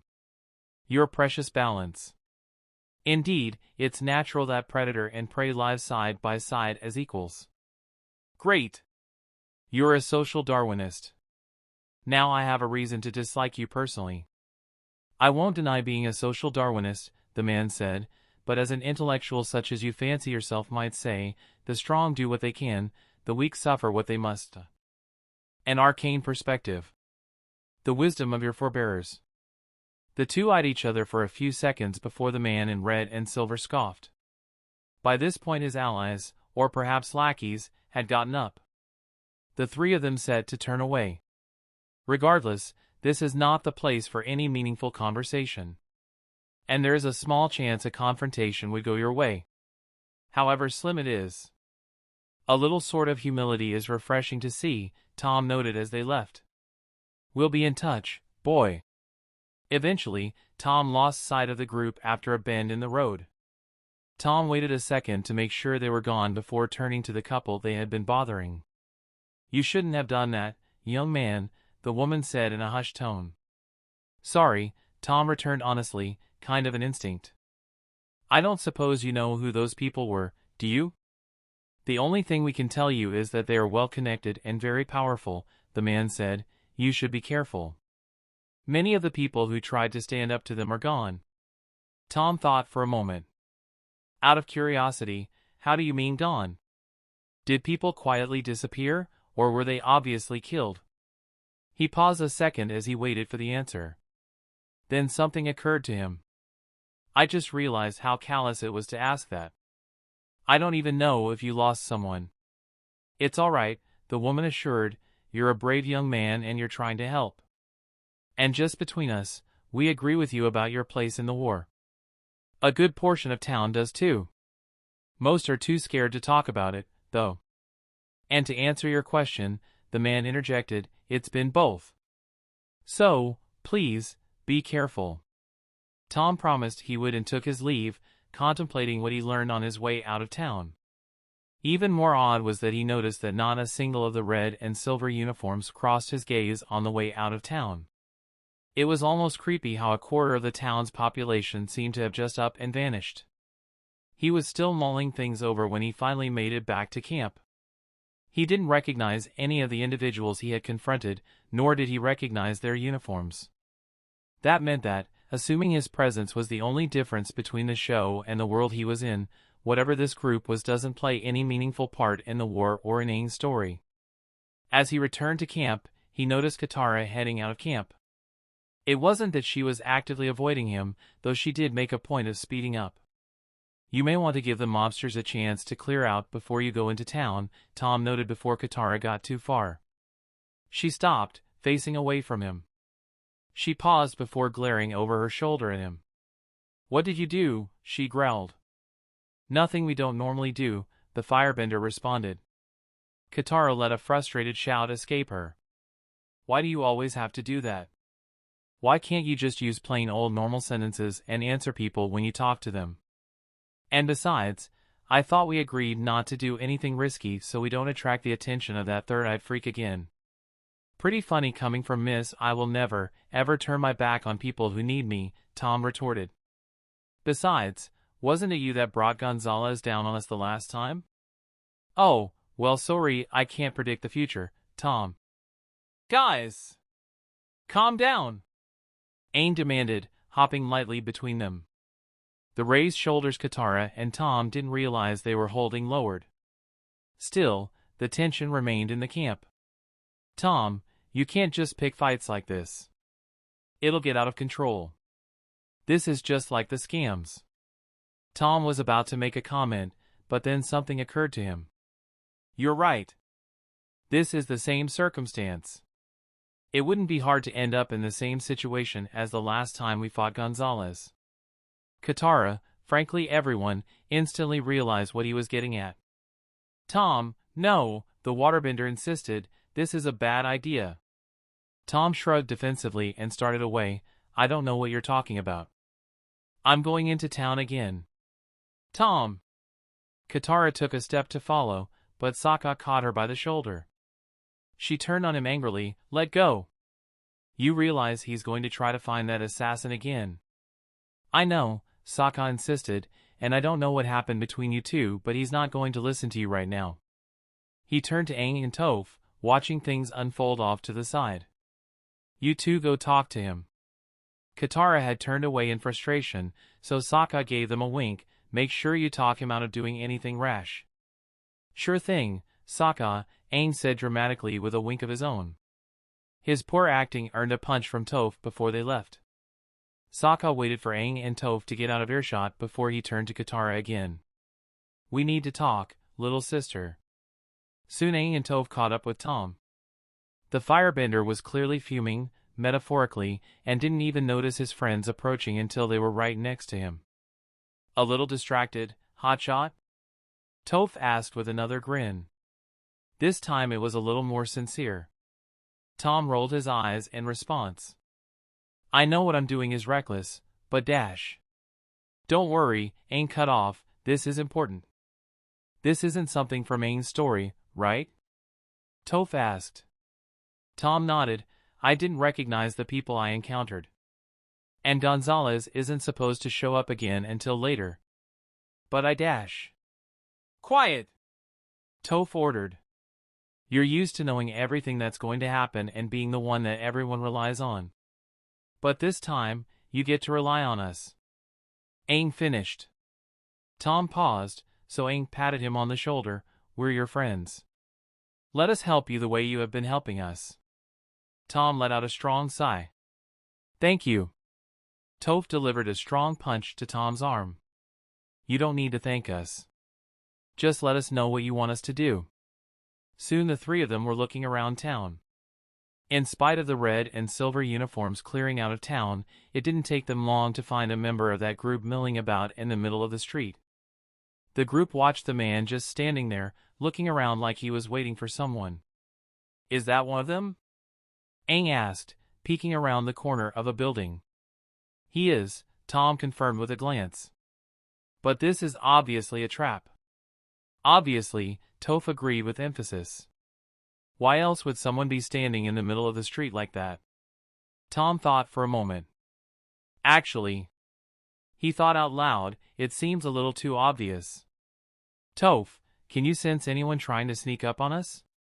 Since she didn't need her eyes to peek corners, she was further inside the alley. She knelt down and placed her hand on the ground. It took her a bit longer to answer than it usually did. "I can't really tell. There are so many people and I don't know these guys' footsteps." "Let me try something," Tom said, stepping deeper into the alley and took a moment to concentrate. At the same time, Aang noticed something. "Wait, did it just get cooler?" "I dropped my pressure barrier," Tom explained. "You keep it on all the time?" Aang asked in surprise. "Doesn't it take a lot of work to use it?" "It's like working a muscle," the firebender explained. "You get used to it. Besides, I only use it when I think I'll need it. But if I want to use this trick, I'll need the area clear of unnatural heat." Tom closed his eyes and reached out with the sense of his firebending. It was like listening hard for something, but with a sixth sense. The two red and silvers he fought were firebenders, after all. And indeed, there were heat sources moving about in the buildings to either side of them, shining like a flame amongst all the embers. "They know we're here. Let's go." The group turned and ran out the way they came, but after rounding a few corners, they were stopped by the massive frame of Gonzalez. He took one of his deep breaths and fired, the group only barely able to duck into another street before the explosion rang out. Before the assassin had the chance to launch another shot, Tom came whirling around the corner, cloaked in flames. Gonzalez tried to bash Tom with his metal arm, but Tom saw the attack coming and ducked under it. An instant later he corrected up again, smashing the giant with an uppercut. It had little effect yet again, and Gonzalez threw another punch, this time with his organic arm. Tom blocked it, but just holding himself in place in the air was not without its cost in pain and endurance. His flame jets were going full blast, but it just didn't seem to have any effect. Suddenly, though, Gonzalez's feet slid out from under him. Tom caught a glimpse of the cause as the assassin fell. A sheet of ice had formed under his feet. Using both the literal and figurative momentum of Gonzalez's fall, Tom pushed and delivered a hard punch that knocked the wall of a man facing him down. Unfortunately, Gonzalez wouldn't take that insult lying down. As Tom naturally started to move past to reset himself, Gonzalez's metal legs swung and slammed Tom in the back, turning his graceful arc into an uncoordinated tumble. Before Tom even hit the ground, not only were Aang and Toph jumping in to replace him, but so was Sokka, coming from the complete other direction. Tom's landing was hard, but controlled enough that he didn't get damaged by the hit. Katara was right next to him in an instant, helping him to his feet and pulling him into another alley for cover. "Are you all right, Tom?" she asked with easy sincerity. Tom paused, not having expected to see her helping after what she said in camp. "I'm fine," he answered finally. There was a brief pause as the distracting sounds of battle gave Katara a chance to collect her thoughts. "Look, I'm sorry about what I said the other night. You fought so hard for us and risked so much. I shouldn't have said you didn't care about me. Cat, I dash." "No," she cut off curtly, "I'm still really mad at you. But," she sighed and gave him a smile, "I'll get over it. I just wanted you to know we're still family. Just no more lies, okay?" Tom smiled back and gave her a nod. "Right. No more lies." Right in time to ruin the moment, another explosion shook the back alleys. They both noticed Aang go flying by and turned to try to spot him. "Aang?" Katara called out in concern. The young avatar hopped up and scathed right away. "I'm okay." He, Katara, and Tom all had to duck back into the nearest alley to avoid another explosive shot, huddled seated against the wall. Tom's fist slammed into the wall behind him in frustration as the dust and debris settled. Damn it! It's like fighting a pillbox barehanded. Come on, Tom, Katara said encouragingly, ignoring his anachronous metaphor. You can come up with something. You always do. Only when I have foresight. This isn't from the show. I didn't have the ability to plan ahead. He groaned, unable to focus. This was stupid. I should have known better. Katara put her hands on his shoulders to get his attention. I'm not going to say I told you so on the second one, but I don't believe the first one for a second. You're smart. You can come up with a plan. Another explosion rocked the backstreets and a rock landed next to Tom's hand. He noticed it as it came to rest. He thought about what he knew for a moment. Actually, I think I do have a bit of a plan. That's the spirit. He picked up the pebble and stood. Normally I don't like fighting dirty, but I think this is a worthy exception. He meditated for a moment, flames lighting about him once again. Just before he blasted his way out of the alley, he called out, Gonzalez. The next moment, he had propelled himself up to the second-story wall of the building Gonzalez happened to be standing next to. As expected, the assassin turned at his name, giving Tom a clear view of his head. With his best pitch, Tom launched the stone in his palm at Gonzalez's third eye, striking it dead center. He reacted as he had last time, covering it with his organic hand and stumbling uncharacteristically. He tried to correct himself and launch another shot at his attacker, but Tom had already closed. Without focusing his heat bending through his third eye, Gonzalez's attack was unfocused. And when Tom's flames met the cloud of heat, it erupted in the assassin's face hard enough to knock him off his feet and out cold. As for Tom, he used the backdraft to push him away from the explosion to land safely. Once the dust settled, everyone gathered around the unconscious man. He was still breathing, but he wasn't getting up anytime soon. After a moment, Toph spoke up, I am not going to be the one who carries him back to camp. That comment sparked alarm in Sokka. Wait, we're doing what? The group thought better of actually taking Gonzalez back to their camp, instead opting to remove his prosthetics and tie him to a tree. Tom stood behind the tree to keep out of the line of fire and waited for the sleeping giant to wake. A small groan and slight shift were Tom's only warning when he did. I was wondering how long you'd be out. It looks like we finally get to those questions we wanted to ask each other. Tom pinched the bridge of his nose. You know, I'm willing to help you if you help me. Tom groaned, this is moronic. I kind of wish I had few enough moral scruples to torture you at this point. Not that that would work either, I suppose. Puedes amenazarme to do lo que quieras. Aun persigo al avatar, pero ahora tengo a un nuevo jefe. Y tú eres su blanco. Si hay una cosa que he aprendido desde haber sido arrastrando a este maldito mundo, y es que nadie desafía a los silver ants. You've realized by now that I don't speak Spanish, right? Tom almost more demanded than asked. But that was all Gonzalez had left to say. Tom did his best to choke back his frustration and continue.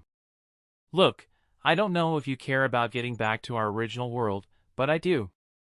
Short of doing anything to harm my friends or killing anyone, I'll do just about anything. He paused a moment before correcting himself. At the very least, that's where we can start the negotiations. Gonzalez's silence continued. Before Tom could make his next pitch, Toph came running up to him. I hate to say it, Hotshot, but I think it's time to go. What? Those guys from town are coming. And I think there's a lot of them. Tom cursed under his breath, but if the first two he fought were any indication, they were not to be trifled with in numbers. And it wasn't like they could lug a dangerous prisoner around on Appa. They had to leave. Tom had to let his lead slip through his fingers again. It hurt, but he let the feeling pass. After all, they beat him definitively this time. They could do it again. Hopefully without blowing him up entirely. That should have been the end of the incident. But that night, after they had moved on and Tom was quietly staring into the campfire in his insomnia, a thought occurred to him. His mind flashed back to the conversation he had with the leader type in red and silver. He had already put together that the men in red and silver were the silver ants from what little he could glean from his unproductive talk with Gonzalez. But the leader had said something, as an intellectual such as you fancy yourself might say, the strong do what they can, the weak suffer what they must. He referenced the Melian dialogues. Chapter 58, Final Overture. There was one last leg of travel before the party arrived at their destination. It was a fair-sized island with many sheer cliffs, both on the land of the island and around the perimeter, holding the lush landscape out of the sea below. The setting sun was a welcome sight after the long day, everything being bathed in an orange-gold glow. They landed as soon as they hit the island, but Sokka directed the group toward the other end of the landmass. It wasn't that large, to be fair, and after all the flying they had done that day and no one complained about the opportunity to stretch their legs. It wasn't much bigger than 20 acres, so it only took them a couple of minutes to get to where Sokka wanted them to camp. As for the trek to that location, there was little to note. The island was uninhabited. Well, mostly. The only other souls on the island were an odd group of koala-faced sheep things. They set up nearby a bay formed by the island's tall face. Sokka threw his arms out to the sides. This is it. The official rendezvous point for our part of the invasion force. How did you pick this place? Toph asked. Before we split up, my dad and I found this island on the map. It's uninhabited, and the harbors surrounded by the cliffs seemed like the perfect secluded place. Nice choice, Sokka, his sister complimented, and we're here 4 days ahead of schedule. Suddenly, a thought occurred to Tom and he spoke up. Wait a minute. He thought out loud, you scheduled for us to arrive the day of the invasion? Well, I wanted for us to get here even earlier, Sokka emphasized, but some of us had to mess around in random towns. Sokka and particularly Katara shot Tom a glare, but he just shrugged easily. Hey, my side quest was the only one that was wrapped up in 1 day. Everybody shifted a little before they all collectively moved on. There was a pause for a moment as the tone got serious. Aang's head bowed in worried thought. Then it rose up again. This is it, isn't it? Everyone looked at him, not used to his serious tone. If we win this time, we've really won. After another, shorter pause, Sokka gave a light wave. He started to lay down as he spoke, let's not worry about that. We've got 4 days to think about that kind of stuff, so we should just get some dash, and in an instant, he was out and snoring. I think Sokka's got the right idea, Katara told Aang as she and Toph laid down too. We're here, we're ready. The best thing we can do now is to get some rest. Soon the girls were out too. Tom stayed up as he almost always did, but quickly the firebender noticed that Aang was up as well. He didn't even try to sleep, he was just sitting, staring up at the stars. Don't you have nightmares to get to? Tom asked with a cheeky grin. You're kidding, right? Tom just grinned wider, so Aang couldn't tell if that was a yes or a no. He moved on, he had more important questions to ask. Is this actually it? Tom didn't answer. The pause was conspicuous. It isn't, is it? It will be, Tom said finally, I'll make sure of it. But doesn't that mean we're supposed to lose? No named characters were killed or permanently damaged. I can't believe it, Aang sighed, his head sinking, we bet everything on this. And we're destined to fail? No. Aang's head rose quickly at the emphatic and instant response. Never use destiny as an excuse. Excuse? Tom paused as he realized how harshly he spoke. He took a deep breath. Sorry. I just have a problem with the idea of my future being decided for me. If I had followed my destiny, I'd be learning how to drag innocent grandmas out of their homes with my checkbook from my father or something heartless like that. Aang gave him a questioning look, but Tom just shrugged. What can I say? My family is screwed up. Pretty much comes with family money in my experience. I think Toph's family is about the most functional rich family I've ever seen. Toph's family is functional? Everything's relative. There was a pause as Aang tried to wrap his head around that. It was hard for him to understand those sorts of things given how he was raised. But that wasn't important at the moment. But then what do we do about the invasion? Aang asked nervously. We worked so hard for this, the plan seemed perfect. Not if they know about it, Tom noted. They know? How? Think about the events of Ba Sing Se for a moment, Tom suggested. Tom watched the gears turn behind Aang's eyes. It didn't take long for it to click in his head and he facepalmed. Azula! She was dressed as a Kyoshi warrior. The king or one of the generals must have told her. It was the king in the version I saw, Tom noted. It means the eclipse can only be used for the military part of the invasion. What about my fight with the Fire Lord? Aang asked worriedly. It doesn't happen, Tom said casually. A look of worry and confusion washed over Aang's face, but Tom just continued. He'll have been hidden for the duration of the eclipse. You, Sokka, and Toph try to find him, but you have to flee before you do thanks to Azula. So I don't even get my chance at him? Tom was about to say something as the young avatar hung his head, but Aang spoke first. Maybe it's for the best. I'm probably not ready. You might not be wrong about that. Aang's shoulders slumped. I was kind of expecting words of encouragement. I'm not Katara, the firebender pointed out with a raised eyebrow. Aang sighed, but moved on all the same. So why didn't you ever suggest calling off the invasion? Do you have a way to make it work? Well, I have no way to account for Ozai, but the rest of what goes wrong I have a plan for. Hopefully we can deal with Azula, knock out their capital, and put the Fire Nation on the defensive. That should at least slow the war down and reduce the body count for a while. Then what do I do if we do fight Ozai? Aang almost more demanded than asked. Tom seemed surprisingly calm. I actually don't really think I can say what Ozai would do when he's put in checkmate. He might thrash, he might give up. You turn things around so quickly in the show, he never really had a chance to react. But if things go to plan, my plan anyway, we either won't see hide nor hair of him or you'll be surrounded by allies when you fight him. Just fight defensively like you always do if you see him and just outlast him. Aang shifted uncomfortably. He was deep in thought, and Tom elected to let him. The silence lasted several minutes. When the time stretched into over 20, Tom began to think Aang was planning on sleeping on what they discussed. But just as Tom was about to lay his head down, Aang spoke up with conviction. That's not good enough. I have to be able to defeat the Fire Lord on my own. Well, as long as your chakra is blocked, it would be almost impossible for you to take him mano-a-mano.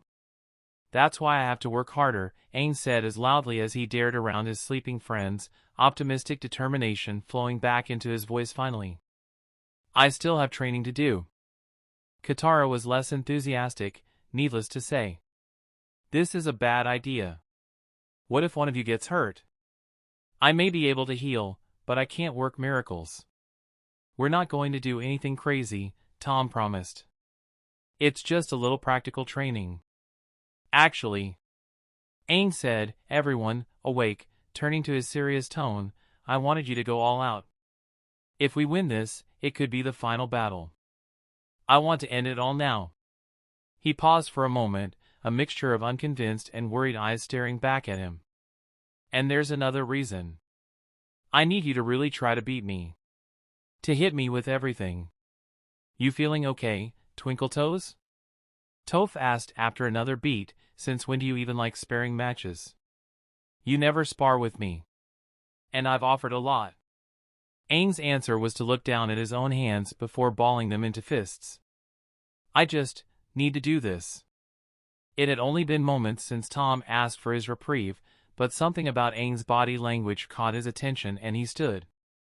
The certainty in his voice was there too, but so was something else. Two opposites at war, both there in equal measure. Conviction and uncertainty. To the degree Tom saw those emotions in Aang, they were mutually exclusive. That could only mean one thing, he was certain about taking the match seriously because of his reason for wanting it. Tom started walking away from where the group was gathered into an open area. Suddenly he spoke up, cutting off Katara who had been trying to talk Aang out of the fight. I want to point out I'm against this. But please don't interfere, no matter how bad it looks. Either of you. And tell Sokka not to when he wakes up. Thanks, Tom. Aang moved over to stand across from the firebender. Why? Katara started to say, taking a step only to have her movement and words cut off. Toph had thrown her arm in Katara's path. Toph? I don't get it either, the earthbender admitted, but have you ever known Aang to care about fighting? Katara paused. Well, no. He has his reasons for doing this, Toph said confidently. The look on her face made it clear Katara wasn't entirely convinced, but she didn't try to get in the way all the same. There was silence for a moment as Aang and Tom stared at each other in their respective stances. Aang said slowly, so is there, like, a countdown, or... Mid thought he was forced to dodge a sudden fireball tossed his way. Hey! The ranged assault continued for a second, focus on landing even one hit showing all over Tom's face. Ozai won't give you a countdown. It was after just 3 or 4 fireballs that Aang noticed the flames weren't just dissipating. They were lingering, swirling around and above him. As more flames started to form a loose dome around him, Tom's concentration gave way to a confident grin. I feel bad ripping off Dragon Ball again, but you wanted me to take this seriously. Hellzone Grenade. The flames contracted to strike their target, but stopped before that. Suddenly a blast of air carried the flames toward Tom, forcing him to barely sidestep. He had to sidestep again as a pillar of rock launched out of the ground, then again away from another air blast. By now, the ruckus had awoken Sokka, who blearily stepped up to where the girls were watching. After a few seconds of watching Aang put Tom squarely on the defensive, he turned to Katara and Toph. Does someone want to explain what's going on here? Sparring match, Toph explained easily. Why'd Tom want to spar with Aang? Sokka asked, rubbing sleep from his eye. It's actually the other way around. Katara said, doing her best not to cover her face in worry. By this point Aang had approached, pressing his advantage. But that put him within arm's reach of Tom, and the firebender capitalized. He swung a strong, wide kick at Aang, but the young avatar drew up the earth next to him to block. The kick bounced off the stone and Tom shifted his foot to kick off the rock. Once he was in the air, he pointed his palm away from Aang and unleashed a jet of flame. That propelled another straight kick right toward Aang, but without even any flames to go along with it, the younger bender caught it easily. Aang grimaced, then started to swing Tom over his head. I told you I wanted you to take this seriously. Aang declared as he slammed Tom down on his back at full strength. Tom hit the ground so hard he bounced. They both knew that the hit would just hurt. If Aang wanted to do any real damage, he could have added a powerful gust to make the overhead toss even stronger. Still, it sent a pretty clear message as Tom peeled himself off the ground. When his head stopped spinning from the landing, Tom saw Aang looking back at him, fists clenched so tightly they were shaking. I hate fighting. And what's going to happen 3 days from now terrifies me. I need to know how far I can go. But I can't find that out if you keep fighting to lose. Tom flinched. Aang's determination made him seem like a giant, even though he was standing just a few steps away. Tom closed his eyes for a moment, and when they opened again, he was cloaked in flames. I never fight to lose. The next instant, he had propelled himself forward, his elbow connecting with Aang's nose. The hit looked much harder than it was. I was basically just a body check lead with the elbow, rather than a proper elbow strike. But it was more than enough to push Katara into starting forward again to try to break the fight up. But again, Toph stopped her after only a step. Hold on. I think I get what Aang's doing this for now. In the same instant that Tom had landed his first hit, he had already redirected himself above Aang as he started to fly back. He pulled back his fist to punch Aang into the ground, but the airbender had already recovered and evaded. Tom had expected Aang to dodge down toward the ground, so he had sent a gout of flame along with the punch to extend its range. But with airbending, Aang had pushed himself to the side. The swirling air mixed with the flame and made it hard for Tom's eyes to track the direction of Aang's movement. It took him an extra second, but with the way his flames moved, he correctly tracked Aang's flight left. He found his opponent just in time as Aang was already preparing to launch another air blast. The flames around Tom's back intensified and propelled him gently into the ground. The powerful jet of air just barely missed. Seeing this, Aang tried to let loose a blast of air from his feet, both to get away from Tom and to hit him at the same time if he was lucky. But Tom dodged the air and was quick enough to catch Aang by the ankle. The young airbender was relieved when he felt the warmth of Tom's pressure barrier wrap around him to shield him from the heat.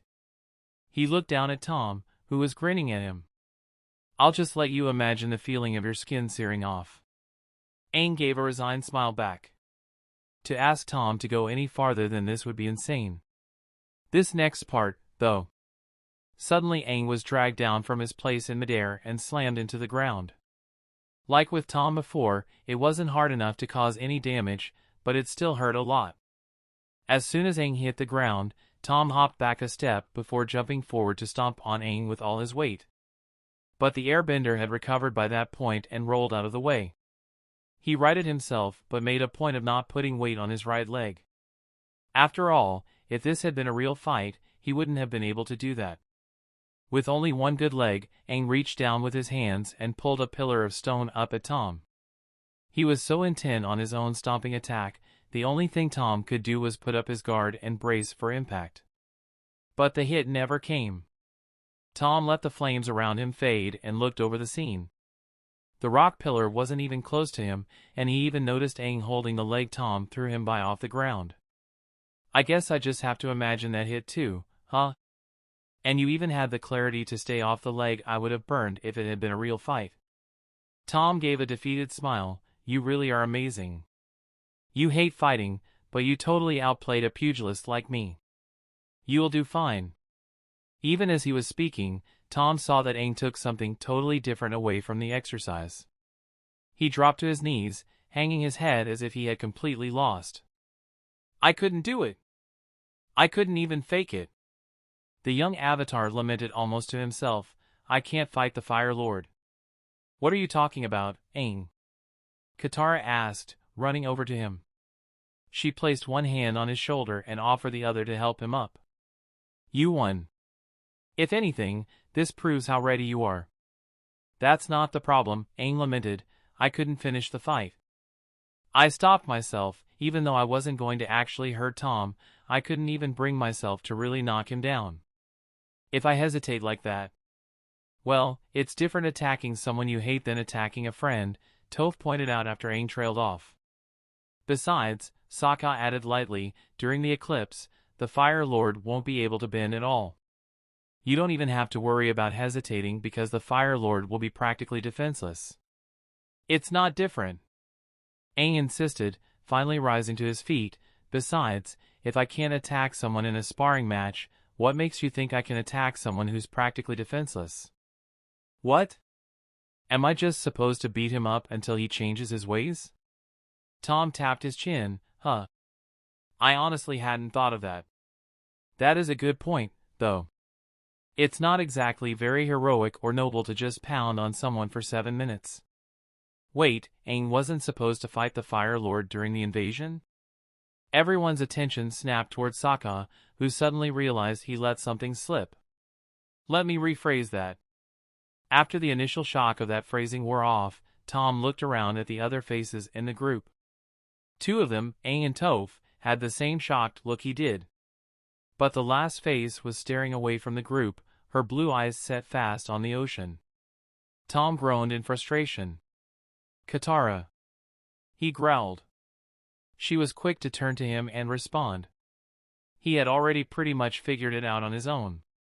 "I just gave him some of the details you told me. I looped back around and overheard you talking about Hama," Sokka provided as the group turned to him next. "No you didn't," Toph insisted. "I would have sensed you coming if you did."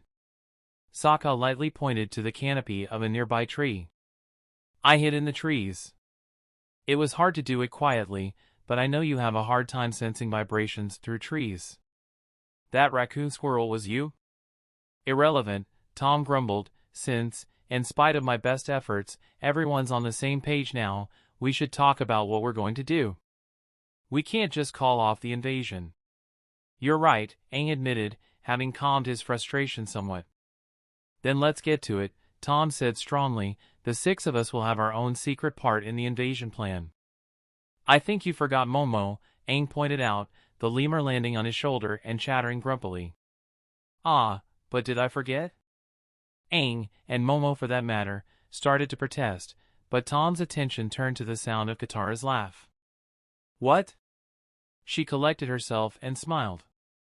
I guess I'm just happy. Now that everyone knows the big secret you've been keeping, you can finally be part of the family completely. Tom scoffed at that notion. Such a silly thing to say. He already been there for longer than even he realized. Chapter 59, The Invasion. The next few days passed without anything major or interesting happening. Tom and Aang spared a few more times, but it wasn't as intense as their first match. Most of the time was spent relaxing. They had a lot to deal with ahead of them. Finally, the morning of the invasion dawned and the invasion force approached the bay under the cover of waterbender fog. The bay had been prepared the day before. Not dealing with Aang's nervous breakdown gave them the chance to set things up. The expected water tribe war canoes emerged, but after the southern flags ended, more ships came, these with the emblem of the northern water tribe. Everyone but Toph watched as the massive fleet almost overwhelmed the small stone port. I'd never seen so many ships before, Sokka said in awe. Even after the 24 northern water tribe ships arrived, more ships came. This was the last batch of several Earth Kingdom war junks. They weren't nearly as numerous as the water tribe ships, but they were still enough that every inch of the port was used up. With all the ships just barely docked, the troops started to disembark. First off the boats was Hakoda.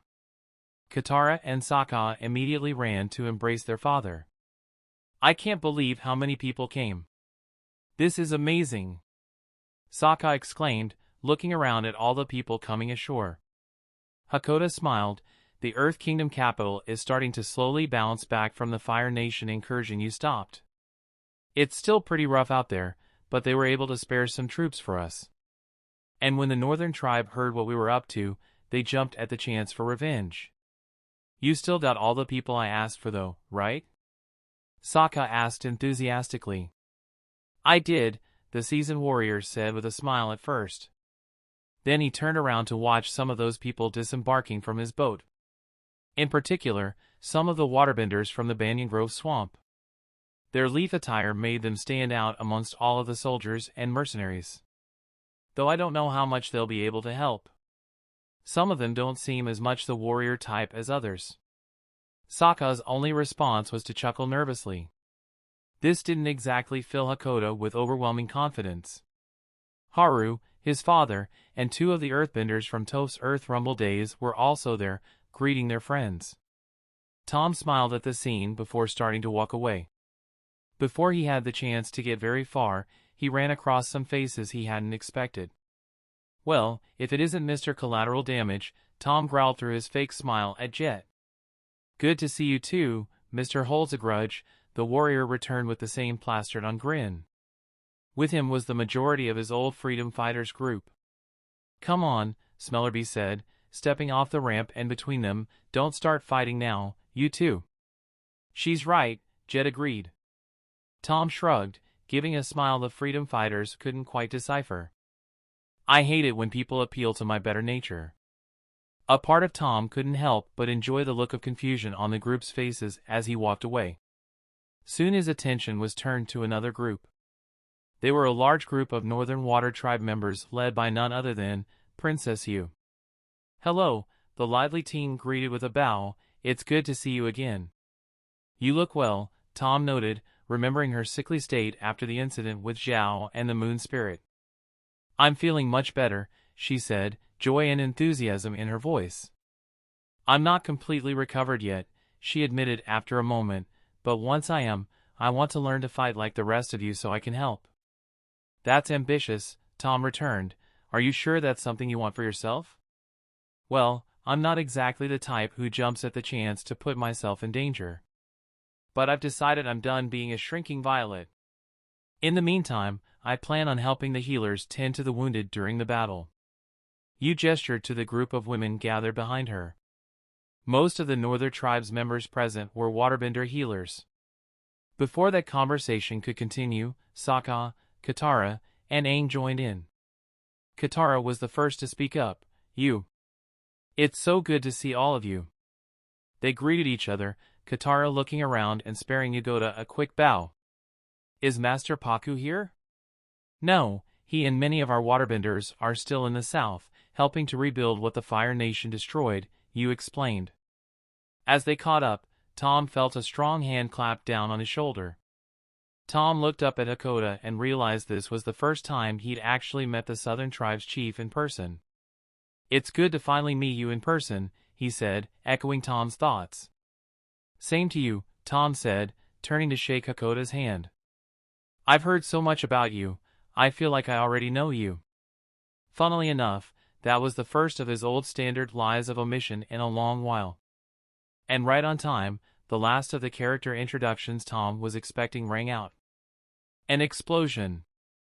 With the mechanist off the boat, the assembled troops, mercenaries, and assorted friends and supporters gathered before a stone stage for the briefing of their mission. It had always been hard for Tom to watch Sokka's flub in the show, but now seeing his friend choke was almost unbearable. To be fair, the numbers were around doubled, but Tom also felt a little twinge of guilt. He told Sokka he was supposed to get stage fright explaining the plan on the thought that it couldn't get any worse than it was supposed to be. And hopefully if he knew he'd be able to keep his cool. He didn't. Once Hakoda took over, things played out as expected. Even with the increased numbers, the plan was the same. For most, the healers and the almost double troop count hadn't changed anything. And that would be the last point. The Water Tribe war canoes were the only ships equipped for Sokka's submarine invention, so after dropping off the majority of their warriors and earthbenders, the Earth Kingdom junks headed off toward the naval battle in the open ocean. The official invasion had encountered resistance by the Fire Navy. Chances are they wouldn't be able to break their way through until the eclipse hit, which would be too late to do much of anything. Even with the help, chances are everything would be banked on the secret invasion. Once the ships reached the great gates of Azula, the first thing everyone noticed as they loaded into the submarines was how crowded the subs were. They could actually handle greater weight in cargo, but floor space was just about at its limit. The distance from the great gates to the actual capital port was pretty far. It would actually take a total of about 5 hours to get there. With 3 hours of air for the subs, they'd have to stop a little over halfway there to come up for air. It was actually a good thing too. The ride wasn't anything close to comfortable. Having to stand packed like sardines for hours on end in an underwater tin can was its own kind of exhausting without the reality of what would be waiting for them once they reached their destination. But they weren't the only ones who were putting their plans into motion. Lunchtime, General Iroh, a guard said as she entered the cell within the Fire Nation capital. This time, I snuck you an extra bowl of rice. Thank you, Ming, Iroh said earnestly, your little gestures of kindness have made my days in prison bearable. After a second his kind smile faded. I think you should take the rest of the day off. What? Ming asked, confused. You don't look well. Maybe you should go home and rest, Iroh insisted. No, I feel fine. Trust me, Iroh insisted, it is better that you are not here this afternoon. Ming watched Iroh's expression carefully. Understanding his meaning, she nodded and left the cell. Everyone in the capital had been informed of the eclipse and invasion by that point. If there was any time to escape, it was today. Once the cell was secured and Ming was long down the hallway, the great general stood. He removed his prisoner's rags that held the mattress he had used to disguise his heavily improved physique. I'd still like to learn your secrets, young man, Iroh said as he lit a faint flame in his hand, but perhaps I won't need as much instruction as we at first thought. The flame disappeared, but the heat remained, leaving a shimmer in Iroh's palm. He gripped a bar with that hand and smiled as the bar started to glow red-hot. By this point the invasion force had been surfaced in the middle of the inland sea at the center of Fire Nation territory for about an hour. Having the top of the submarines to stretch out was invaluable. Given what they were all about to embark in, the feeling of claustrophobia that was starting to set in. To say nothing of how motion-sick Toph had gotten by that point. Aang, Tom, Katara, Sokka, and Toph had all gathered on the top of one of the subs to talk. They pretty much had the whole front half of the craft to themselves, but they made a point to keep their voices down all the same. "Everybody is aware of what we need to do?" Tom asked almost rhetorically to his friends. They all nodded silently. "Are you ready for the Fire Nation to know the Avatar is alive, Aang?" Sokka added, letting his voice be a little louder. After all, they didn't want prying ears listening in on what they were saying. Aang nodded confidently. "I'm ready. The timing for some of us is going to be really tight and there's a good chance we won't manage to accomplish everything we set out to do," Tom noted. "We have to be willing to cut and run if things turn ugly." "But," he smiled confidently, "I think we've got this. Everything changes today." "Coming from a pessimist like you, that means a lot," Katara only half joked. Everyone laughed but Tom, though even he smiled. Everyone turned when Hakoda suddenly spoke for the highest point on the lead sub. "Everyone listen up," he announced. "The next time we resurface, it'll be on the beaches. So stay alert and fight smart. Now break time's over, back in the subs." Toph and Sokka headed for the hatch of the sub they were on, but Tom hopped over to another one. As he did though, he spared a glance and a smile at Aang and Katara. They were smart. By now they probably knew where things were going between them. Tom was kind of curious if things would be any different, but he was also uncommonly uncomfortable with being a fly on the wall. The sub he had moved to was one that was carrying several of the Earth Kingdom's odd caterpillar tanks. He had picked one that held mostly the armor in particular. Tom spent most of the rest of the trip into the capital's harbor standing at the sub's exit ramp. It felt like an eternity, but it wasn't long enough to wear on the spirit. Torpedoes fired, counterattacks evaded, the subs dragged themselves onto the shore, and finally, the doors opened. Tom was the first one out, streaking past the front lines cloaked in the flames he was rapidly becoming known for. He made a point of picking off a few surprised soldiers as he passed with fireballs, but the beachhead wasn't Tom's priority. They could handle things without him. He darted deeper and deeper into the capital out of sight of the rest of the invasion force, too fast for the Fire Nation defenders to stop. "What on earth is he doing?" Hakoda more thought out loud than asked as he watched Tom disappear behind the outer wall of the port. Sokka answered confidently when he had the chance to. "Don't worry, Dad. It's part of the plan." After dispatching an opponent with a spear, Hakoda looked over at his son. "It is? Since when?" "Just trust us," Sokka insisted. Even if Hakoda wasn't willing to trust Sokka's word, he didn't have time to contemplate. The Fire Nation defenders were too well dug in to focus on anything but the battle. The invasion force pushed forward, but the entire dry dock area they had landed in was covered by overlapping turrets on the high walls above them. The earthbenders were able to launch heavy stones into the ones closest to the subs, as well as the healers at the very rear of the lines. But they only had so many prepared stones and the emplacements were tough. "Sokka, we've got to take out those battlements. It's our only chance," Hakoda called out. Right then, Katara landed Appa next to them, "Way ahead of you, Dad."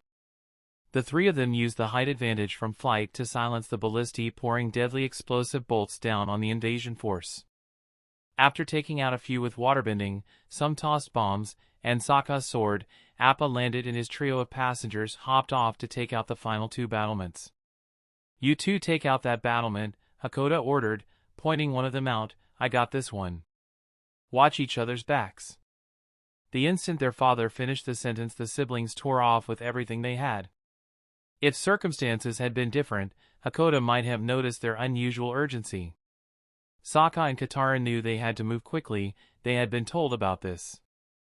They got to the battlement before their father was even halfway to his. Sokka kicked the door open and Katara froze the ballista solid, without bothering to disable it or its crew entirely. It wouldn't be silenced for long, but the siblings had other things to deal with. By the time Hakoda had reached his target and started climbing, Katara and Sokka were already headed toward him. Once he got inside, they knew they wouldn't have much time. They were a few feet away from the door when Hakoda slipped inside through the slat. They poured on every last bit of speed their legs had to provide them. Katara slung a torrent of water at the door, blasting it open.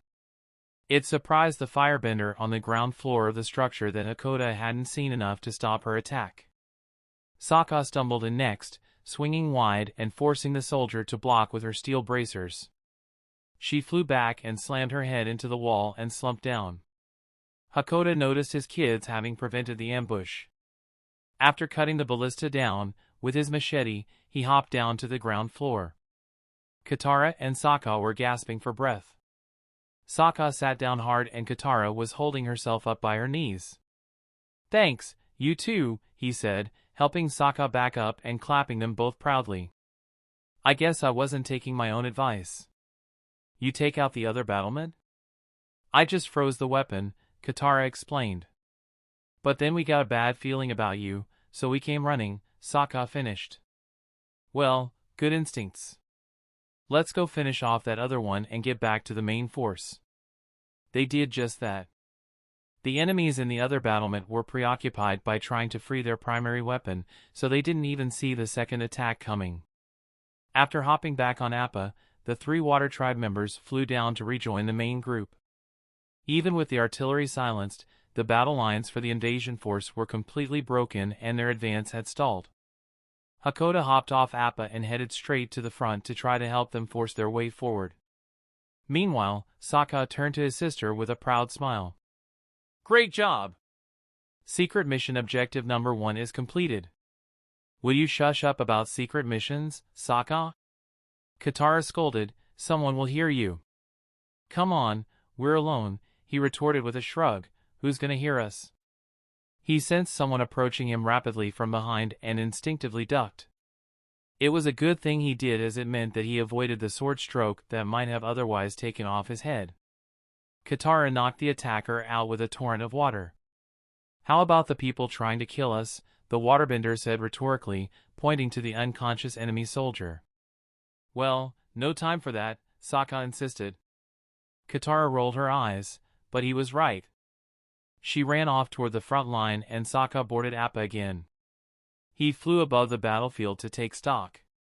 Even with Hakoda at the front, pushing was still hard against the Dug and Fire Nation troops. He landed Appa right on an advancing Fire Nation tank and turned to the invasion. "Listen up, everyone! We need the tanks in wedge formation," the young warrior shouted above the din of battle. Hakoda took a quick glance around before turning as well. "You heard him. Warriors and benders, form up in the middle."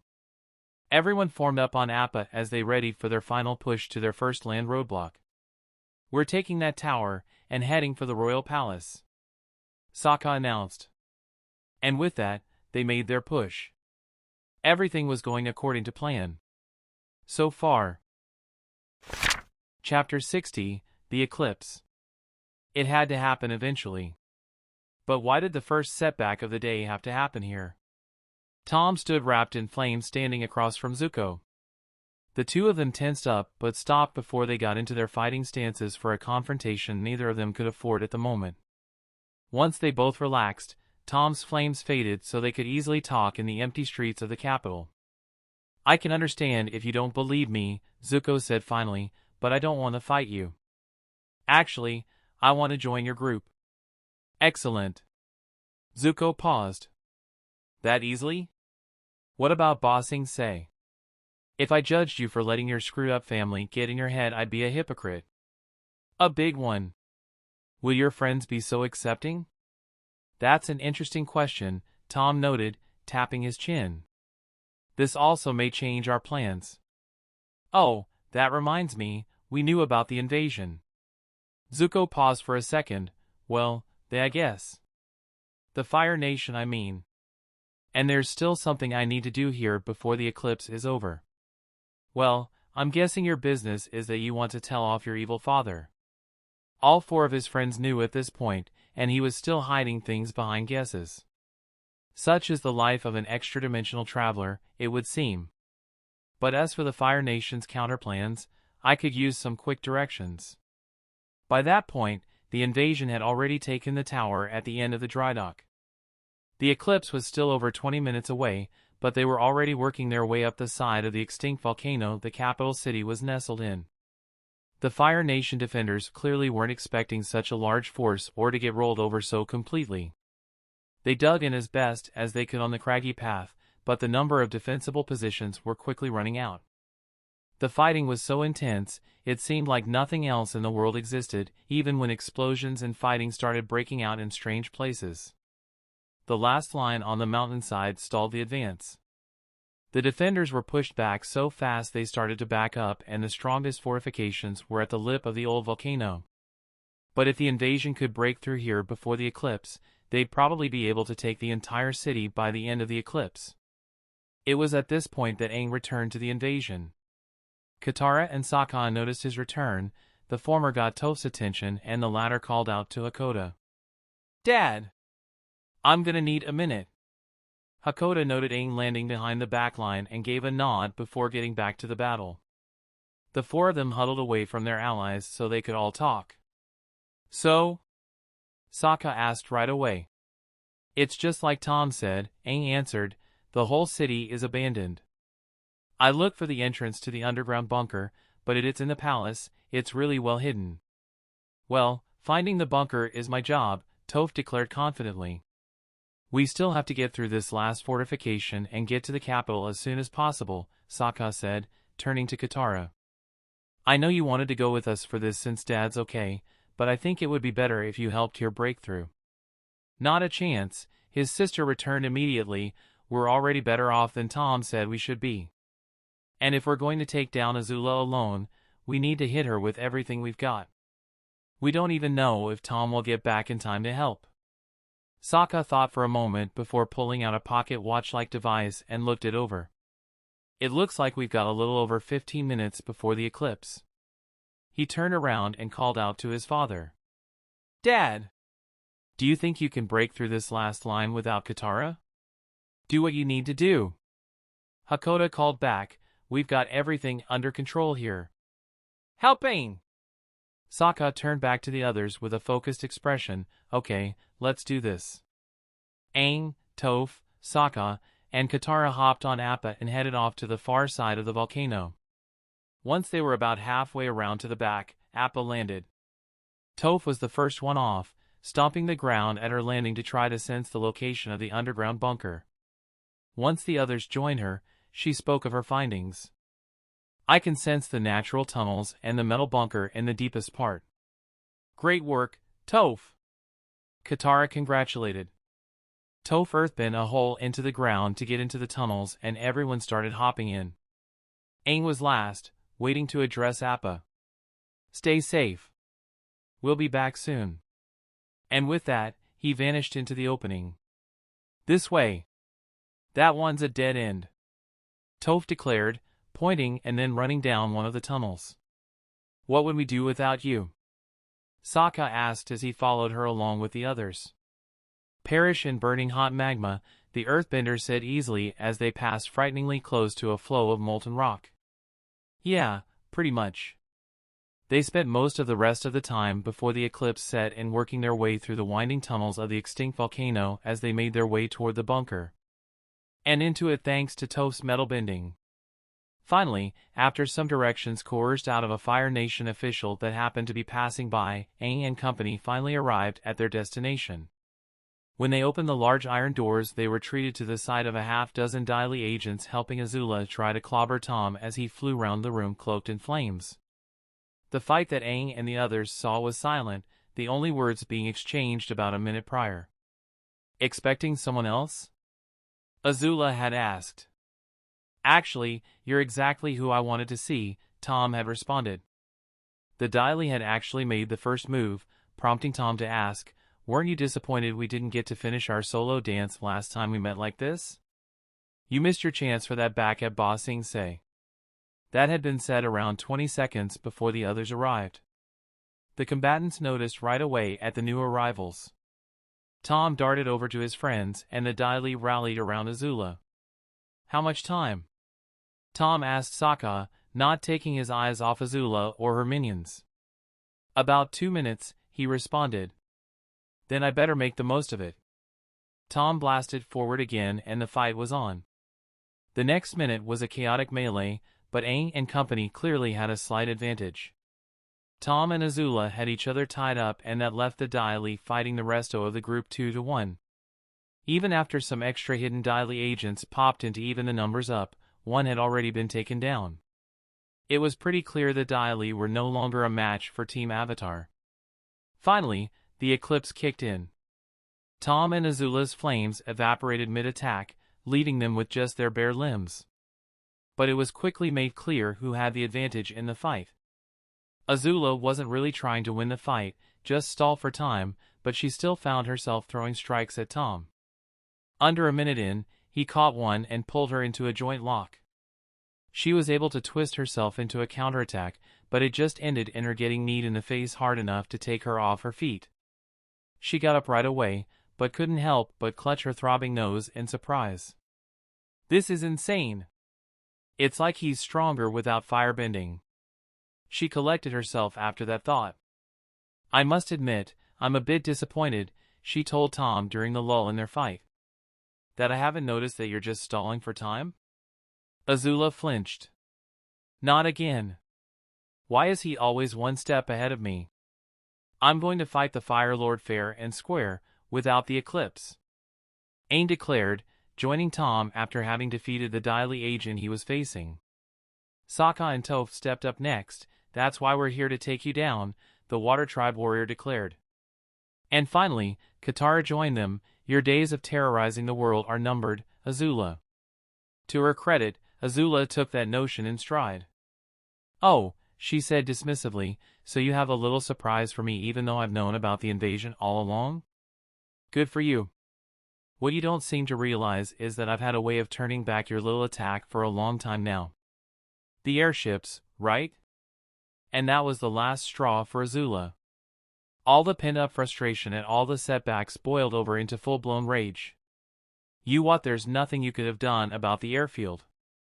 How did you even know about it? My spies, Tom lied as casually as can be. I've got spies everywhere.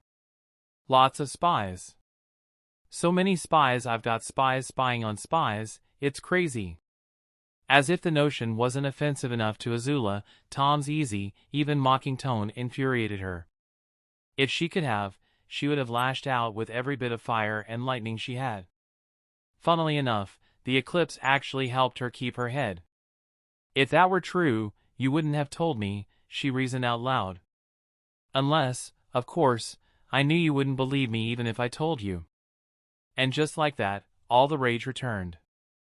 After that comment, Tom's tone got a little more serious. As for your airfield, well, a tip for future dirigible building, don't use hydrogen. Great lift, very flammable. I wasn't expecting to even see you today, but... You didn't. I did! Hindenburg the whole airfield. Still beaming, Tom dramatically brought a hand up to his forehead. Oh, the humanity. Sokka decided to get in on the knife twisting and made a point to turn away from Azula and toward Tom. Hindenburged? Tom turned away too to look over at Sokka. I just lit the gas they were using for lift. Whole place went up like fireworks. And that was the point where Tom's little display of arrogance caught up with him. By the time he realized Azula had chucked a throwing dagger at his face and he started to try to dodge, it was already far too late. Good thing for him Toph was paying attention and summoned a pillar of stone in the way to defend him. Off balance from his attempt to dodge and seeing the tip of the blade poking through the rock that saved him caused Tom to fall onto his butt ungracefully. Thanks, Toph.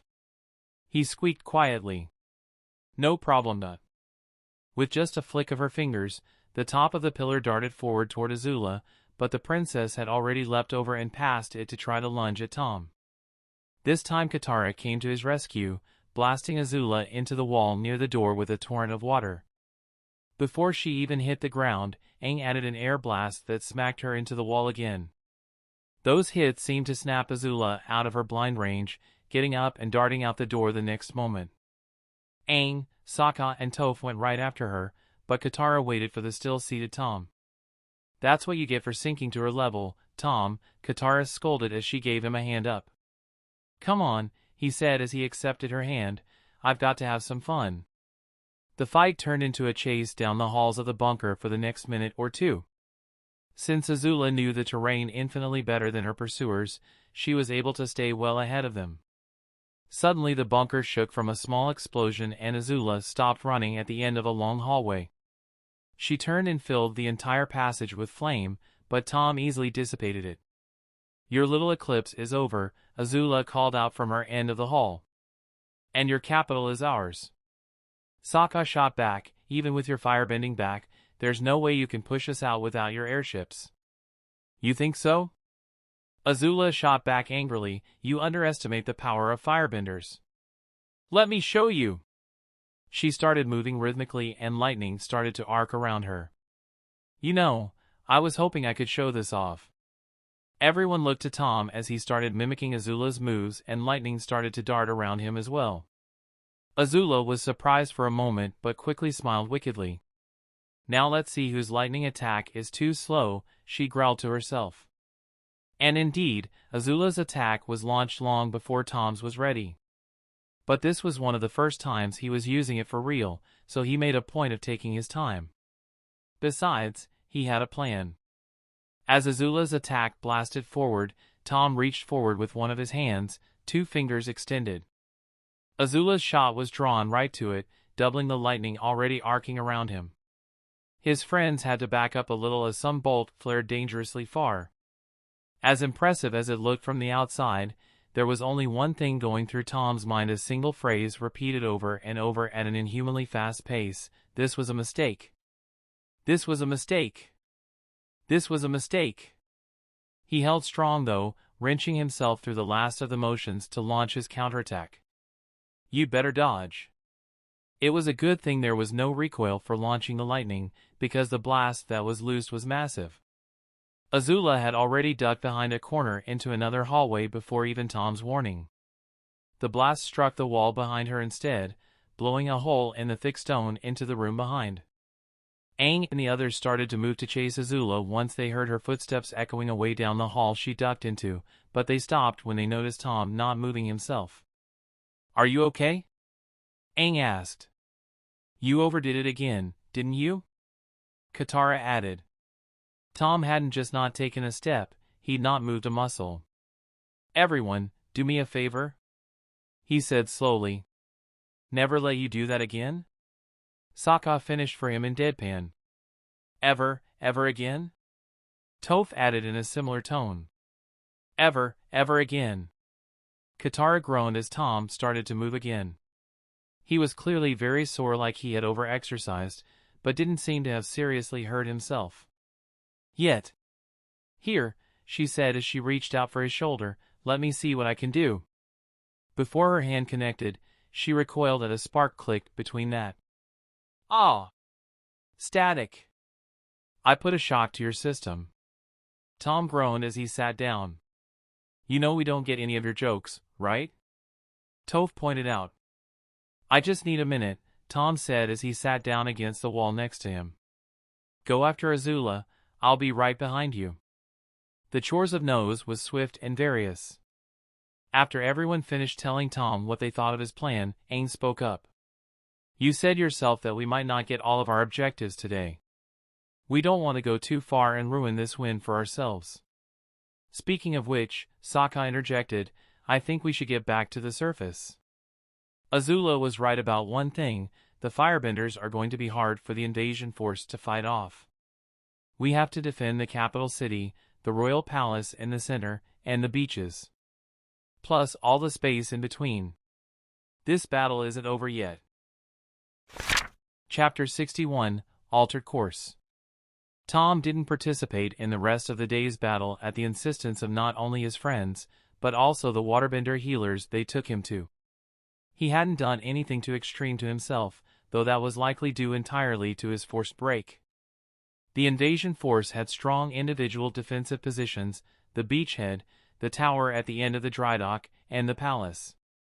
But the space in between was the hardest to hold. It took the whole day and into part of the night, but eventually they managed to secure the entire capital complex. Thanks to the Earthbenders, they were even able to repair, rebuild, and alter the Fire Nation capital fortifications.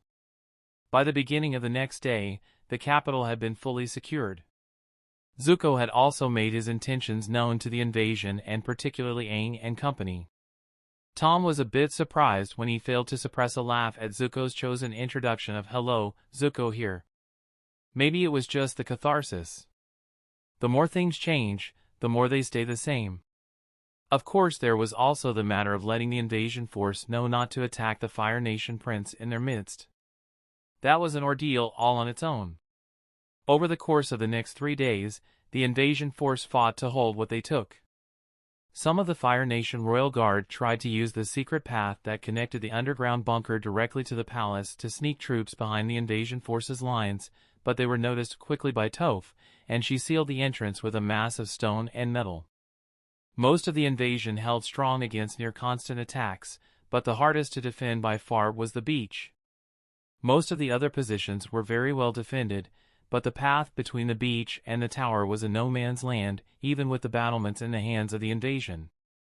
More than once they were cut off and put at grave risk. Things were at their worst when the Fire Navy suddenly appeared and took the harbor. They bombarded the shore and annihilated the submarines. There was nothing the other parts of the invasion could do since they were fending off their own attacks.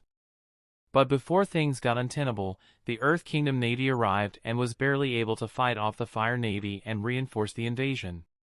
By the beginning of the 4th day, with the capital soundly in the hands of the Earth Kingdom, the invasion force took the risk of checking the bunker below the city. Unfortunately, or perhaps fortunately, there was nothing left to be found. There wouldn't be a day without a Fire Nation attack until the war officially ended, but with Earth Kingdom troops flowing in to reinforce the occupiers and the city having already been evacuated of potentially complication-prone Fire Nation citizens, the invasion force could finally relax. The battered, exhausted warriors and benders had decisively won the battle. By that point, the Fire Nation had started to mass up more of their airships and they were a frequent and terrifying sight for the next few days, but the repurposed explosive ballistae made for fine anti-air weapons. The Earth Kingdom army wasn't able to fell a single airship, but they did drive them off, often after delivering some serious damage.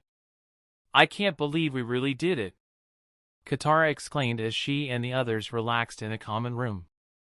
"It's far from over," Tom noted. "Ozai and Azula are still at large. And the Fire Nation military wasn't that badly damaged in the battle. If we let things linger like this until Sozin's comet comes, they'll just take it back. Which means it's the perfect time for me to start my firebending training," Aang finished. "You haven't started already?" Zuko asked. Everyone paused for a moment. None of them were used to the idea of Zuko being on their side yet, even after what Tom had told them before the invasion. Not even Tom, really. "I figured since you already have a firebender in your group, you would have already started." Tom smiled and shrugged. "I'm a self-taught armature, remember? If anything, I'm hoping to get in on those lessons myself." "I find that hard to believe. Have I actually beaten you in a straight fight yet?" That generally light-hearted tone was held throughout the now-occupied Fire Nation capital. It was less so for the people displaced from said capital. Particularly 2 individuals. Since leaving the bunker, Ozai had been in almost constant meeting. In part it was to work out a solution to their current problem, but also to keep the other person out of his sight. Azula was used to being a part of a fair number of the meetings her father took, but now she was completely shut out. After the 2nd day, Ty Lee stopped bothering to ask how her increasingly violent friend was holding up. Unfortunately, the soldiers she tried to scrounge together for her own personal attack against the Earth Kingdom forces occupying the capital all told her the same thing. They had direct orders from Fire Lord Ozai not to move unless he gave the order. Especially not at the behest of Azula in particular. If Azula wasn't already in a near-blind rage, she was. That definitely put her well over the top. Letting the invasion force in to trap them wasn't even entirely her plan. And yet her father was taking the failure of his generals, the troops that couldn't hold back the invaders, the airship crews that let one teenager blow up an entire airfield, and even his own judgment out on her alone. Of course, she'd never say any of that out loud. Especially the last of those sentiments. Meanwhile, Mai was having her own kind of terrible week. For the first few days after the Day of Black Sun, she had assumed Zuko had been captured or killed during the battle. Then the rumors about him turning traitor started to trickle in. Because the invasion succeeded, she never read Zuko's letter and took great offense to that idea. But soon it was officially confirmed. Ty Lee had always made jokes about her friend being gloomy and whatnot, but the demeanor Mai took was frightening. Even Azula tread lightly around her. Ty Lee, the only one of the three in a remotely rational mood, carefully offered that they should maybe take some time off to relax. That both her friends instantly berated her for her bubbliness without even considering why she had spoken up cut. Didn't they realize she was the only one who was looking at things calmly and clearly? Didn't they realize that they both needed to take their minds off all the stress they were under before they did something rash? Nope. Not in the least. As a matter of fact, Azula took the prompt of going somewhere to decide the three of them were going to retake the capital themselves. Or at the very least do some damage to the invaders. Ty Lee protested, but when the normally much more careful and level-headed Mai agreed with Azula's insane idea, she decided she had to go along with it too. She couldn't let them go alone. Ill-advised as their adventure may have been, things actually started off well. They were able to sneak past the guard placed on the outskirts of the city under cover of night. They knew the territory much better than the exhausted Earthbenders and Earth Kingdom soldiers garrisoning the oft-attacked area. Each of them had a different goal. Mai wanted to find Zuko, of course. What she was going to do once she found him. Azula's only thoughts were on hurting something. Taking out her anger on anything in her way. And Ty Lee was just there to try to prevent what she saw as an inevitable disaster. They snuck their way into the palace using one of the many secret passageways Azula knew from her youth spent there. They stalked the dark halls until they came upon Tom and Zuko, wandering the halls and talking calmly. They didn't take the time to listen in on what they were talking about. Azula and Mai just dropped down from the rafters in front of them, Ty Lee a nervous second later. Oh, damn. Tom instantly readied his stance just in time for Azula's attack. Their fight drew them away from the others quickly, the mobility provided by their firebending sending them down the hallway. That left Mai to glare at Zuko. They were so focused on each other, they almost forgot Ty Lee was even there. I want an explanation, Zuko, Mai growled at him. I wrote you a letter, but the invasion dash. Oh! A letter!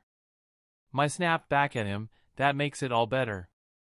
It's good to know you weren't even planning to look me in the eye when you ripped my heart out. Maybe you should give him a chance, Mai, Ty Lee quietly suggested. She flinched at Mai's glare turning on her. Stay out of this. Mai, please, Zuko implored, this isn't about you. It's about the Fire Nation. You mean the nation you betrayed? I defended you. I told everyone that you were too loyal to help the people invading our country. We invaded them first. You're seeing for yourself what we've done to the Earth Kingdom. We're spreading our greatness to the rest of the world. By killing people? Mai stopped. She didn't have an immediate answer to that. That was also the end of the conversation though, as Azula tried to deliver a fireball right into the back of his head.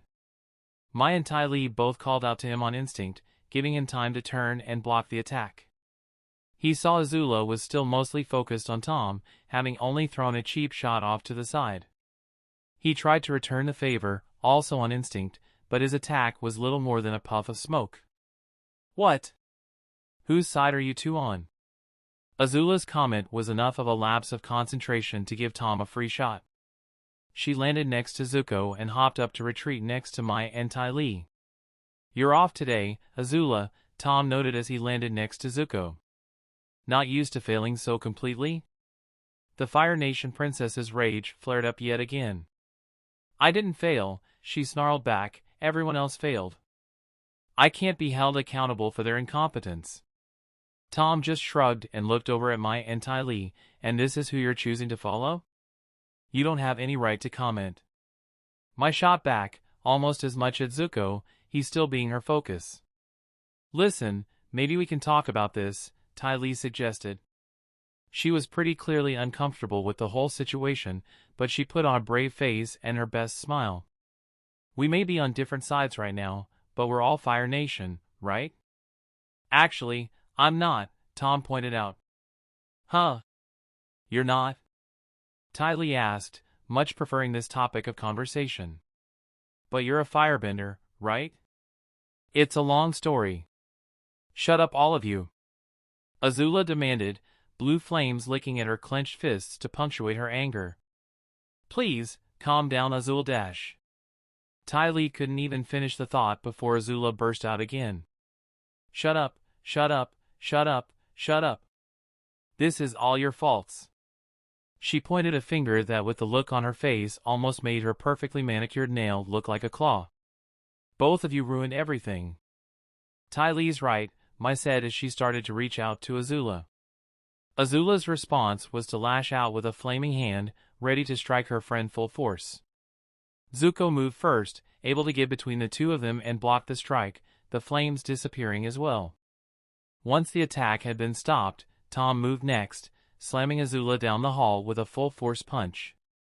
He tried to follow up his attack, but Azula met his advance with a kick to the gut that sent him flying back. She then sent a massive, hallway-consuming flame at the entire group. Zuko again stepped in and halted the flame with a sweeping block. When the flames faded, Azula was gone. Oh, no you don't. Tom growled, getting up and chasing after, only hoping he could figure out where she went. Ty Lee was shaking.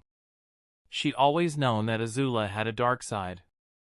Frankly, you'd have to be a fool on the order of what Ty Lee pretended to be to not notice Azula's personality issues. But she'd never seen Azula lash out like that against herself and Mai before. And the look on her face. It was the most terrifying thing she'd ever seen. Zuko and Mai were holding up better, but only just. Zuko turned to her and opened his mouth to speak, but Mai put her hand up to stop him. Zuko, this doesn't change anything.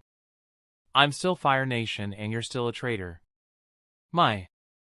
But I think I have a lot to think about, she continued, turning away. She paused to look at Ty Lee, seeing her start to recover. Are you coming? No, I don't think I am, she said after a moment's contemplation. I hope you don't take this the wrong way, Zuko, but I don't ever want to be anywhere near your sister ever again. Sadly, I understand the feeling, the prince said. Mai gave her head a light shake before continuing down the hallway. She was about halfway down the hall when Ty Lee started looking at Zuko expectantly. Once she was almost out of sight, the acrobat spoke up. Are you just going to let her go? I can't force her to stay, Zuko said calmly, watching Mai disappear around a corner. I can't force her to agree with me either.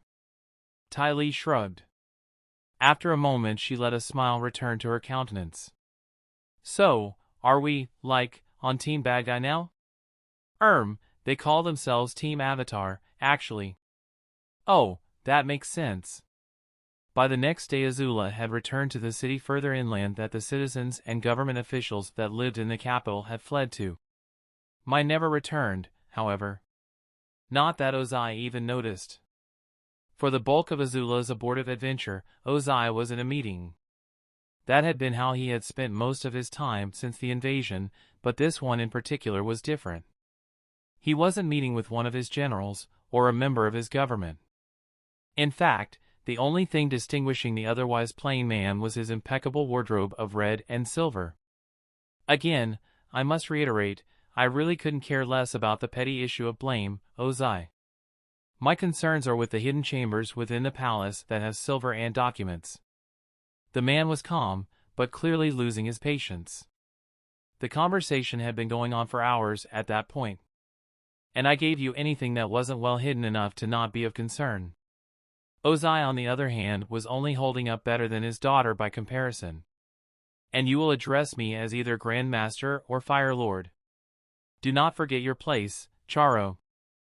The man shifted the documents under his arm as he thought for a moment. Grand Archivist Charo, he corrected. Some among the order have started to suggest your removal. It would behoove you to not make an enemy of me. Is that a threat? Ozai snarled, eyes narrowing threateningly. It's a suggestion, Charo corrected as he turned to leave. Do as you will with it, Fire Lord Ozai. Chapter 62, Way Home, Part 1. I know you're nervous, but remember, firebending in and of itself is not something to fear. There were many places within the Fire Nation Royal Palace that were built specifically for firebending and firebending training. Of course Zuko knew all of them, having grown up there. The morning of Aang's first firebending instruction, he took them to one of those training rooms. He had begun with a calm, relaxing discussion on what he himself had learned from his uncle. Aang and Tom were sitting on a bench against one of the walls of the room. Not something to fear. The young avatar sighed to himself. But if you don't respect it, he paused before suddenly lunging forward, yelling the end of his statement and causing Aang to jump. It'll chew you up and spit you out like an angry Komodo rhino. After a pause to let his instructions sink in, he relaxed. Now show me what you've got, Avatar Aang, he instructed, any amount of fire you can make. Aang hopped up from his seat. His movements were easy, but his voice betrayed his nerves. Just Aang is fine, Sifu Hotman. Just Zuko is fine for you too, the prince said, only barely holding back his cringe at Aang's use such old slang. Aang focused with a deep breath and got into one of the few stances he remembered from Zhang Zhang. He did his best to remember what little he learned and thrust his palm forward. All he managed to do was produce a puff of smoke. The look of disappointment was clear on his face, even with his attempts to hide it. Maybe I need a little more instruction. Perhaps a demonstration? Good idea. You might want to take a couple steps back. Aang returned to his seat as Zuko took his stance after a moment, exhaled, and thrust his fist forward. At the end of his thrust a flame appeared, though most campfires outshone it. Both Aang and Tom clapped, though Tom's was pretty clearly mocking given his grin. It was actually kind of hard to tell if Aang's applause was serious or not. What was that? That was the worst firebending I've ever seen. I thought it was nice, Aang offered politely. Zuko tried again several more times, all with the same result. It stretched to almost 15 minutes of Zuko almost seeming to more teach himself rather than his students. Every so often Zuko's frustrated grumbling was punctuated by words of encouragement from his students that ranged from unhelpful positive reinforcement to jokes that were even more so. Just breathe, Anne. That one kind of felt hot, Aang offered. By this point he was reusing compliments, having run out of ones that sounded at least remotely plausible. Don't patronize me. You know what it's supposed to look like. I don't know, Tom grinned. You're almost looking back to your old self, Sifu Hotman. And stop calling me that. Tom knew he shouldn't be provoking Zuko at this point, but it was hard to resist low-hanging fruit. The group then noticed Sokka enter the room and head over to a bench on the far side of the room. Hey, jerks, he said lightly, mind if I watch you jerks do your jerk-bending? Zuko was ready to angrily respond, but Tom beat him to the punch. You know, Zuko's trying to get in everyone's good graces and Aang's not the vindictive type, but you know I am, right? Come on, Tom, Sokka said with a dismissive wave, it was just a joke. So is a revenge prank. The warrior paused for a moment. Good point. He got up and took a few steps closer to the group. So was it just me, or was Zuko's firebending weak sauce just now? Zuko groaned in frustration again, but let the comment pass. Actually, this isn't the first time this has happened. Last night, when Azula broke in, I tried to firebend at her, but nothing happened. I was wondering why you never threw a punch, Tom noted. But it doesn't make any sense. Zuko snarled mostly to himself, nothing like this has ever happened to me before until now. Well, you did just make a pretty big change in your life, Aang said. Zuko paused and thought. You think it's because I changed sides? Maybe your firebending comes from rage and you just don't have enough anger to fuel it the way you used to. So, all we need to do is make Zuko angry. Easy enough, Sokka smiled. He tried to zip over to Zuko before the prince had a chance to realize what he said, but Tom put up his arm to stop him. Sorry, Sokka, Tom said, putting his arm up to block the warrior. I've already filled the mockery quota for today. Besides, anger isn't the only option for firebenders. Zuko paused a bit, not sure if he should take the mockery quota comment seriously or not. But after a moment, he stepped forward to agree. Tom's right. So, how do you fuel your firebending? Instinct, unfortunately for our purposes, Tom explained. Which doesn't help me, Zuko agreed. There has to be some kind of third party that can help us, Tom noted. He made a show of trying to think through their options, though he and Aang had already discussed the matter in private before the lesson. Thanks to that, Aang supplied the answer. Who were the original firebenders? Aang asked. Maybe we could learn something from them? That won't do us any good either. The original firebenders were the dragons. And they're extinct. It's hard to believe the dragons are really gone. The young avatar lamented. Tom had told him about Sozin's hand in the destruction of the dragons, but he didn't say anything about the two that remained. Had to leave some surprises. They hoped that a softer phrasing would keep Zuko from snapping in anger at Aang's comment. Well, they are, and that's that. So much for the best laid plans. Still, Zuko calmed down right away. But maybe there's another way. The first people to learn from the dragons were the ancient Sun Warriors. Sun Warriors? But if the dragons aren't around anymore, they definitely aren't either, Aang pointed out. Again, Tom wanted to leave some surprises. You're right, Zuko confirmed, the Sun Warriors died off thousands of years ago. But I know where their old ruins are. Maybe we can learn something by poking around their ruins. It's like the monks used to tell me, Aang grinned, sometimes, the shadows of the past can be felt by the present. So, what? Sokka asked, unconvinced. Maybe you'll pick up some super old Sun Warrior energy just by standing where they stood 1,000 years ago? More or less, Zuko admitted, not entirely sold on the idea himself. Either I find a new way to firebend, or the Avatar has to find a new teacher. It wasn't that late in the day, so Aang, Tom, and Zuko let everyone else know what they were doing before setting off. The distance from the Fire Nation capital to the site of the Sun Warrior ruins was further than from the Western Air Temple to the ruins, but it still took a stop to make camp before they got there. While they were on the ground, since they were about as deep in enemy territory as they could get, they made a point to stick together. That said, Tom made a point to make a comment about watching out for traps once they arrived at the ruins. They were there early the next morning. The ruins took up a large part of an island and were truly breathtaking in person. There was something about the architecture that gave of an air of importance and timelessness. A good amount of it was in the process of being reclaimed by the jungle, but the careful observer would note that nothing structural had even a hint of time's wear. Tom had the unfair advantage of knowing that the Sun Warriors yet lived, but with that knowledge in mind, it was obvious the ruins were far from ruined. Appa landed on the outskirts of the most impressive temple complex in sight. After disembarking, the three young men followed the path toward the mighty temple, taking in the sights. Even though these buildings are ancient, there's something eerily familiar about them, Zuko observed as he eyed the stonework. I can tell the Fire Sage's temples are somehow descended from these. Okay. We've learned something about architecture, Aang noted cheerfully. Hopefully, we'll learn something about firebending too. The past can be a great teacher. Just as he finished the sentence, his leg got caught on a tripwire that nearly sent him tumbling into the ground. Worse, that ground had retracted down to reveal deadly spikes. Aang's reflexes and airbending were more than enough to save him, but it was still far too close for the Avatar's comfort. Guys! I think the past is trying to kill me. Sounds about right, everything else is, Tom pointed out. Zuko bent down to inspect the tripwire, so Aang shot Tom a dirty look.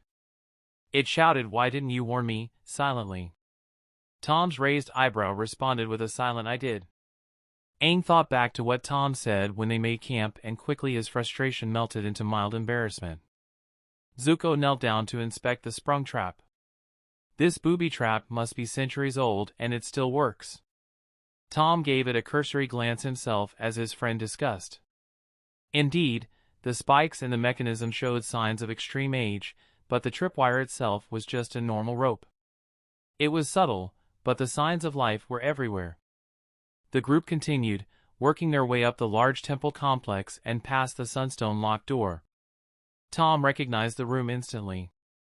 This was one of the things he was looking for. The dancing dragon statues. As Aang and Zuko looked around, Tom tried out the forms for himself. It was pretty much the same going around the outside of the ring of statues as the inside. The only real difference was that there weren't the foot pressure plates that confirmed you had the right foot placement. All the better since Tom had to take slightly wider steps being on the outside of the ring. The movements themselves were simple and agronomical, and they flowed from one to the next easily enough. But one thing Tom noticed was that any two given moves would also work well together. In addition, while the sequence presented looked good visually, it wouldn't have much use in a fight. It was really no wonder they didn't use it at any point. But with that said, the forms in isolation, especially the last one, each worked to punctuate the forms and stances he was already using. By the time Tom had finished mimicking each of the statues, Aang had caught on and was preforming the sequence with Zuko. With a knowing smile, Tom left them to play out the rest of the scene on their own. By the time that room's trap had run its course and the two of them were stuck to their grate, Tom had arrived at the top of the structure. "I tried to warn you about looking out for traps," Tom told them as the both glared back from their gluey prison. "Why do I get the impression that you knew this would happen?" Zuko grumbled, hardly doing anything to hide the indignation in his voice. To say nothing of the look on his face. "Yeah, Tom," Aang practically snarled, "it really seems like you knew this would happen." Tom shrugged, his smug grin doing nothing to help his friend's moods. "Come on. It's not like I can predict the future. Besides, even if I could, how could I pass up this opportunity? This sight is just too much. Just help us already." Tom started to turn around. Right. I'll see if I can find some help for you." "Who would be here to help us?" Zuko grumbled, "Nobody's lived here for centuries." "Just give me a few minutes," Tom said before fully turning around. But before he was able to take even a single step, he was stopped by the sight of the Sun Warriors tribe staring back at him. "That won't be necessary, Thomas," the chief said, stepping forward from his lead position in the group. "We knew you were coming." "What? How?" Tom questioned. "Someone who wishes to remain unnamed told us of the time and place of your arrival," the chief explained. "She also explained to us your situation." Tom flinched.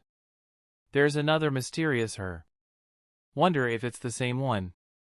But the more important part was that last comment. "I don't suppose you could explain my situation to me. I'm pretty in the dark about that myself." In due time, the Sun Chief insisted, "First we must see to the Avatar and the Fire Prince."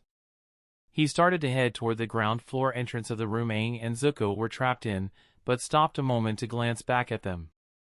"You really shouldn't touch things that don't belong to you."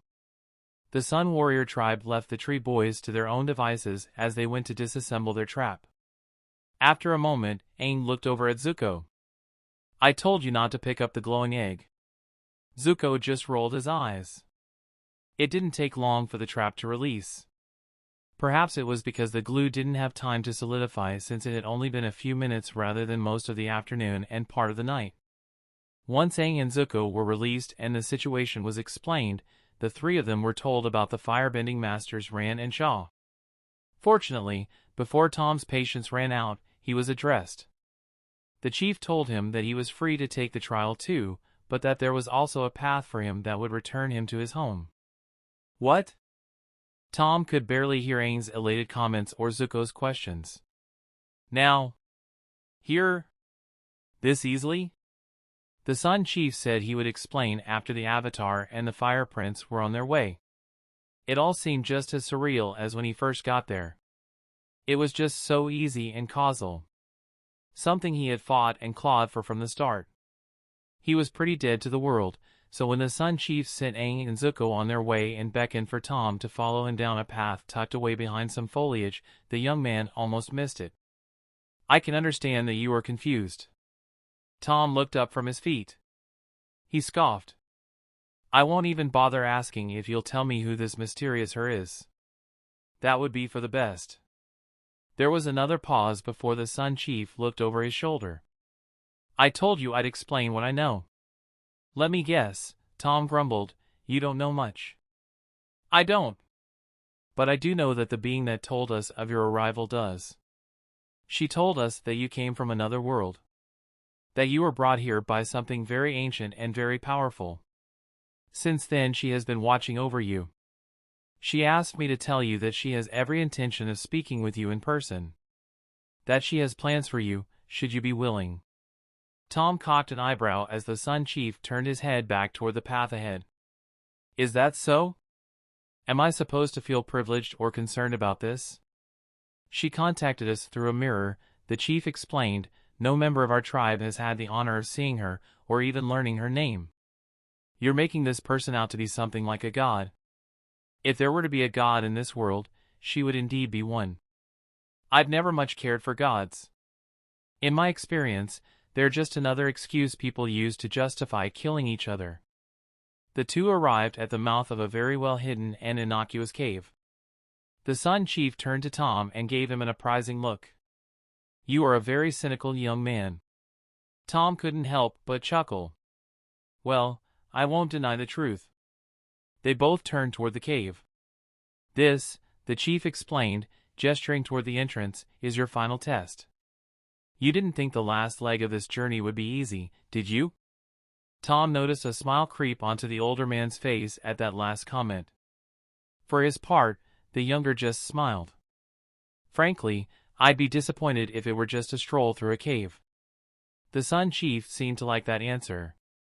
His smile melted back to stoic seriousness as he continued. "Everyone who passes through this cave has a different experience. It will test you to see if you are worthy. And if you pass, at the end will be a portal that will take you to your home. Any tips?" Tom asked as he started inside. "Prepare your mind and body.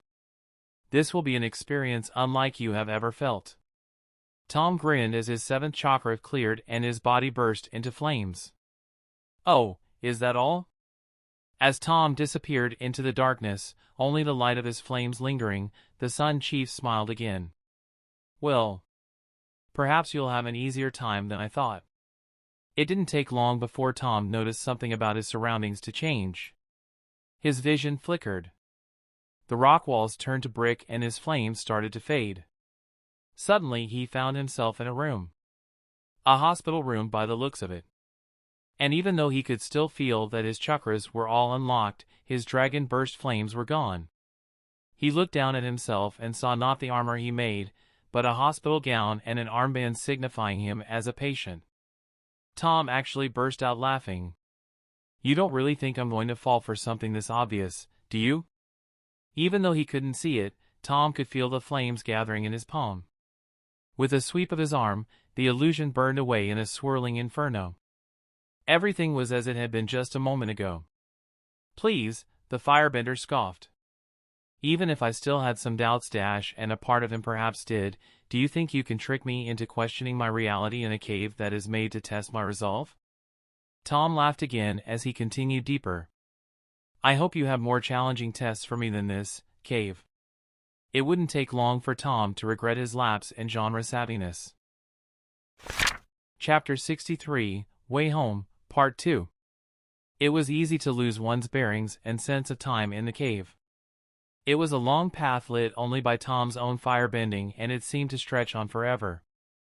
A thought occurred to him that part of this cave's test was of his patience, since more than a few times he found himself going a little stir-crazy at just how long he had been walking down a featureless hole in a mountain. Finally, he stepped into a large chamber with a high ceiling. It was almost tall enough that the darkness veiled the dome shape of it, but Tom's dragon burst was just barely bright enough to pierce the darkness that far. "Well, it's a change of scenery," At least. Tom grumbled to himself, looking around the room. It was relatively featureless, rounded and about 50 by 50 by 50 yards. The stone was rough, but there was an artificial feel to how perfect the dome shape was. After a cursory glance around, he started forward. Once he was about a third of the way across the chamber, he heard the roar of powerful firebending behind him. He instinctively leapt out of the way, turning to face his attacker. "It's good to see you still haven't lost a step, my knight." Tom smiled back at the image of Azula. He rolled his eyes. "Great, another illusion. At least I don't have to worry about Dash." Before he could even finish the thought, he got slammed by a fire blast that took him clean off his feet. The landing on the rough, uneven stone floor hurt, but not nearly as much as the fireball that hit him. "Right," Tom grumbled to himself as he peeled himself off the ground. Magic cave. By the time he was on his feet, he already had to move again. The high ceiling gave him the space he needed to be able to take full advantage of his dragon burst.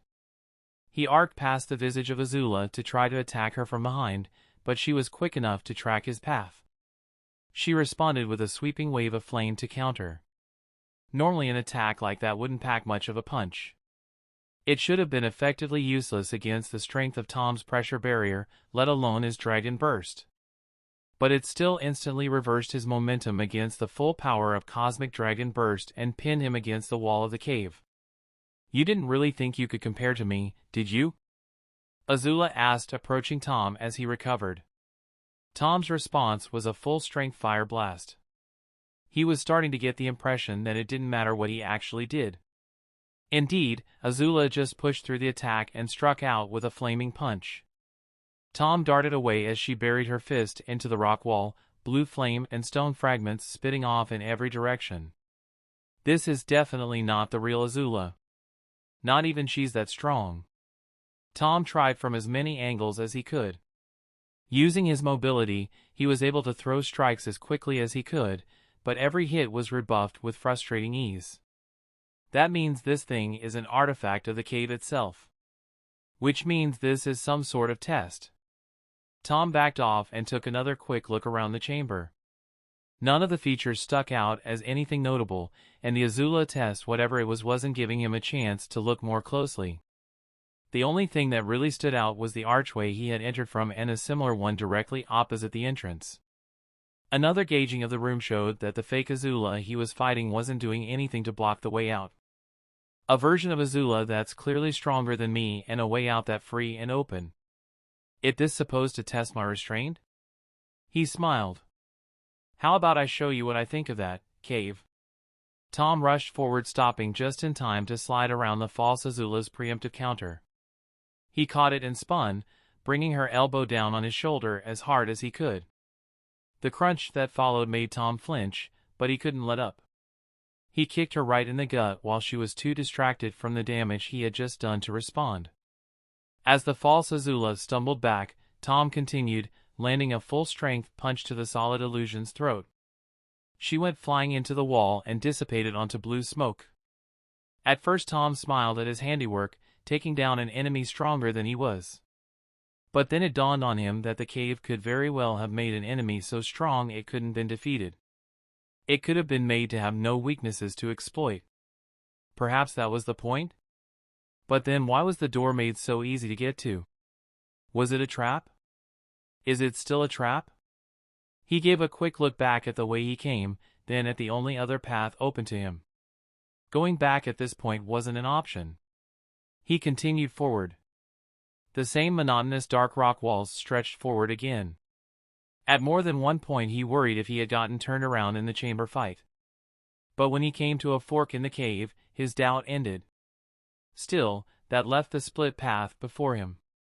There was no way that it was just a matter of guessing, but he had little information to go on. He sent a flame down one path to try to illuminate it, but he didn't see anything distinguishing.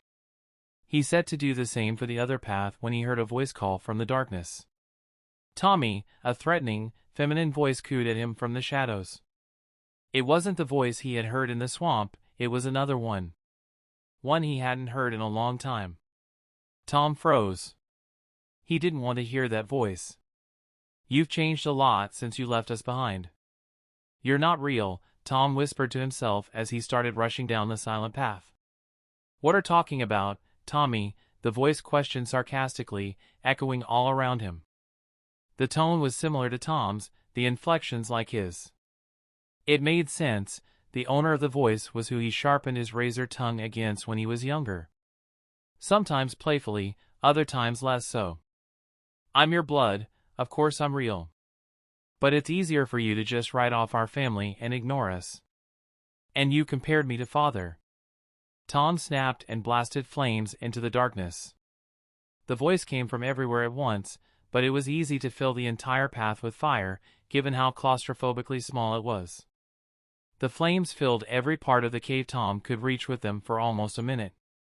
Finally the fire flickered out and Tom dropped to his knees, the sound of his panting echoing off the walls. After catching his breath, Tom got up and his faded dragon burst reignited. He started down the now charred path. But the voice returned. Come on now, Tommy. Don't you think I've had enough with fire after what happened? Not that you would know. After all, you weren't there. He stopped again, covering his ears. He wasn't thinking at this point, just reacting.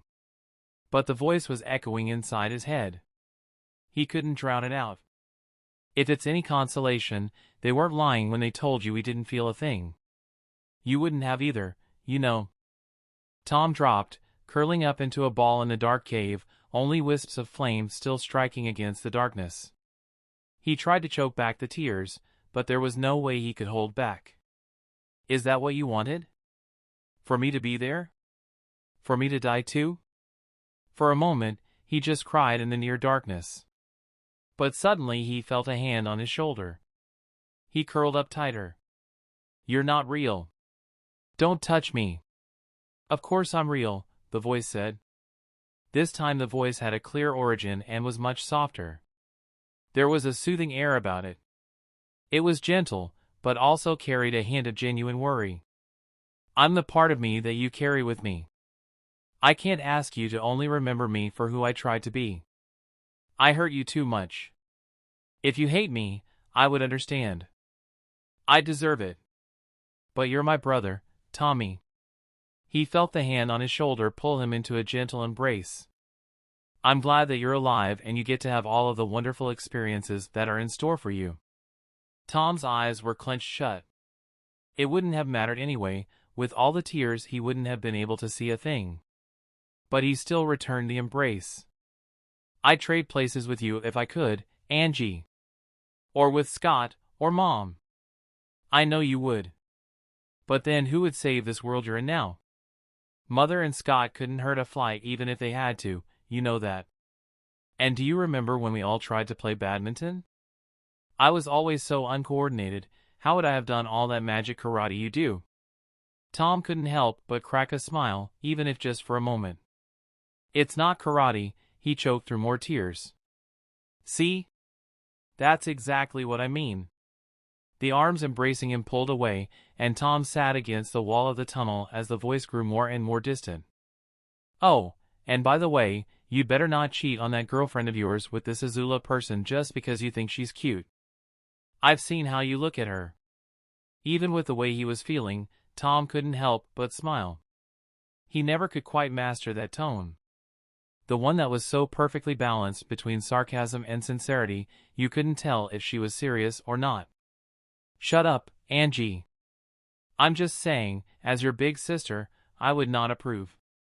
The voice faded away, never to be heard by Tom again. Tom spent the next stretch of time collecting himself. It was impossible to tell how long he spent just sitting there, trying to stop crying. It had to be an hour at least. It might have been more if he fell asleep, which was hard to tell in the darkness and with all the thoughts swirling around in his head. Frankly, he could have stayed there forever. It was, in retrospect, a frighteningly tantalizing idea at the time. But eventually he pulled himself to his feet, meditated for a moment, and burst into flame. The last stretch of the cave was blissfully short. It wasn't lost on him that the endless cave was probably part of the test itself. It didn't matter, he was at the end. He entered a larger room of cut stone. It was well lit with touches, and there was a stairway in the side of the room that led up.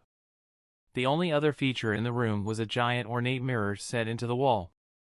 The room wasn't as big as the chamber from further back, but the mirror dominated almost the whole far wall of the room, giving it command of the space. Before it stood the Sun Warrior Chief, waiting for Tom. "I was beginning to wonder if you were going to make it," he noted. Tom held back the snarl he felt coming up in his throat. "Please, don't go there. I'm in a really bad mood." With a sharp, grumpy gesture, he motioned to the staircase off to the side. "And that had better not be the back door." "It is, sorry," the chief said easily, but sincerely. "Everyone has to go the long way the first time. Those are the rules." Tom pinched the bridge of his nose, trying to contain his anger. "Fine," he growled. "I'm guessing this is your portal?" "It is. But there's one more test before you can proceed." "You must be joking." "I'm afraid not. But it is simple." The chief gestured toward the gigantic mirror behind him. "This portal is a temporary one. It will only last until the end of the day. And once you pass through it, you can never return to this world." "So you're saying that whole ordeal was pointless?" Tom roared, angry flames erupting around him. "Of course I wouldn't take a one-way trip. I don't care if I have to claw a hole in reality itself with my bare hands. I will get home, but I won't abandon my friends to do it." Even though the Sun Warrior Chief was obviously a very powerful firebender in his own right, but apparently Tom's rage was enough to cow even him. "Well, good news," he said quickly. "The mirror being temporary in one way was totally made up. Not by me. I was told to tell you that. Please be mad at the mirror lady and not me." Tom did his best to calm down. After a few seconds, the flames around him faded and his aggressive posture relaxed. Still, the rage in his voice was only barely kept under control. "It's a good thing I expected something like that. It seemed out of place given how the rest of the tests worked.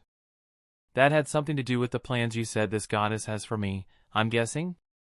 "Beats me," the chief said honestly. "You know, you're really intimidating, kid." "I try." "Well, anyway, I was told that all you have to do is walk into the mirror when you are ready. Some of the other Sun Warriors tried it. It didn't work, so good luck with that. When you're ready, you can come back and try it for yourself." "Just like that?"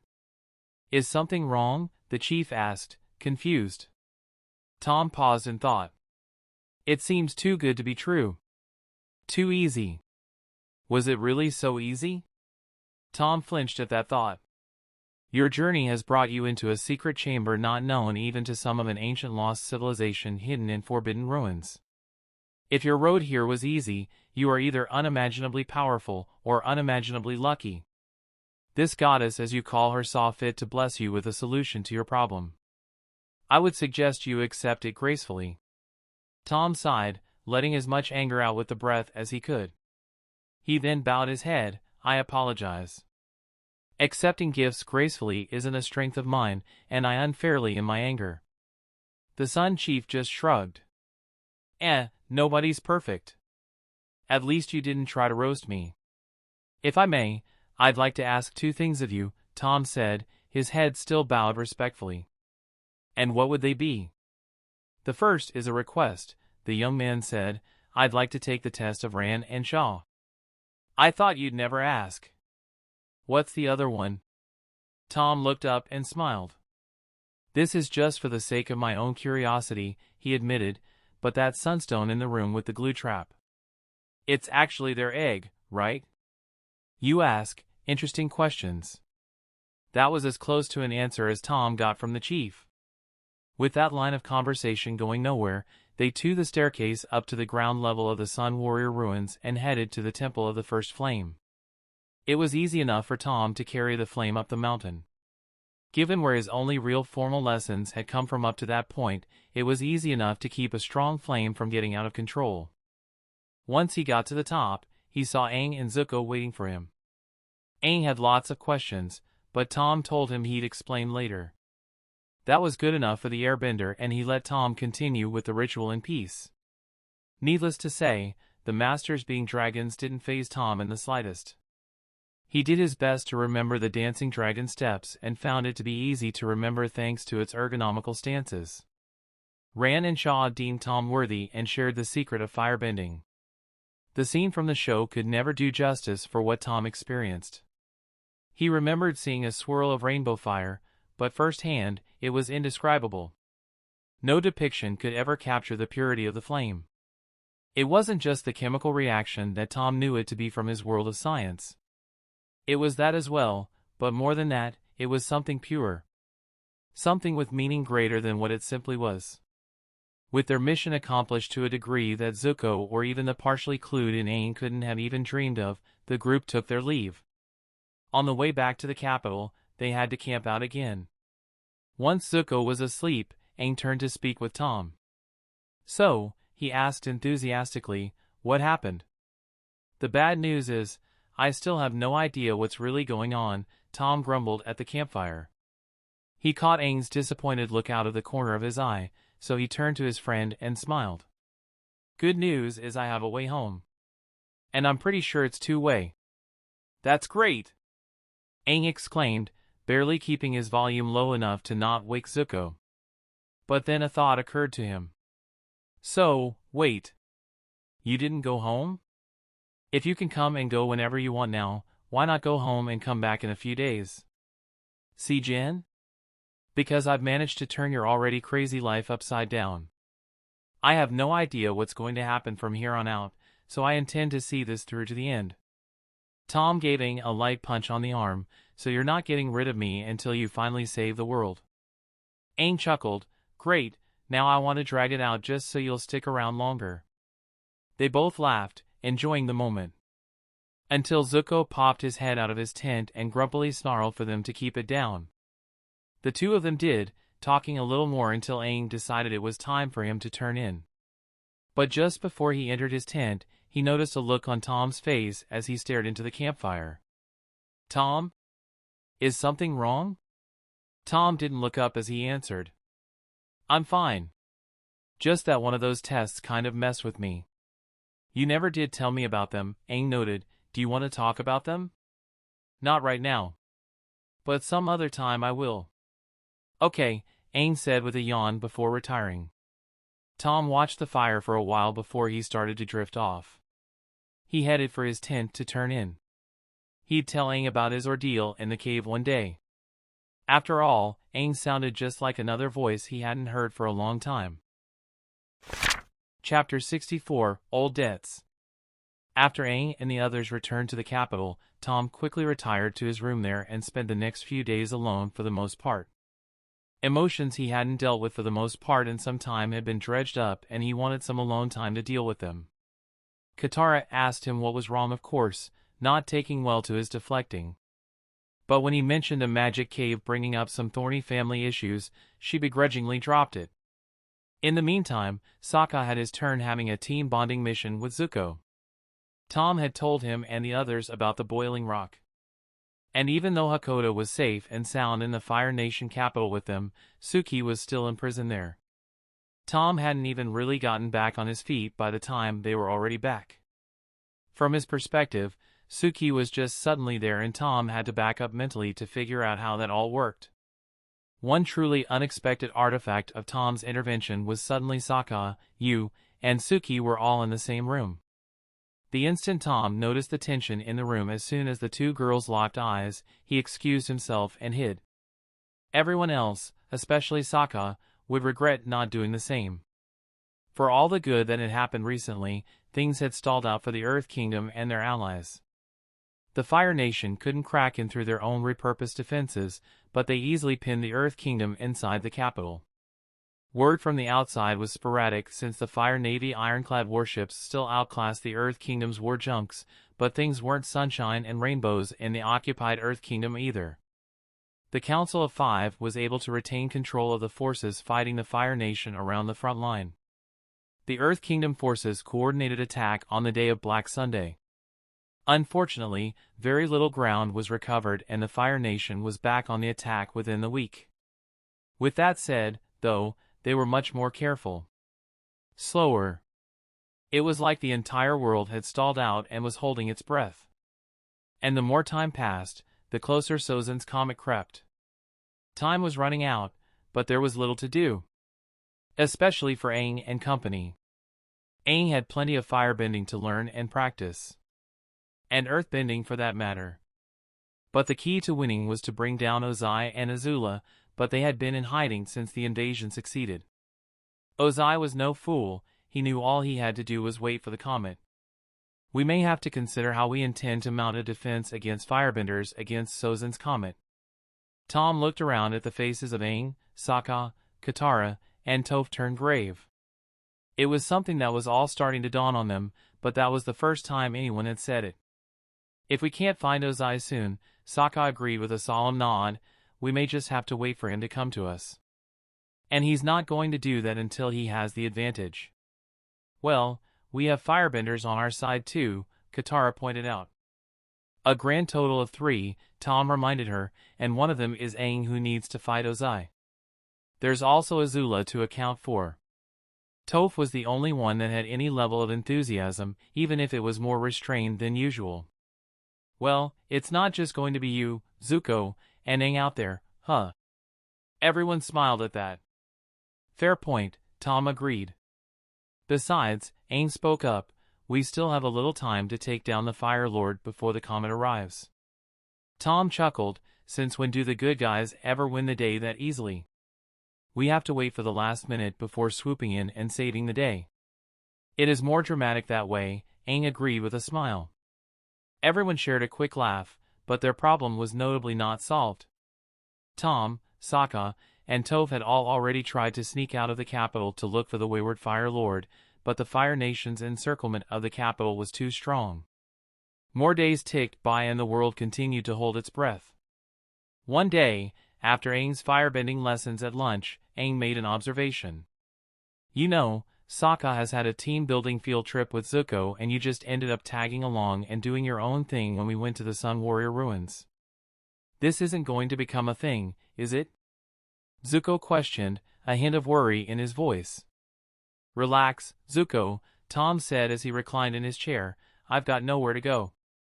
But now that you bring it up, Aang, there is one thing that I've been meaning to address. And what's that? Zuko asked. From the smile working its way onto his face, the Fire Prince had probably already figured it out despite the question. We have a score to settle. We finally have some peace again and you want to spend it fighting? Katara asked. Sounds good to me. Toph declared, fight. Fight. Fight. Personally, I was wondering what was taking you so long, Zuko noted. I was taking advantage of your lessons to learn all your moves. Isn't it obvious? Good thing I didn't show you everything, then. Please tell me I'm not the only one who thinks this is pointless, Katara grumbled mostly to herself. If it makes you feel any better, I don't get it either, Ty Lee said as most everyone else got up. Katara smiled at that even brighter when Aang nodded in agreement.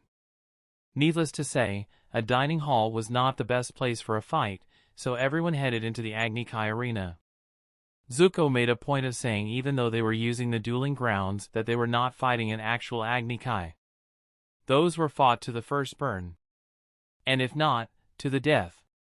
To follow the traditional rules of the ancient fire duels would have been excessive. This was going to be just an ordinary sparring match.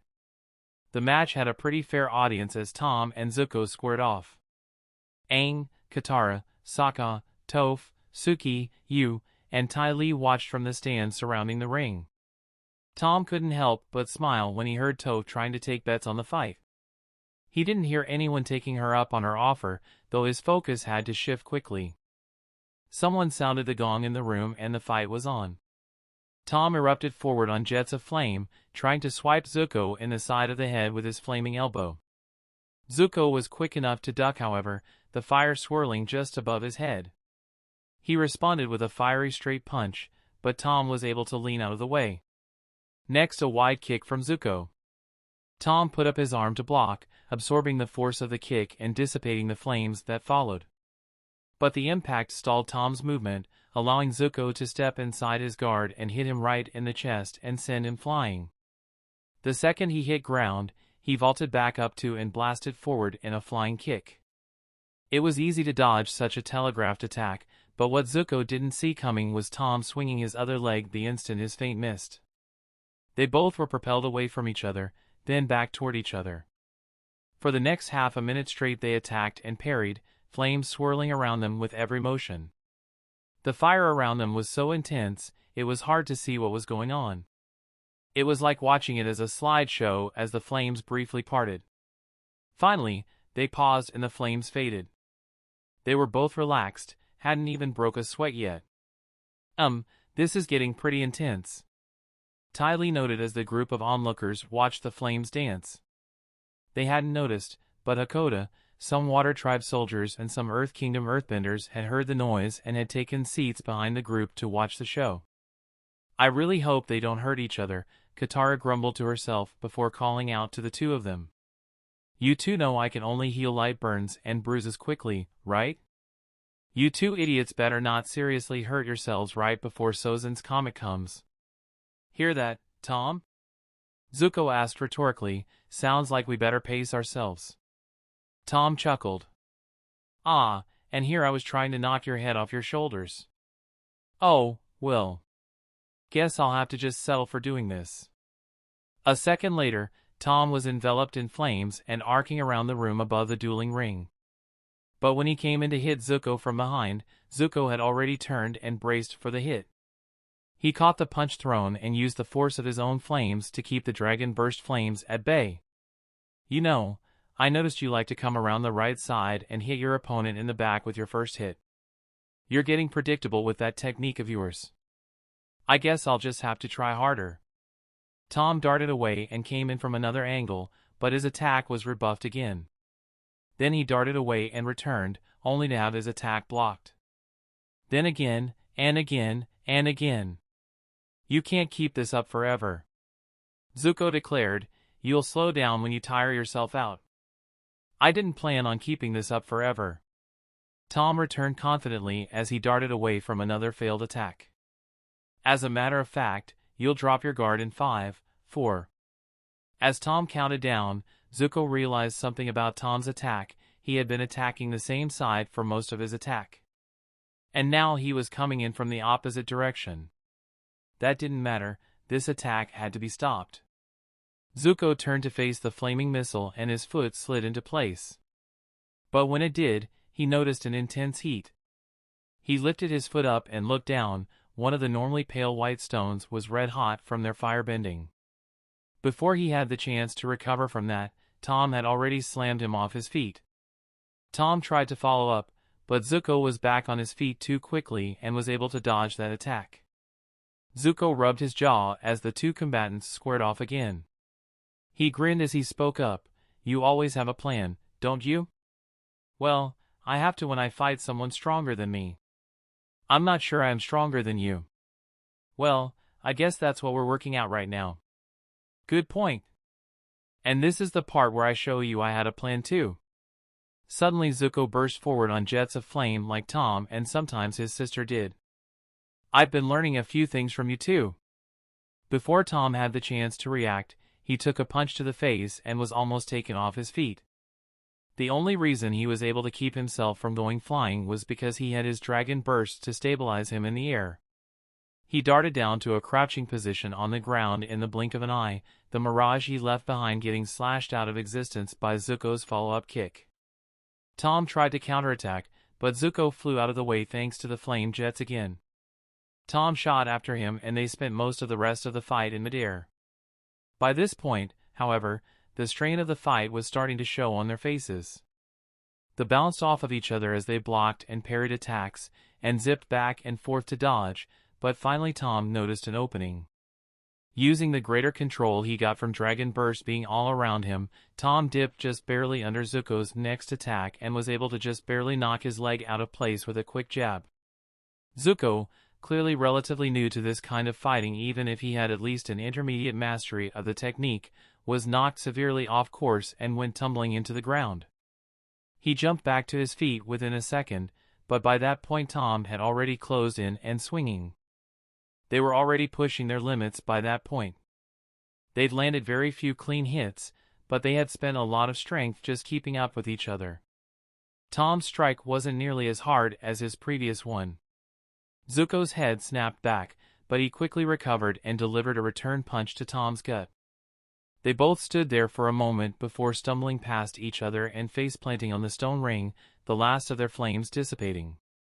"That's it. You two knuckleheads are done," Katara scolded from the stands. "Not yet," Tom called back, his head still laying heavily on the ground. "Who won? Who hit the ground first?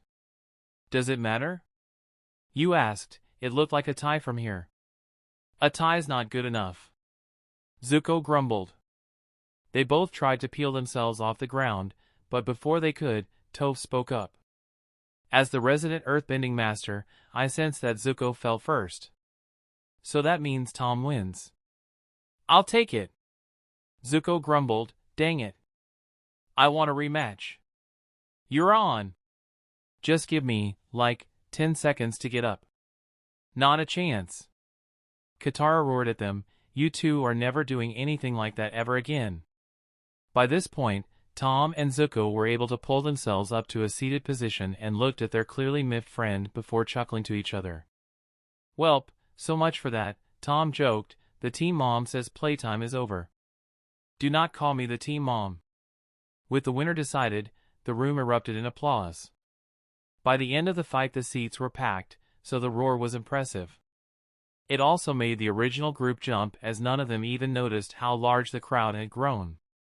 "I need to work on my situational awareness," Tom grumbled mostly to himself. Zuko smiled as they helped each other up. Next time. As much as they wanted to keep sparring like that, they wouldn't get a chance again until over a year later. Sozin's comet was just a few hundred hours away. Chapter 65, Evil Monsters. Less than 2 weeks to go. A plan had to be made. It was becoming increasingly clear that the defenders within the Fire Nation and Earth Kingdom capitals would have to weather the full force of Sozin's comet. Ozai was too well hidden to find before that. "The best thing I can think to do is to slow the Fire Nation down with an advanced force," Tom said, looking over a world map in the Fire Lord's war room. "This is basically the reverse of the eclipse. Now we have to try to run out the clock. If we meet the Fire Nation as they approach, slow them down before they get to the static defenses, we might be able to outlast the comet. If that happens, then they're stuck, just like before." "But the comet will last much longer than the eclipse did," Zuko pointed out. "It doesn't matter how long the comet lasts," Katara snapped back quickly. "We can handle it. Don't you believe in us?"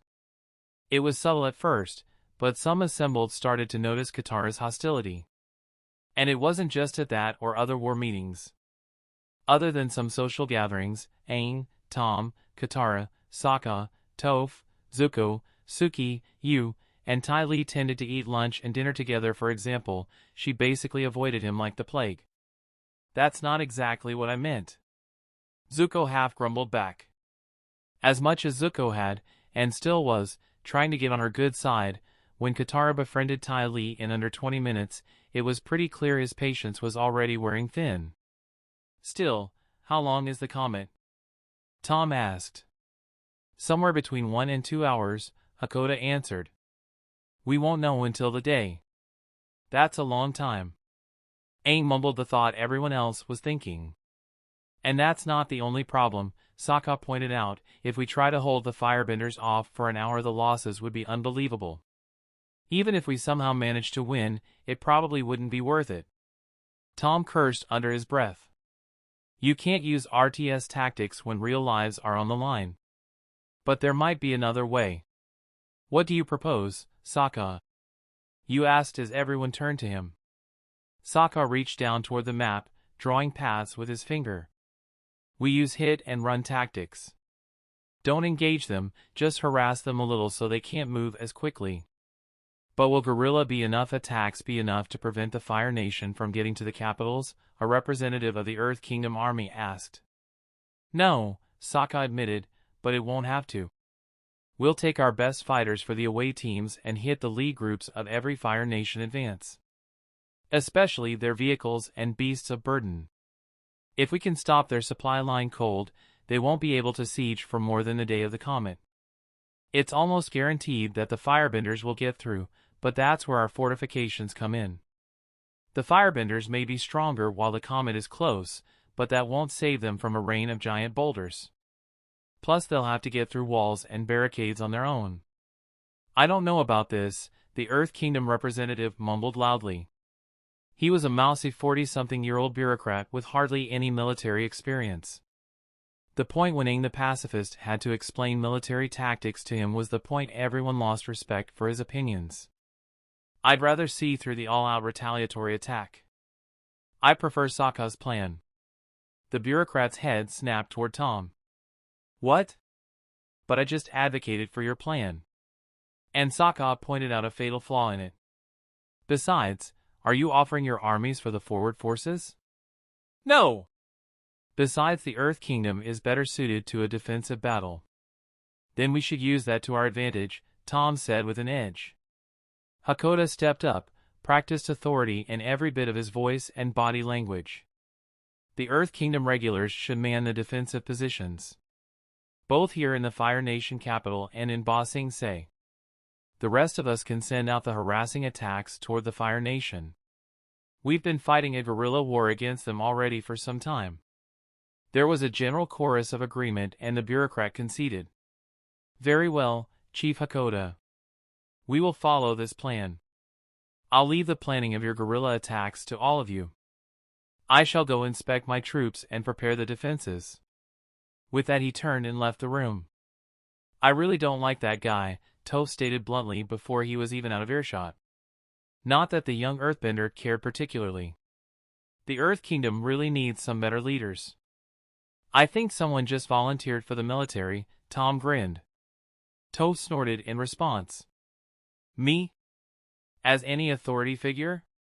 Her boisterous laughter echoed throughout the halls of the Fire Nation capital for the next 20 minutes. The meeting continued, the assignments were assessed, and scouting duties were delegated. Things were made a little complicated by Katara's attitude towards Zuko. Sokka and Hakoda, who were leading the scheduling efforts, had both noticed her issues and were trying to accommodate. Soon everyone headed off to do the work they had been assigned. As Katara passed Zuko, she bumped his shoulder. By that point she wasn't even being subtle about it. Zuko, to his credit, just angrily shrugged in her general direction before letting it go. Hakoda stepped up behind Tom and Aang and put his hands on their shoulders. Would you two boys do me a favor and talk to Katara? He asked hopefully, but insistently. They nodded and headed off in her direction. Do you mind if I take this, Aang? Tom asked. My meddling stopped this plot thread from being resolved. That's fine, he said with a smile. But out of curiosity, what's supposed to happen? And what's Katara's problem with Zuko anyway? She associates Zuko with the Fire Nation in general and thus connected her anger about losing her mother to him personally, Tom explained. She and Zuko, he paused and thought for a moment, and I guess me too now, are going to borrow Appa for a few days so Katara can confront the actual man who killed her mother. Aang stopped pensively. Wait, why does she want to do that? What does she do when she finds him? Well, you know her, what do you think she plans to do? Tom offered unhelpfully. I'm asking because that's exactly what I'm worried about. He paused for a moment, a thought occurring to him in the beat that followed. Actually, no. I think she would want revenge at first, but I think Katara's strong enough to not go through with it. Then you've got nothing to worry about, Tom said with a smile. It was easy enough to find Katara. They had just gone over everyone's schedules after all. She had been getting some supplies from a storehouse, so he had a chance to talk to her privately. We need to talk. What is it, Tom? She asked lightly. She was still a little on edge after whipping up her own ire at Zuko, but did her best to smile. Tom felt his shoulders slump a little. Didn't she know he could see through that look by now? I think it's about time for your team-building field trip with Zuko. And the fake smile was instantly gone. I don't need a team-building field trip. You asked me to be nice to Zuko, so I have been. Even your father has noticed you snubbing him, Tom insisted. She flinched at that comment, as so what if I am? And it's not like just spending some time flying around on Appa is going to make me forget what he did back in Ba Sing Se. I've been flying around with you and I haven't completely forgiven you yet. Well, good, Tom returned with the same cross tone as Katara, because I'm coming too. And what do you think the three of us are going to be doing exactly? Finding the man who killed your mother. The gambit that played over Katara's face for the next few seconds was gut-wrenching for Tom to watch. Anger and pain and confusion and fear. But after a moment, confusion started to dominate the young waterbender's features. Why would you want to be around for that? For one, remember how I told you you're supposed to bloodbend twice? That clearly shook her, but she recovered almost disturbingly quickly. The man who took my mother from me would deserve it. No one deserves to experience bloodbending. There's nothing that monster doesn't deserve. Speaking from experience, no one deserves bloodbending. Tom shot back with similar strength. Katara paused again, this time longer. It can't be that dash. Do not go there. She acquiesced, though she clearly didn't want to let herself agree. And besides, there's another reason I want to go. I told you I wouldn't lie to you anymore. That includes lies of omission. And what is your other reason? Something about your mother's death has always sat wrong with me, Tom explained slowly. Tom was getting a little too used to the look of concerned confusion Katara was wearing yet again he realized. What do you mean something sat wrong with you? I don't know, Tom admitted, and I don't want to make things worse for you. If there's nothing, then you can just forget I was there. But if I find anything, I promise I will tell you. No matter what it is. It took another moment, but eventually her face settled on a smoldering scowl. Fine. Get Zuko. We should go now. Tom found Zuko and brought up Katara. He was quick to mention wanting to get on her good side. He even mentioned Katara's mother, so Tom didn't even have to do much to lead the conversation. And, of course, Tom knew it was the Southern Raiders that attacked the Southern Water Tribe that day. But Tom did have some questions about the Southern Raiders that always bugged him. He asked how serious a force they were. How important and elite they were. Turns out they weren't the most important unit in the Fire Navy or anything, but they were indeed a serious group, known for their exploits. That didn't do any good to quiet Tom's suspicions. The three of them met up, got darker, less conspicuous clothes with collars that could be pulled up as masks, and the provisions they needed for a few days. Since Aang already knew about what was going on, he was waiting by Appa to see the three of them off. And to make a parting appeal to Katara's conscience. They took off and headed off to find a naval communication tower. Even though almost all fleet movements would ordinarily be routed through the capital, it had been in enemy hands far too long for any information there to be of even passing use. The raid on the Fire Navy communication tower was unchanged save for the location of the Southern Raiders. They were at Shogai Island rather than Whaletail Island, probably because of changed orders after the fall of the Fire Nation capital. They moved on and Tom was treated to one of his favorite scenes from the show. But this time he couldn't enjoy it. Hearing it in person told in a chillingly grim tone chilled him in the rushing night air. After her story, Zuko went back to sleep, but Tom moved up from the saddle next to Katara. She was practically out cold even though she was still sitting up. Katara? She jumped at his voice and turned to him. The look on her face cut him. He'd seen something like it in a mirror once before. Are you going to tell me to get some rest too? She asked in a tired voice as her eyes turned back toward the ocean ahead. Not yet, Tom returned as he took the reins from her. She tried to hold onto them, but they just slipped from her fingers. First there's something I have to tell you about the ship we're about to attack. And another thing before that. Katara groaned. I'm too tired for that many steps. Just let me ask you something, Tom insisted. After a second she nodded. What are you going to do once we meet the Southern Raiders captain? Her exhaustion fogged mind spun for a moment. Then she looked up at the moon. It was full. She paused for a moment. Her fists clenched, then relaxed. I won't bloodbend him. I promise. I won't promise anything else, though. I wouldn't ask you to, Tom returned with a smile. Now, about the ship. It's fine, Katara cut off curtly, better if I act natural, right? All right. Just remember that later. Does something bad happen? No, I just don't want you to yell at me. Now get some sleep. You'll need it. Almost instantly she flopped over, her head resting on his shoulder. Tom smiled. Come on, don't do that. Our significant others will get jealous. Aang won't. Katara mumbled back sleepily as she finally let herself drift off. It was all Tom could do not to burst out laughing.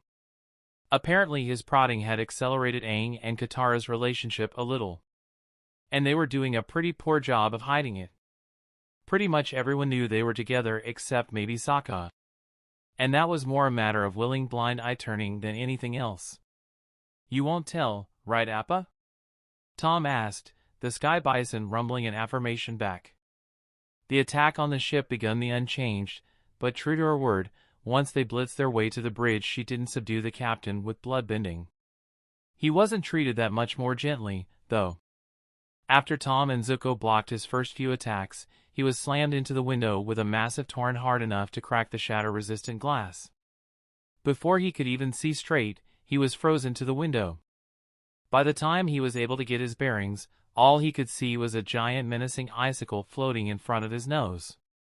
Who are you people? The man shivered. Maybe from cold, maybe from fear. You don't remember her? Zuko demanded at the captain. Think back to your last raid on the Southern Water Tribe. I don't know what you're talking about, the helpless man implored. Please, I don't know. Don't lie. Zuko demanded as the icicle floated out of the way. You look her in the eye and you tell me you don't remember what you did. Katara and the Southern Raider captain locked eyes for a moment. At first her eyes were filled with a terrifying rage. But soon she realized something. It's not him. The next moment, the ice holding him had melted and he dropped to the floor. He was too shocked to even react. What do you mean it's not him? He's the leader of the Southern Raiders. He has to be the guy. Katara gave Tom a quick dirty look, but held her tongue and just left. Zuko grabbed the innocent, or rather semi-innocent, man they had attacked and slammed him back against the broken window. If you're not the man we're looking for, who is? You must be looking for Jan Rha.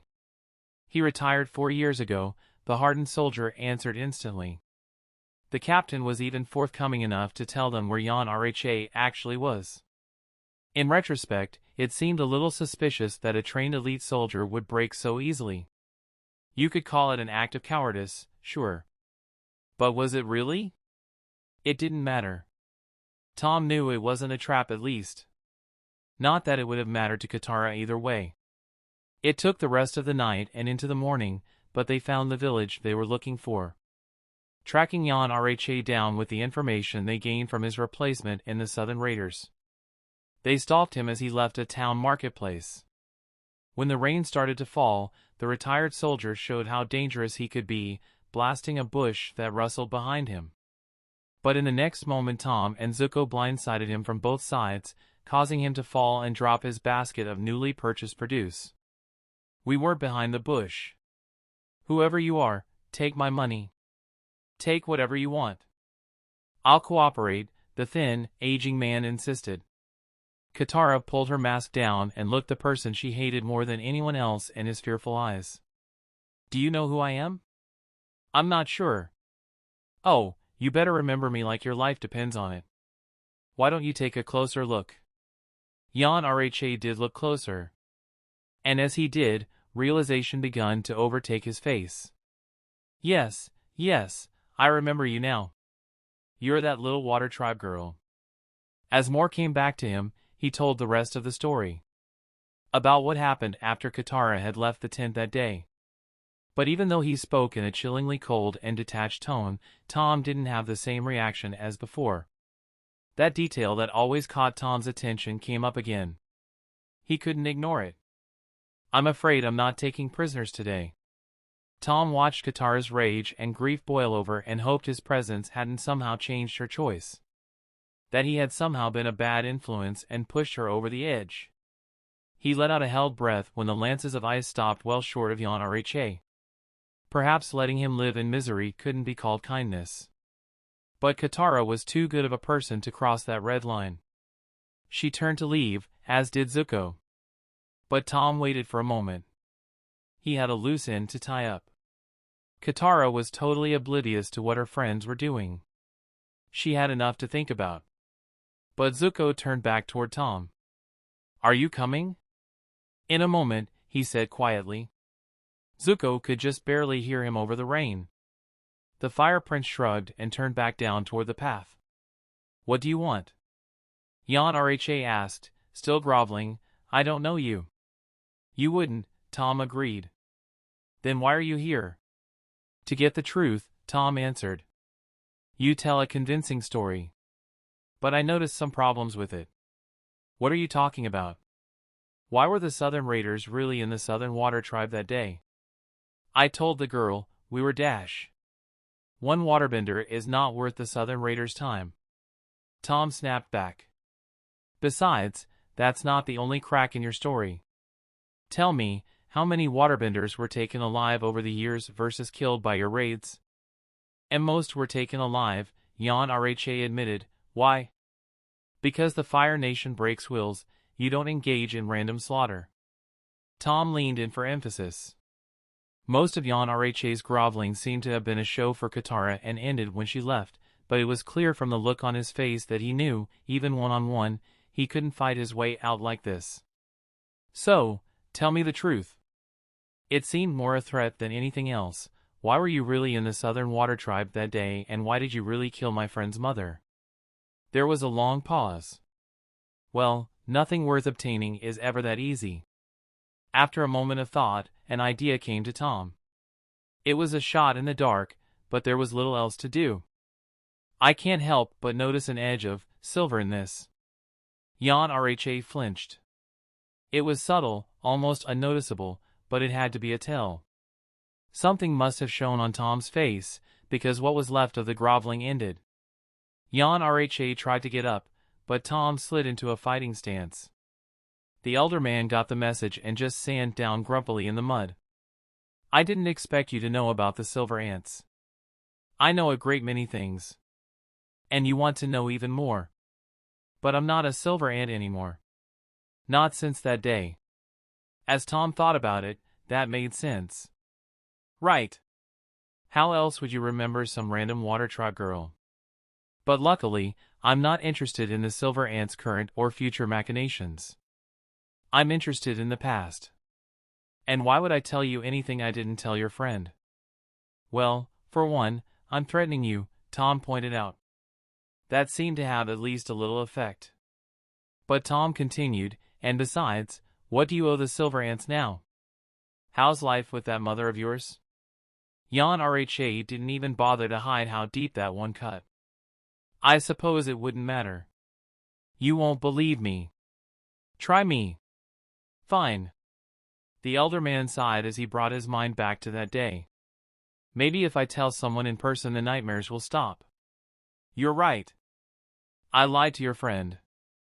I didn't ask who is it. I asked where is it. It? Tom repeated with a raised eyebrow. The silver ants had tasked me with obtaining an item that was in possession of the water tribe. For countless generations it had been held by the North. One of only 2 fortresses that the Fire Nation had yet to penetrate. But a few weeks before the raid, we got word that the item's guardian had taken it and moved to the Southern Tribe. And what was this item? A metal hand mirror. One unlike any other in the world. I was told that the metal was indestructible. A metal called titanium or something. I'd hardly call titanium indestructible, Tom stated casually, but go on. Whatever.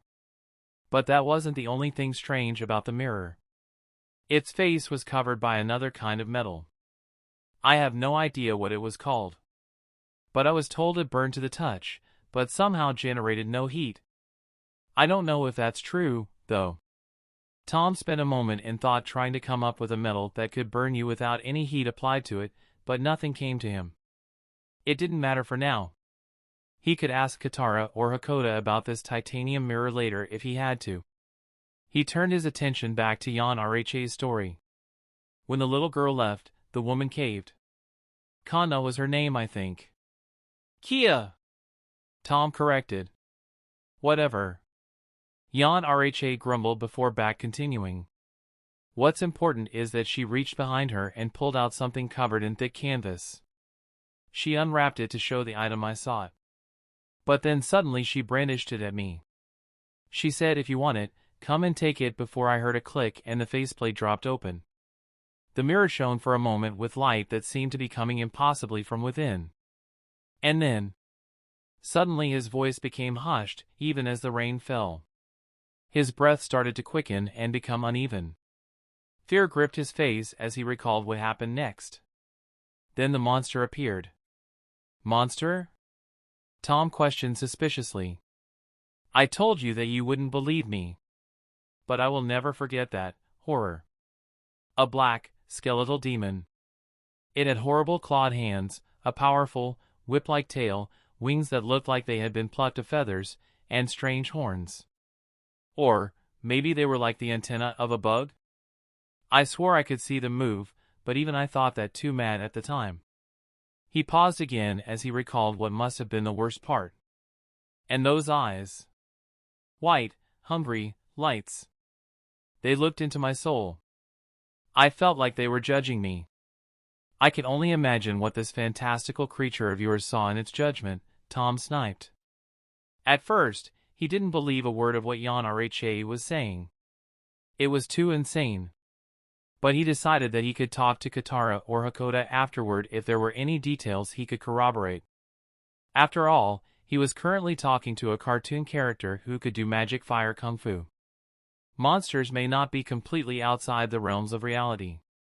Jan Rha, for Tom's comment, returned a snarl. I don't need your judgment. A child like you wouldn't understand. No, of course not, Tom dismissed. Just continue. Fine. He took a moment to return to his memories. It was hard to miss the look of completely natural and deep dread that filled the man's features when he did. Even if there was no monster, at the very least, Jan Rha was probably telling what he really thought he saw. The monster, the horror, it looked wounded. It seemed to have slashes all over its body. And it was bleeding, but it wasn't normal blood. It was like it was bleeding some kind of strange runes. Characters I've never seen before or since. Tom couldn't stop himself from rolling his eyes. I don't care if you don't believe me. It's the truth. And it screeched at me. Its voice was just as horrible as the rest of it. It lunged. I moved on instinct. My mind was paralyzed with fear, but my body moved to firebend at it. It seemed to do nothing to it at first.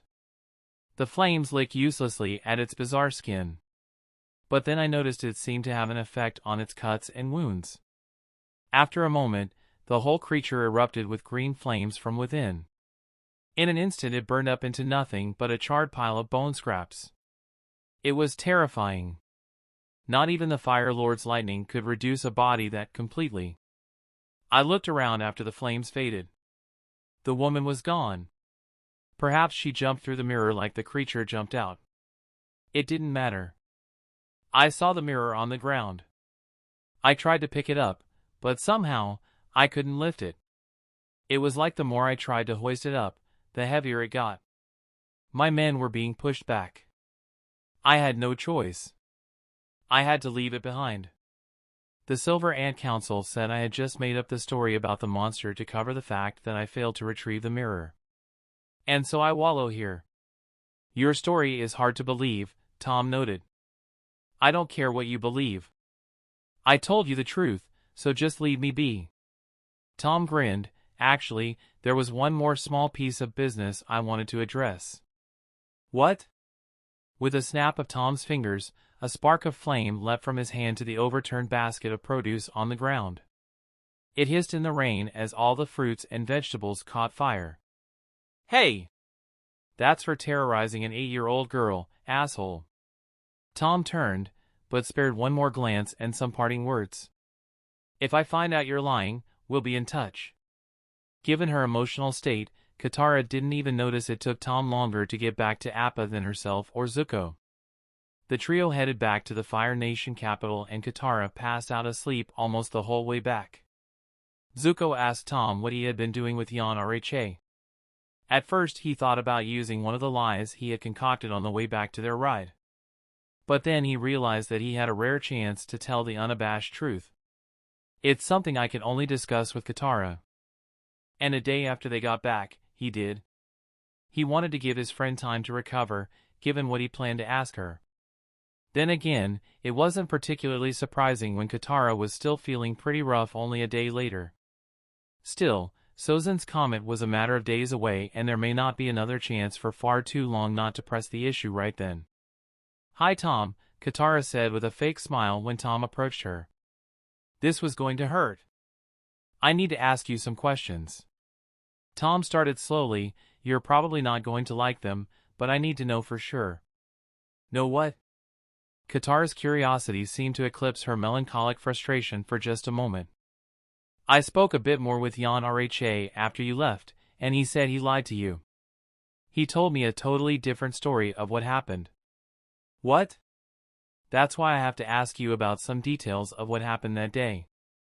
To know if he was telling the truth to either of us." She flinched at that. "You're right. I don't like it." Her tone cut at Tom, but he had to get to the bottom of things. "Oh, boy. And I haven't even gotten to the really poor taste question yet. Perhaps if he started with the easier one. Okay, do you know if your mother had a strange metal hand mirror?" If there was one thing Tom's questions could do to the young waterbender, it was confuse. She thought for a moment before the reason for the inquiry became a bit more clear. "Actually, yes. It was an heirloom from Gran like my necklace." She placed her hand on the carved jewel around her neck. Suddenly something occurred to Tom. Yan Rha used the name Kanna, the real name of Katara's Gran. It was on the floor in our house when... Her voice failed her as she remembered. And that was the easy question. Still, this fit with Yan Rha's story. It couldn't have been true, could it? Was there anything special about the mirror? Tom asked. He wished he could be more tactful, and perhaps he could have been, but he felt he had to push on. I think so," Katara said, thankful she could think about something else. "Mom never wanted me to touch it. And I think I remember Dad saying something about how it was very heavy. Heavier than it should have been." "This is insane," Tom grumbled mostly to himself. "He can't have been telling me the truth." "What do you mean?" Katara demanded, instantly knowing what Tom was referring to. "What did that monster tell you?" "Monsters." Tom mumbled at the floor. He had one other question, but if anything was in poor taste it was this. Still, there was one thing that would be too strange to ignore if it were true. "I don't want to ask this, but..." Katara clenched her fists.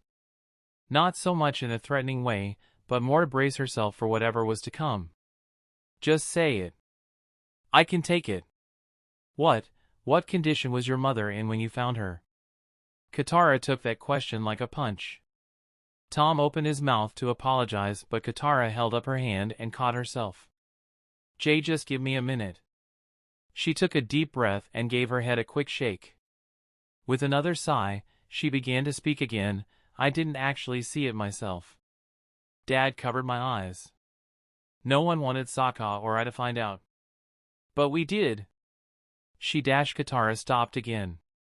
It almost looked like she was about to gag. But she steadied herself and continued. "She was completely gone. Just a pile of ash," they said.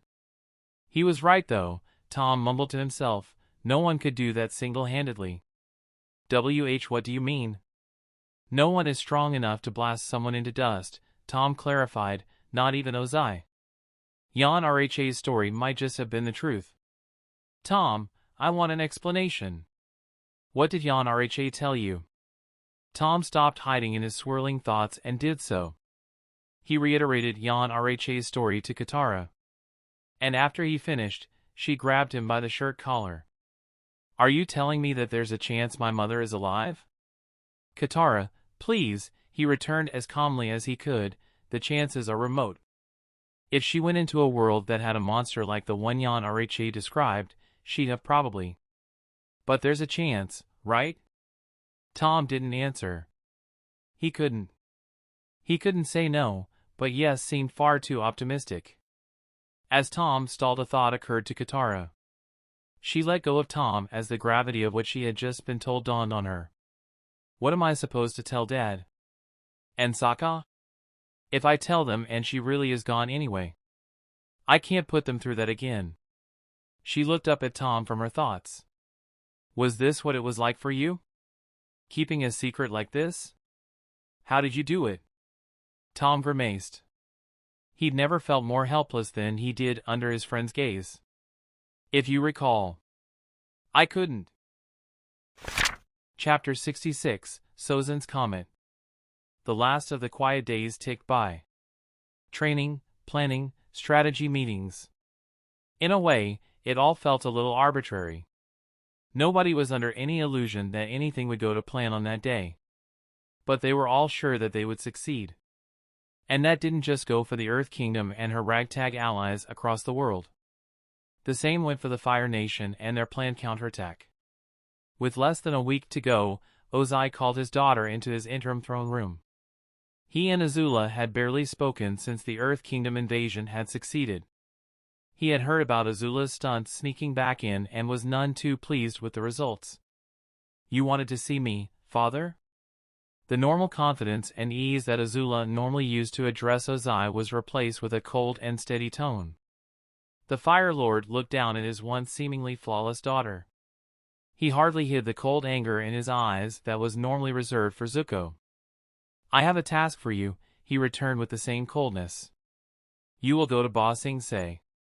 You will use the power of Sozin's Comet to reverse your failure this spring there. Azula clenched her fists. She only barely hid the rage and indignation on her face. I didn't fail. Everyone else failed me. I got closer than anyone. Even Uncle. Yes, father, she hissed.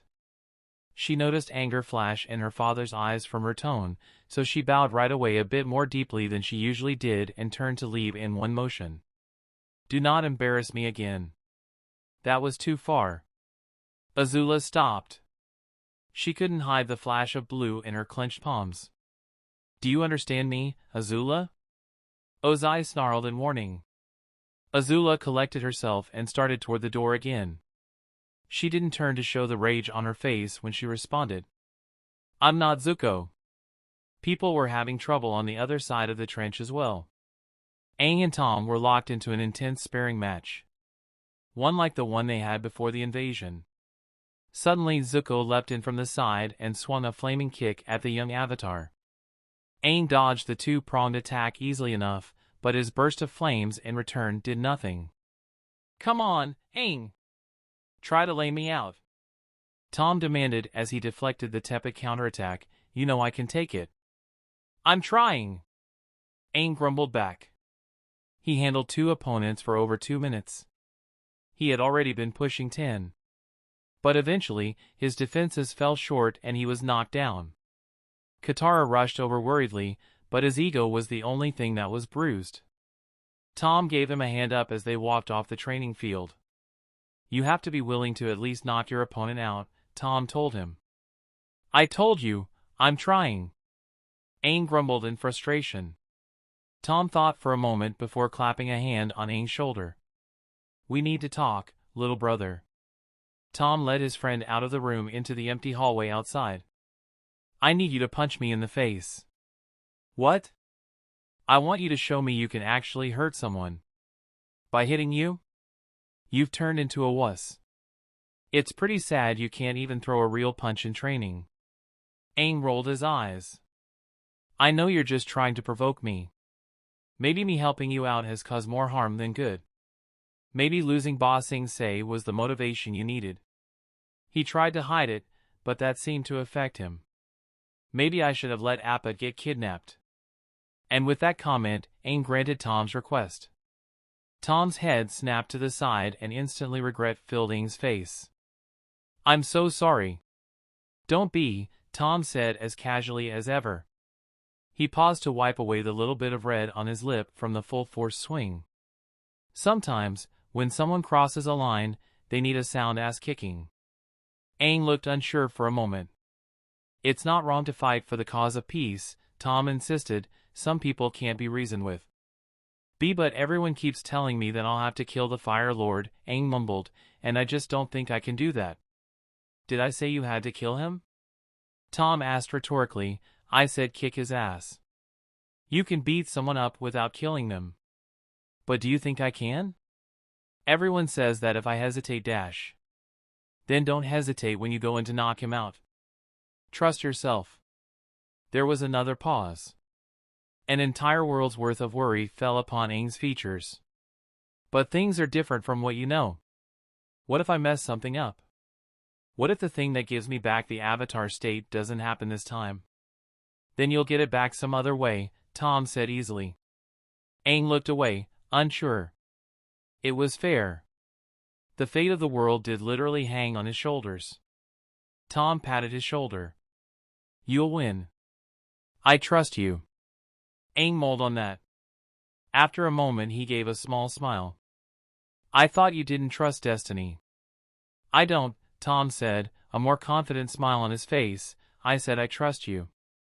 That seemed to put his mind somewhat at ease. Waves of doubt or panic, or both would come and go over the course of the next few days, but he wouldn't let himself waver.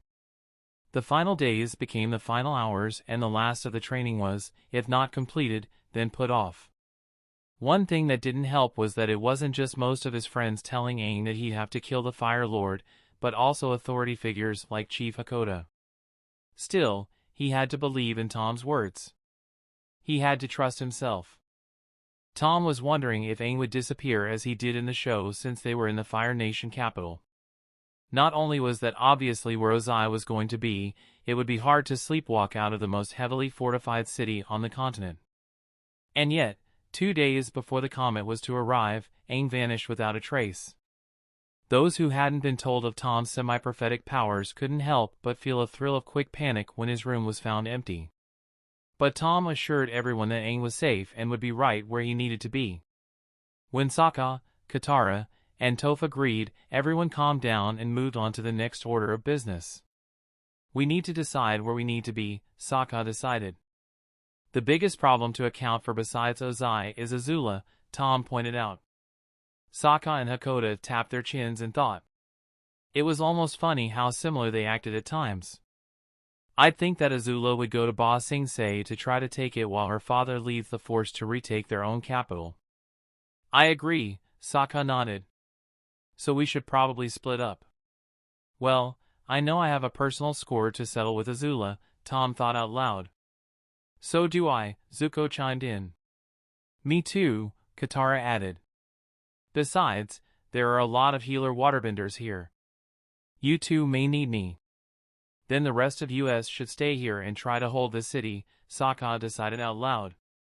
Sounds good to me, Toph said, cracking her knuckles. Hakoda nodded for them to go. Take Appa. He's the fastest method of travel we've got. The next time we see each other, it will be to celebrate winning the war. The 3 young benders nodded and jogged out of the war room. They didn't say much as they passed the mostly Earth Kingdom soldiers. Nor when they climbed aboard Appa and took off.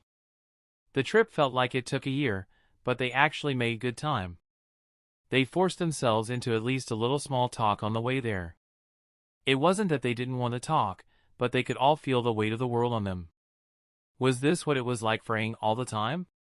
By the end of the day, just as the sun started to set, they arrived at the outer wall of Ba Sing Se, pristine and untouched, save for a particularly out-of-place metal cylinder covered in dried mud.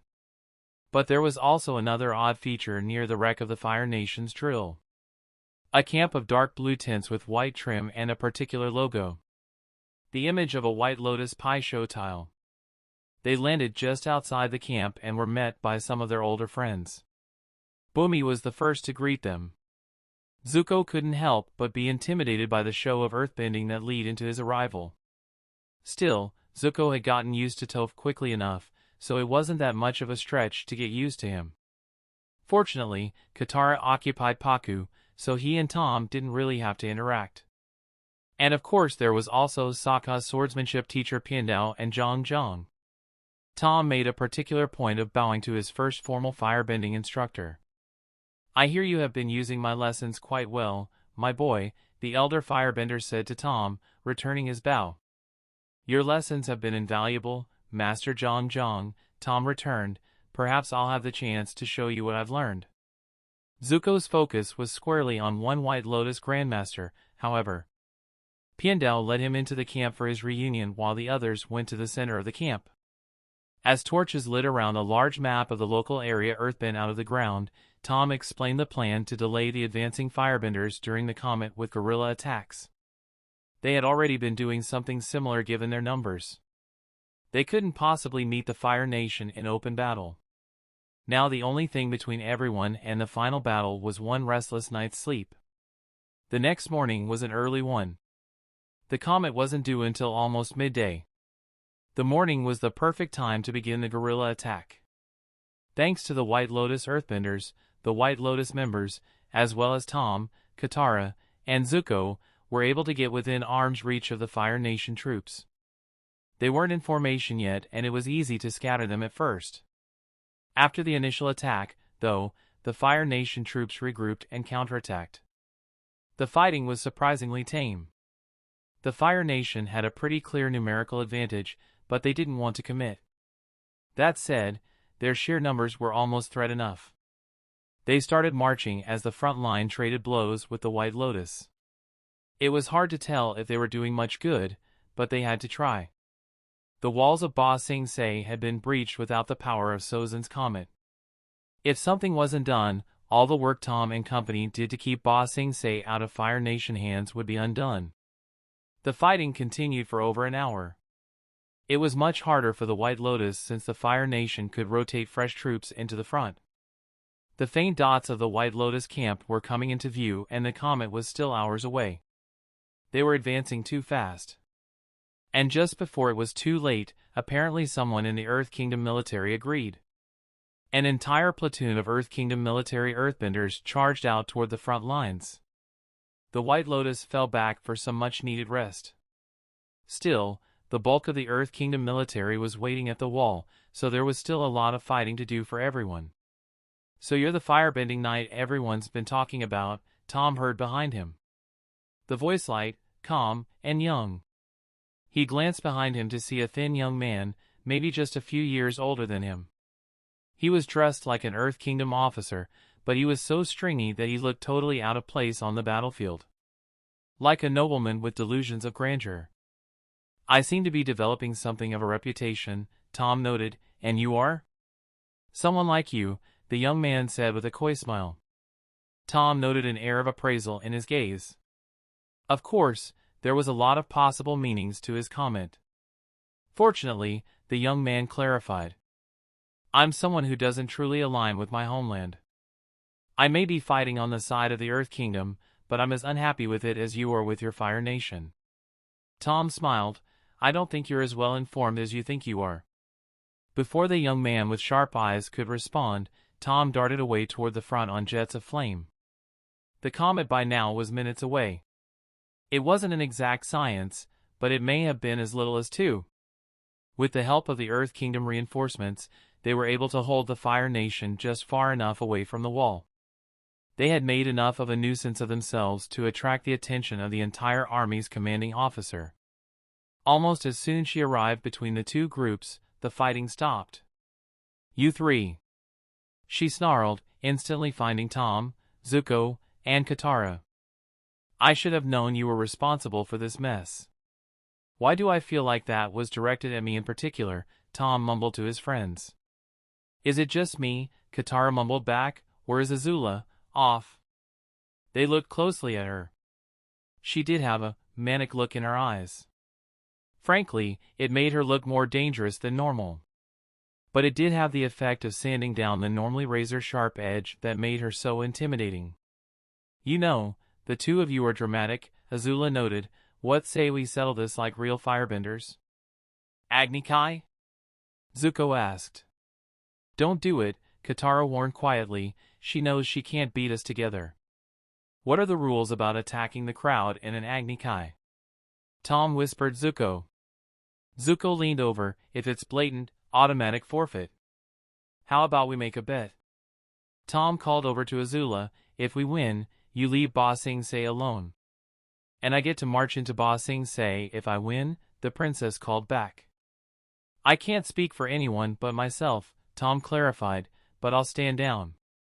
"All right then," Azula almost cooed. "What do you say, Zuzu?" "Fine," he called back. "I accept your challenge."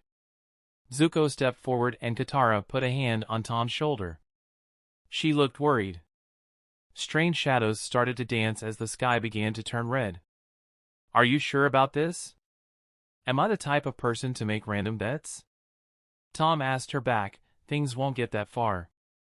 Just stay close to me and be ready for when the real fight starts again." The waterbender thought for a moment. "You're buying time." "Zuko is." Tom looked up into the sky as his pressure barrier started to flash small licks of flame around him. There it was. Sozin's comet scraped against the upper atmosphere. The feeling was totally different from unlocking his chakras. It was like being filled with life itself. It was almost hard to keep it in check.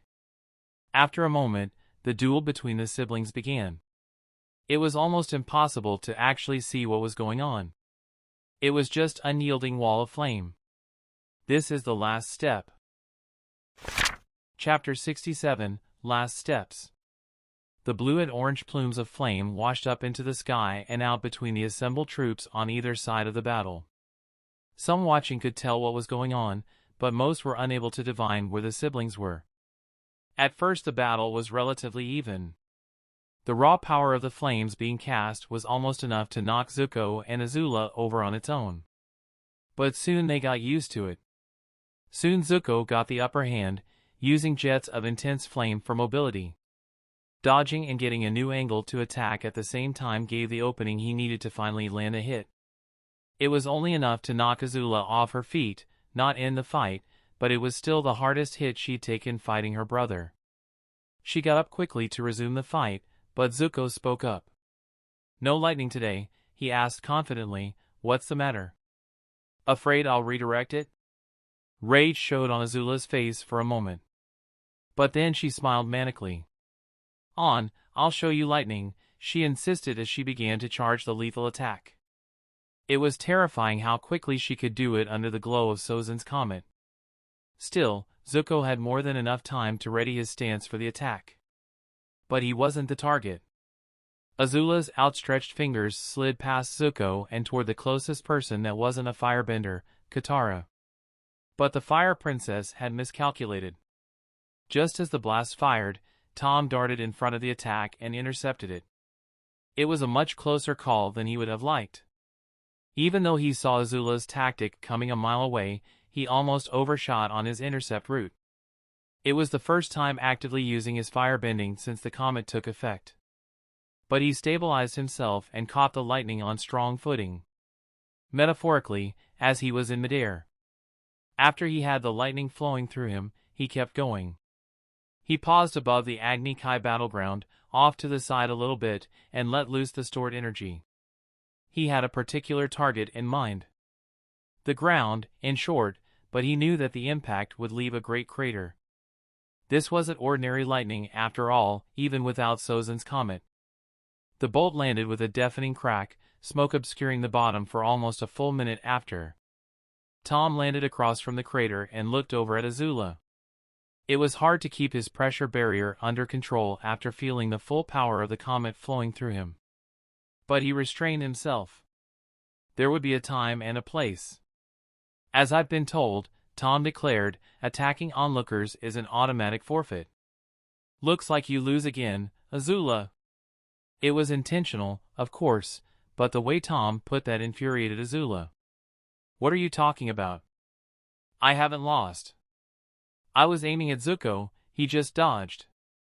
Everyone could see I didn't move a muscle. Zuko shot back. For his part, Tom bringing up aiming at the spectators clued him in enough not to take the attack himself. I'm afraid that it is entirely possible that Azula simply missed, Iroh pointed out. This isn't adequate grounds to end the duel. I don't miss. Azula snapped at her uncle. A second later she realized what she said. Is that an admission of guilt I hear? Tom grinned over at the frustrated princess. I thought he was going to dive out of the way, she said, confident showmanship restored to a large extent. It's not my fault he's too much of an idiot to dodge. As much as she sounded convinced of herself at least, even her own troops weren't buying it.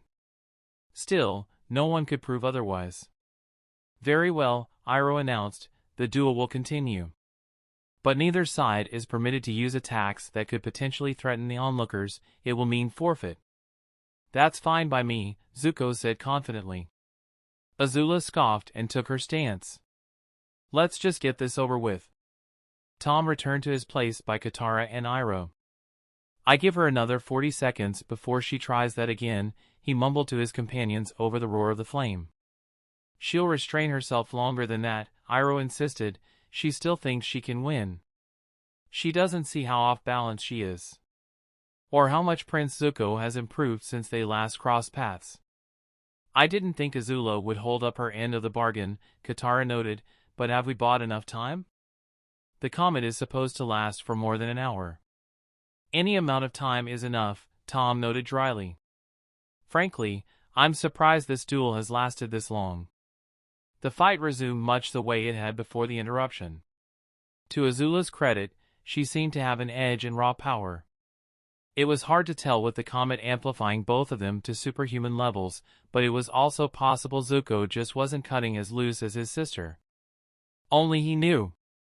But it didn't matter. Just like before, after a minute or two passed of the two trading massive blows, Zuko used his mobility to get to an unguarded angle and knock Azula down. This time Zuko didn't relent, moving in to follow up right away. Azula counterattacked, using her position on the ground to put all four of her limbs into the strike. Zuko had no choice but to stop his attack and try to evade. He got out of the way of most of the flames, but the backdraft of the heat knocked him off his balance and caused him to stumble as he landed. Azula had already gotten up by that point and put everything she had into a full frontal shot of flame. The blue mass looked almost solid as it roared forward. At the last moment, Zuko righted himself and ducked down. He threw a full power blast at the bottom of Azula's. It barely redirected it up. It kept going, and everyone in the crowd behind Zuko had to hit the dirt to not get roasted. There was a moment's pause as everyone recovered. Suddenly Azula turned to her troops and thundered at them, "What are you fools waiting for? Attack! Attack now!" The Fire Nation troops were stunned for a moment. But the instant the first of them started to move and Azula started to turn back around, Tom appeared in front of Azula. He threw a right cross, bathed in powerful flame, that connected right on her jaw. She went flying backward into her troops. A moment later, the Fire Nation troops roared a battle cry and the battle was on again. Unfortunately for the Fire Nation, their armor column didn't notice how close the crater Tom made was to their forwardmost units. When the first one tried to drive around the crater, it instantly fell in. The rest tried to back out, but one of them was actually sitting on the very lip of the crater. The force of the treads digging into the cracked earth broke the lip of the crater and dragged it in two. Zhang also stalled the Fire Nation advance with a massive wall of vertical flame. Tom also darted into the middle of the enemy line and ignited his dragon burst with more force than he ever had before. The part of the line he had jumped into was scattered. But even with the promising start to the battle, the Fire Nation still had the advantage of raw numbers, as well as more firebenders empowered by Sozin's comet. It was a very hard and dangerous battle for the defenders of Ba Sing Se. They had to watch their flanks constantly as the Fire Nation troops tried to encircle them. It was only because of the boundless experience and skill of General Iroh that the defenders didn't get trapped and routed. Even still, it meant that they were forced back and back. Soon the walls of Ba Sing Se loomed over the fighting. Even with the troops on the wall providing support in the form of bolter artillery, the battle leaned in favor of the Fire Nation. But there was good news, they had held out for over 45 minutes. If the comet's visit this centennial was a short one, they may just succeed yet. Soon the fighting centered around the drill, and the braver of the Earth Kingdom soldiers on the wall descended to join the fight more closely. Now there was a constant stream of Earth Kingdom regulars to reinforce the defenders. Bender for bender, the Fire Nation had a clear advantage, but man for man, it was dead even. And the numerical advantage that the Fire Nation had enjoyed up to that point now was swung by the seemingly endless stream of Earth Kingdom troops. But the point the drill had punctured was the weakest part of the outer wall. Azula wasn't the only firebender there skilled enough to throw lightning. And while Iroh, Zuko, and Tom were able to redirect many shots, the Fire Nation eventually broke through. The victory brought them their second wind, and they charged, pushing the defenders into the farmland between the inner and outer walls. That space was crawling with earthbenders, however. Not just the Earth Kingdom military, but also regular citizens defending their homes. Now it was the Fire Nation that was under threat of being cut off and surrounded. They couldn't get much further than just inside the breach without risking everything. For most of the battle, many of the leaders of both sides, Azula, Zuko, Iroh, Katara, Tom, etc., were separated by the mass of people and chaos of battle. There were thousands on both sides. But when the Fire Nation advance stalled, Tom noticed Azula trying to threaten her forces forward. He singled her out and tried to hit her with another right cross. This one she dodged, however, and responded with an elbow strike right to Tom's nose. His head snapped back, but it then snapped forward again in a headbutt that caught Azula right in the center of the forehead. She flew off of her impromptu podium of rubble and into the dirt. Tom tried to follow with a stomp to her gut, but she was able to roll out of the way and get back to her feet. Even though she was among her own troops and could have hit them, she threw a full-power fire blast at Tom. Apparently she was present enough still to not hit them, but she also missed her target as well. With Tom using his dragon burst to beyond his fullest, Azula guessed he'd appear behind her. She didn't even wait for her attack to fade, she knew it wouldn't land. She had even noticed what Zuko had about Tom preferring to swing around the right side. But her back elbow strike impacted nothing. Tom had come in low and from the left. He swept her legs out from under her and brought her to the ground with a flaming kick to the side. By now the power of Sozin's comet was starting to subtly fade. It wasn't something you would notice by looking at the battle, but the firebenders could feel it. The comet still had a fair amount of time left, but it was starting to run out. The Fire Nation firebenders, especially the most skilled and experienced ones, started to fight more defensively. If the Fire Nation had any momentum at all left from breaching the wall, it wasn't just long gone now. It was reversed. Azula and Tom didn't notice, however. They were too busy with each other. But for all of Azula's amazing skill and power, Tom couldn't help but notice how off she was. He was still dancing with a scorpion, but her claws had shrunk. It was almost disappointing. After that first hit, she hadn't landed a single blow. But Tom had. Any sane person would have recognized that they'd made too many mistakes and that the fight might as well already be over. But Azula just kept throwing herself at Tom. Finally she fell and didn't spring up right away, her legs briefly failing her. But she still tried to get up anyway. As vile as she was, it was pathetic to see someone so great reduced to desperation like that. Just stay down, damn it! Learn to accept when you've lost. Never. She growled back. What's the matter with you? Do you want to die? Maybe I'd be better off dead. Tom almost didn't hear her words over the din of battle. He didn't want to hear it. No one is better off dead. He snarled back through grit teeth. What about abject evil? Even if you stay a murderous bitch for the rest of your life, the instant someone dies, all hope for them is lost forever. Any death that can be avoided should be. Tom turned around back toward the battle. Besides, he said over his shoulder, I want to beat you at your best. If this were our last dance, it'd be too disappointing. Azula finally pulled herself to her feet as he started to jog away. She clenched her fist, flame dancing around it. "Don't turn your back on me," she growled to herself. She pulled her fist pace, then threw it forward, every last lick of flame in her charging forward toward Tom. "Bow to me like a knight should." Tom sensed the attack coming right away. Still, it was a surprise how powerful it was. Still, it wasn't worthy of Azula. He whirled around and responded with a flame of his own. "You damn fool!" Azula's attack, then her were swept up in Tom's flames. She was thrown into the rubble of the broken section of wall and landed hard. Even from a distance, Tom could see the rise and fall of her chest. She was breathing, but she was definitely out cold. He spared her a sad sigh before turning again and rejoining the battle. By that point everyone was exhausted from the fighting. Some of the Fire Nation troops in the rear line were starting to desert. Many on the front line were surrendering. The fighting wasn't finished, but the battle was all but over. Tom and Katara found each other behind the White Lotus lines. They were both exhausted, bruised, and scrapped up, but they made it through all the same. They both sat down hard as the sounds of fighting faded. "So, Kat," Tom said lightly, "how was your day?" She gave him a quick smile, but it quickly faded too. "What's wrong?" "Aang's half a world away," she said with a steady voice. She was far from panicked, but she was clearly unhappy. "What if he needs me?" Tom gave her a genuine smile. "He'll be fine." The battle ended completely some time later, and a little after that, a faint blue pulse washed over the sky. Tom fully relaxed for the first time that day. "He's good."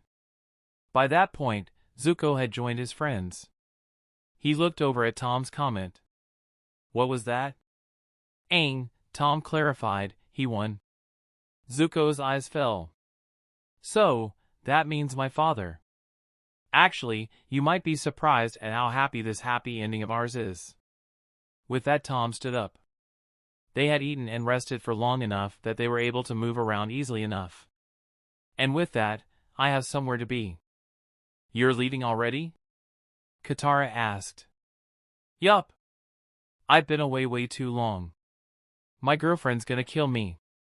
"You have a girlfriend?" Zuko asked as Tom headed for the breach in the wall. "It's the little miracles, isn't it?" Tom headed toward the breach in the wall. With everything that had happened, no one had time to fix it yet. "I'll make sure to invite her along when I next stop by for a visit." "You're not going to stay for the celebration?"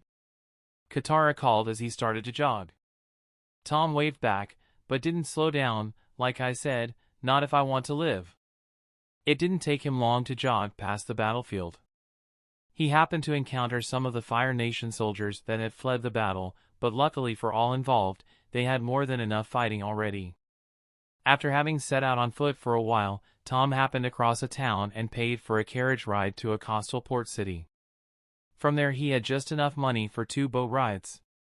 Nothing to spare, but it would have to do. First he headed toward Hirai Island in the Fire Nation. It wasn't that far out of his way, and he had a promise to fulfill.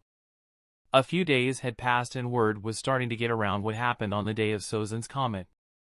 From what Tom heard, Aang's fight with Ozai was pretty much the same as in the show, but a bit more public. He had to admit a little part of him was worried that things might have played out differently had Aang not hit the exact right rock at the exact right moment. Tom was shaken out of his thoughts by the sound of a spirited debate held by a group of children. "I told you Tommy and Aang would win." He smiled at the sound of that voice. He knew it well, even if he had only met its owner once. "I still don't think Tom or Tommy or whatever is his real name." Another young voice scoffed. "I told you I met him," the first voice insisted. "He gave me that blue jacket he wears for safekeeping." "You liar." Tom smiled and stepped out from the trees. "Now why would you accuse my friend Key of that?" The group of about a dozen children all turned to Tom with awe. Well, one just lit up with a smile. "Tommy! You're back!" Key ran over and hugged Tom's leg. "I promised, didn't I, sport?" Key gave him a big smile before turning back to her friends and stuck her tongue out at a group of boys in particular. "Told you!" "Still got my jacket?" Tom asked. Key nodded. "Yup. It's at my house. Follow me." She started to run off and Tom followed after. "Sorry, I have to borrow Key for a minute," Tom said with a friendly smile and waved before heading off. "So cool." Tom only stopped over briefly at Key's home. She wanted him to stick around longer, but he told her he couldn't. He did promise to stop by again soon for a visit, which brightened the young girl's mood.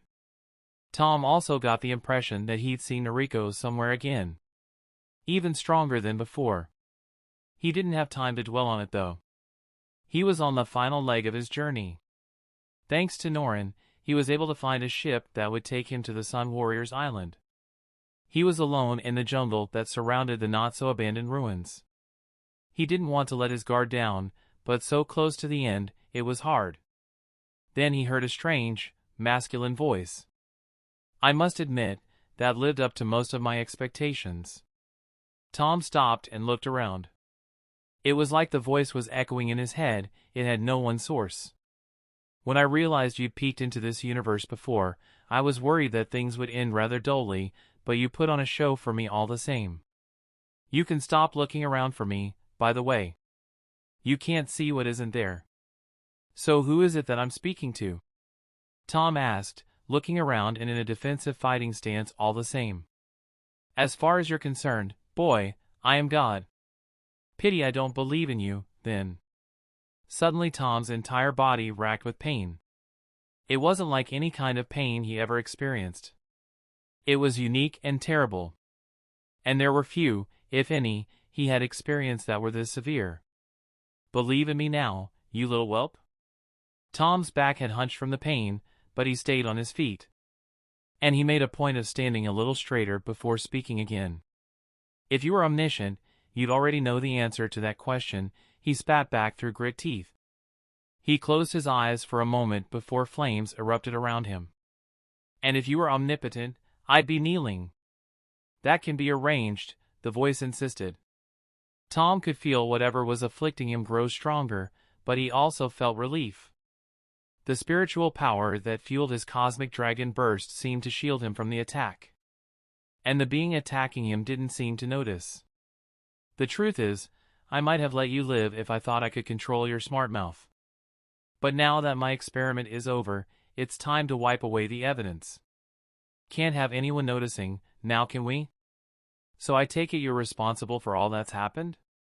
Dragging me here? Tom asked in a calm, confident voice. Suddenly he shot above the treetops to get a better look. The voice claimed he couldn't be found, but why take his word for it? After I finish stomping you into a smudge on the ground, I'll have to remember to thank you. This has been quite the experience. And I've gained some pretty nifty superpowers along the way.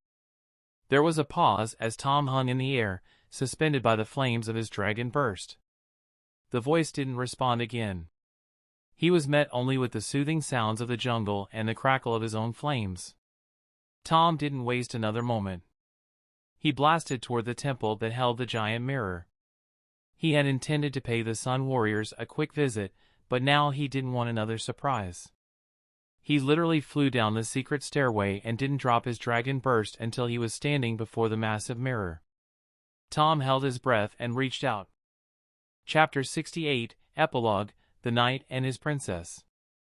The experience of traveling between dimensions through a mirror was a disorienting one. The most unpleasant part of it was the lack of attitude control that resulted in a lot of spinning. But if dizziness was the worst of the way home, Tom would take it. Well, there was one other unpleasant part about his return trip. Once his head stopped spinning, Tom peeled himself off the tile floor of one of his home's bathrooms and rubbed his nose. Really? Bathroom mirror? I've got a mirror in my bedroom, and at least there's carpet to land on in there. He got up and chuckled as he dusted himself off. Boy, I'm not going soft already after just a few seconds, am I? In that moment a thought occurred to him. He snapped his fingers, and to his surprise, a small flame lit above his finger. He laughed as he let the flame fade. Well, at least I know I'm not crazy. Probably. He was ripped from his musings when he heard frantic stomping approaching the bathroom. A moment later, a tall, shapely teenage girl appeared in the doorway. Her long, dark brown bangs covered one of her eyes, but the other hazel one was clearly shedding tears down her olive-toned cheek. She just stood there for a moment, stunned. Hi, Jin. I can explain. Before he had the chance, she bounded from the door and tackled him onto the tile floor again. Before he even had the chance to get his bearings from that, she started whacking him in the head with her fist, Tom responding to each hit with a light ow. Tommy! Don't you hi, Jin me, you dumbass. I thought you were dead or kidnapped or abducted or something. Where the hell have you been? Do you have any idea how worried I was? Not that her punches packed any kind of power to begin with, but soon what little strength they had started to fade. When they did, Tom wrapped his arms around her. I'll explain, I promise. Tom smiled as she looked at him and finally started to calm down.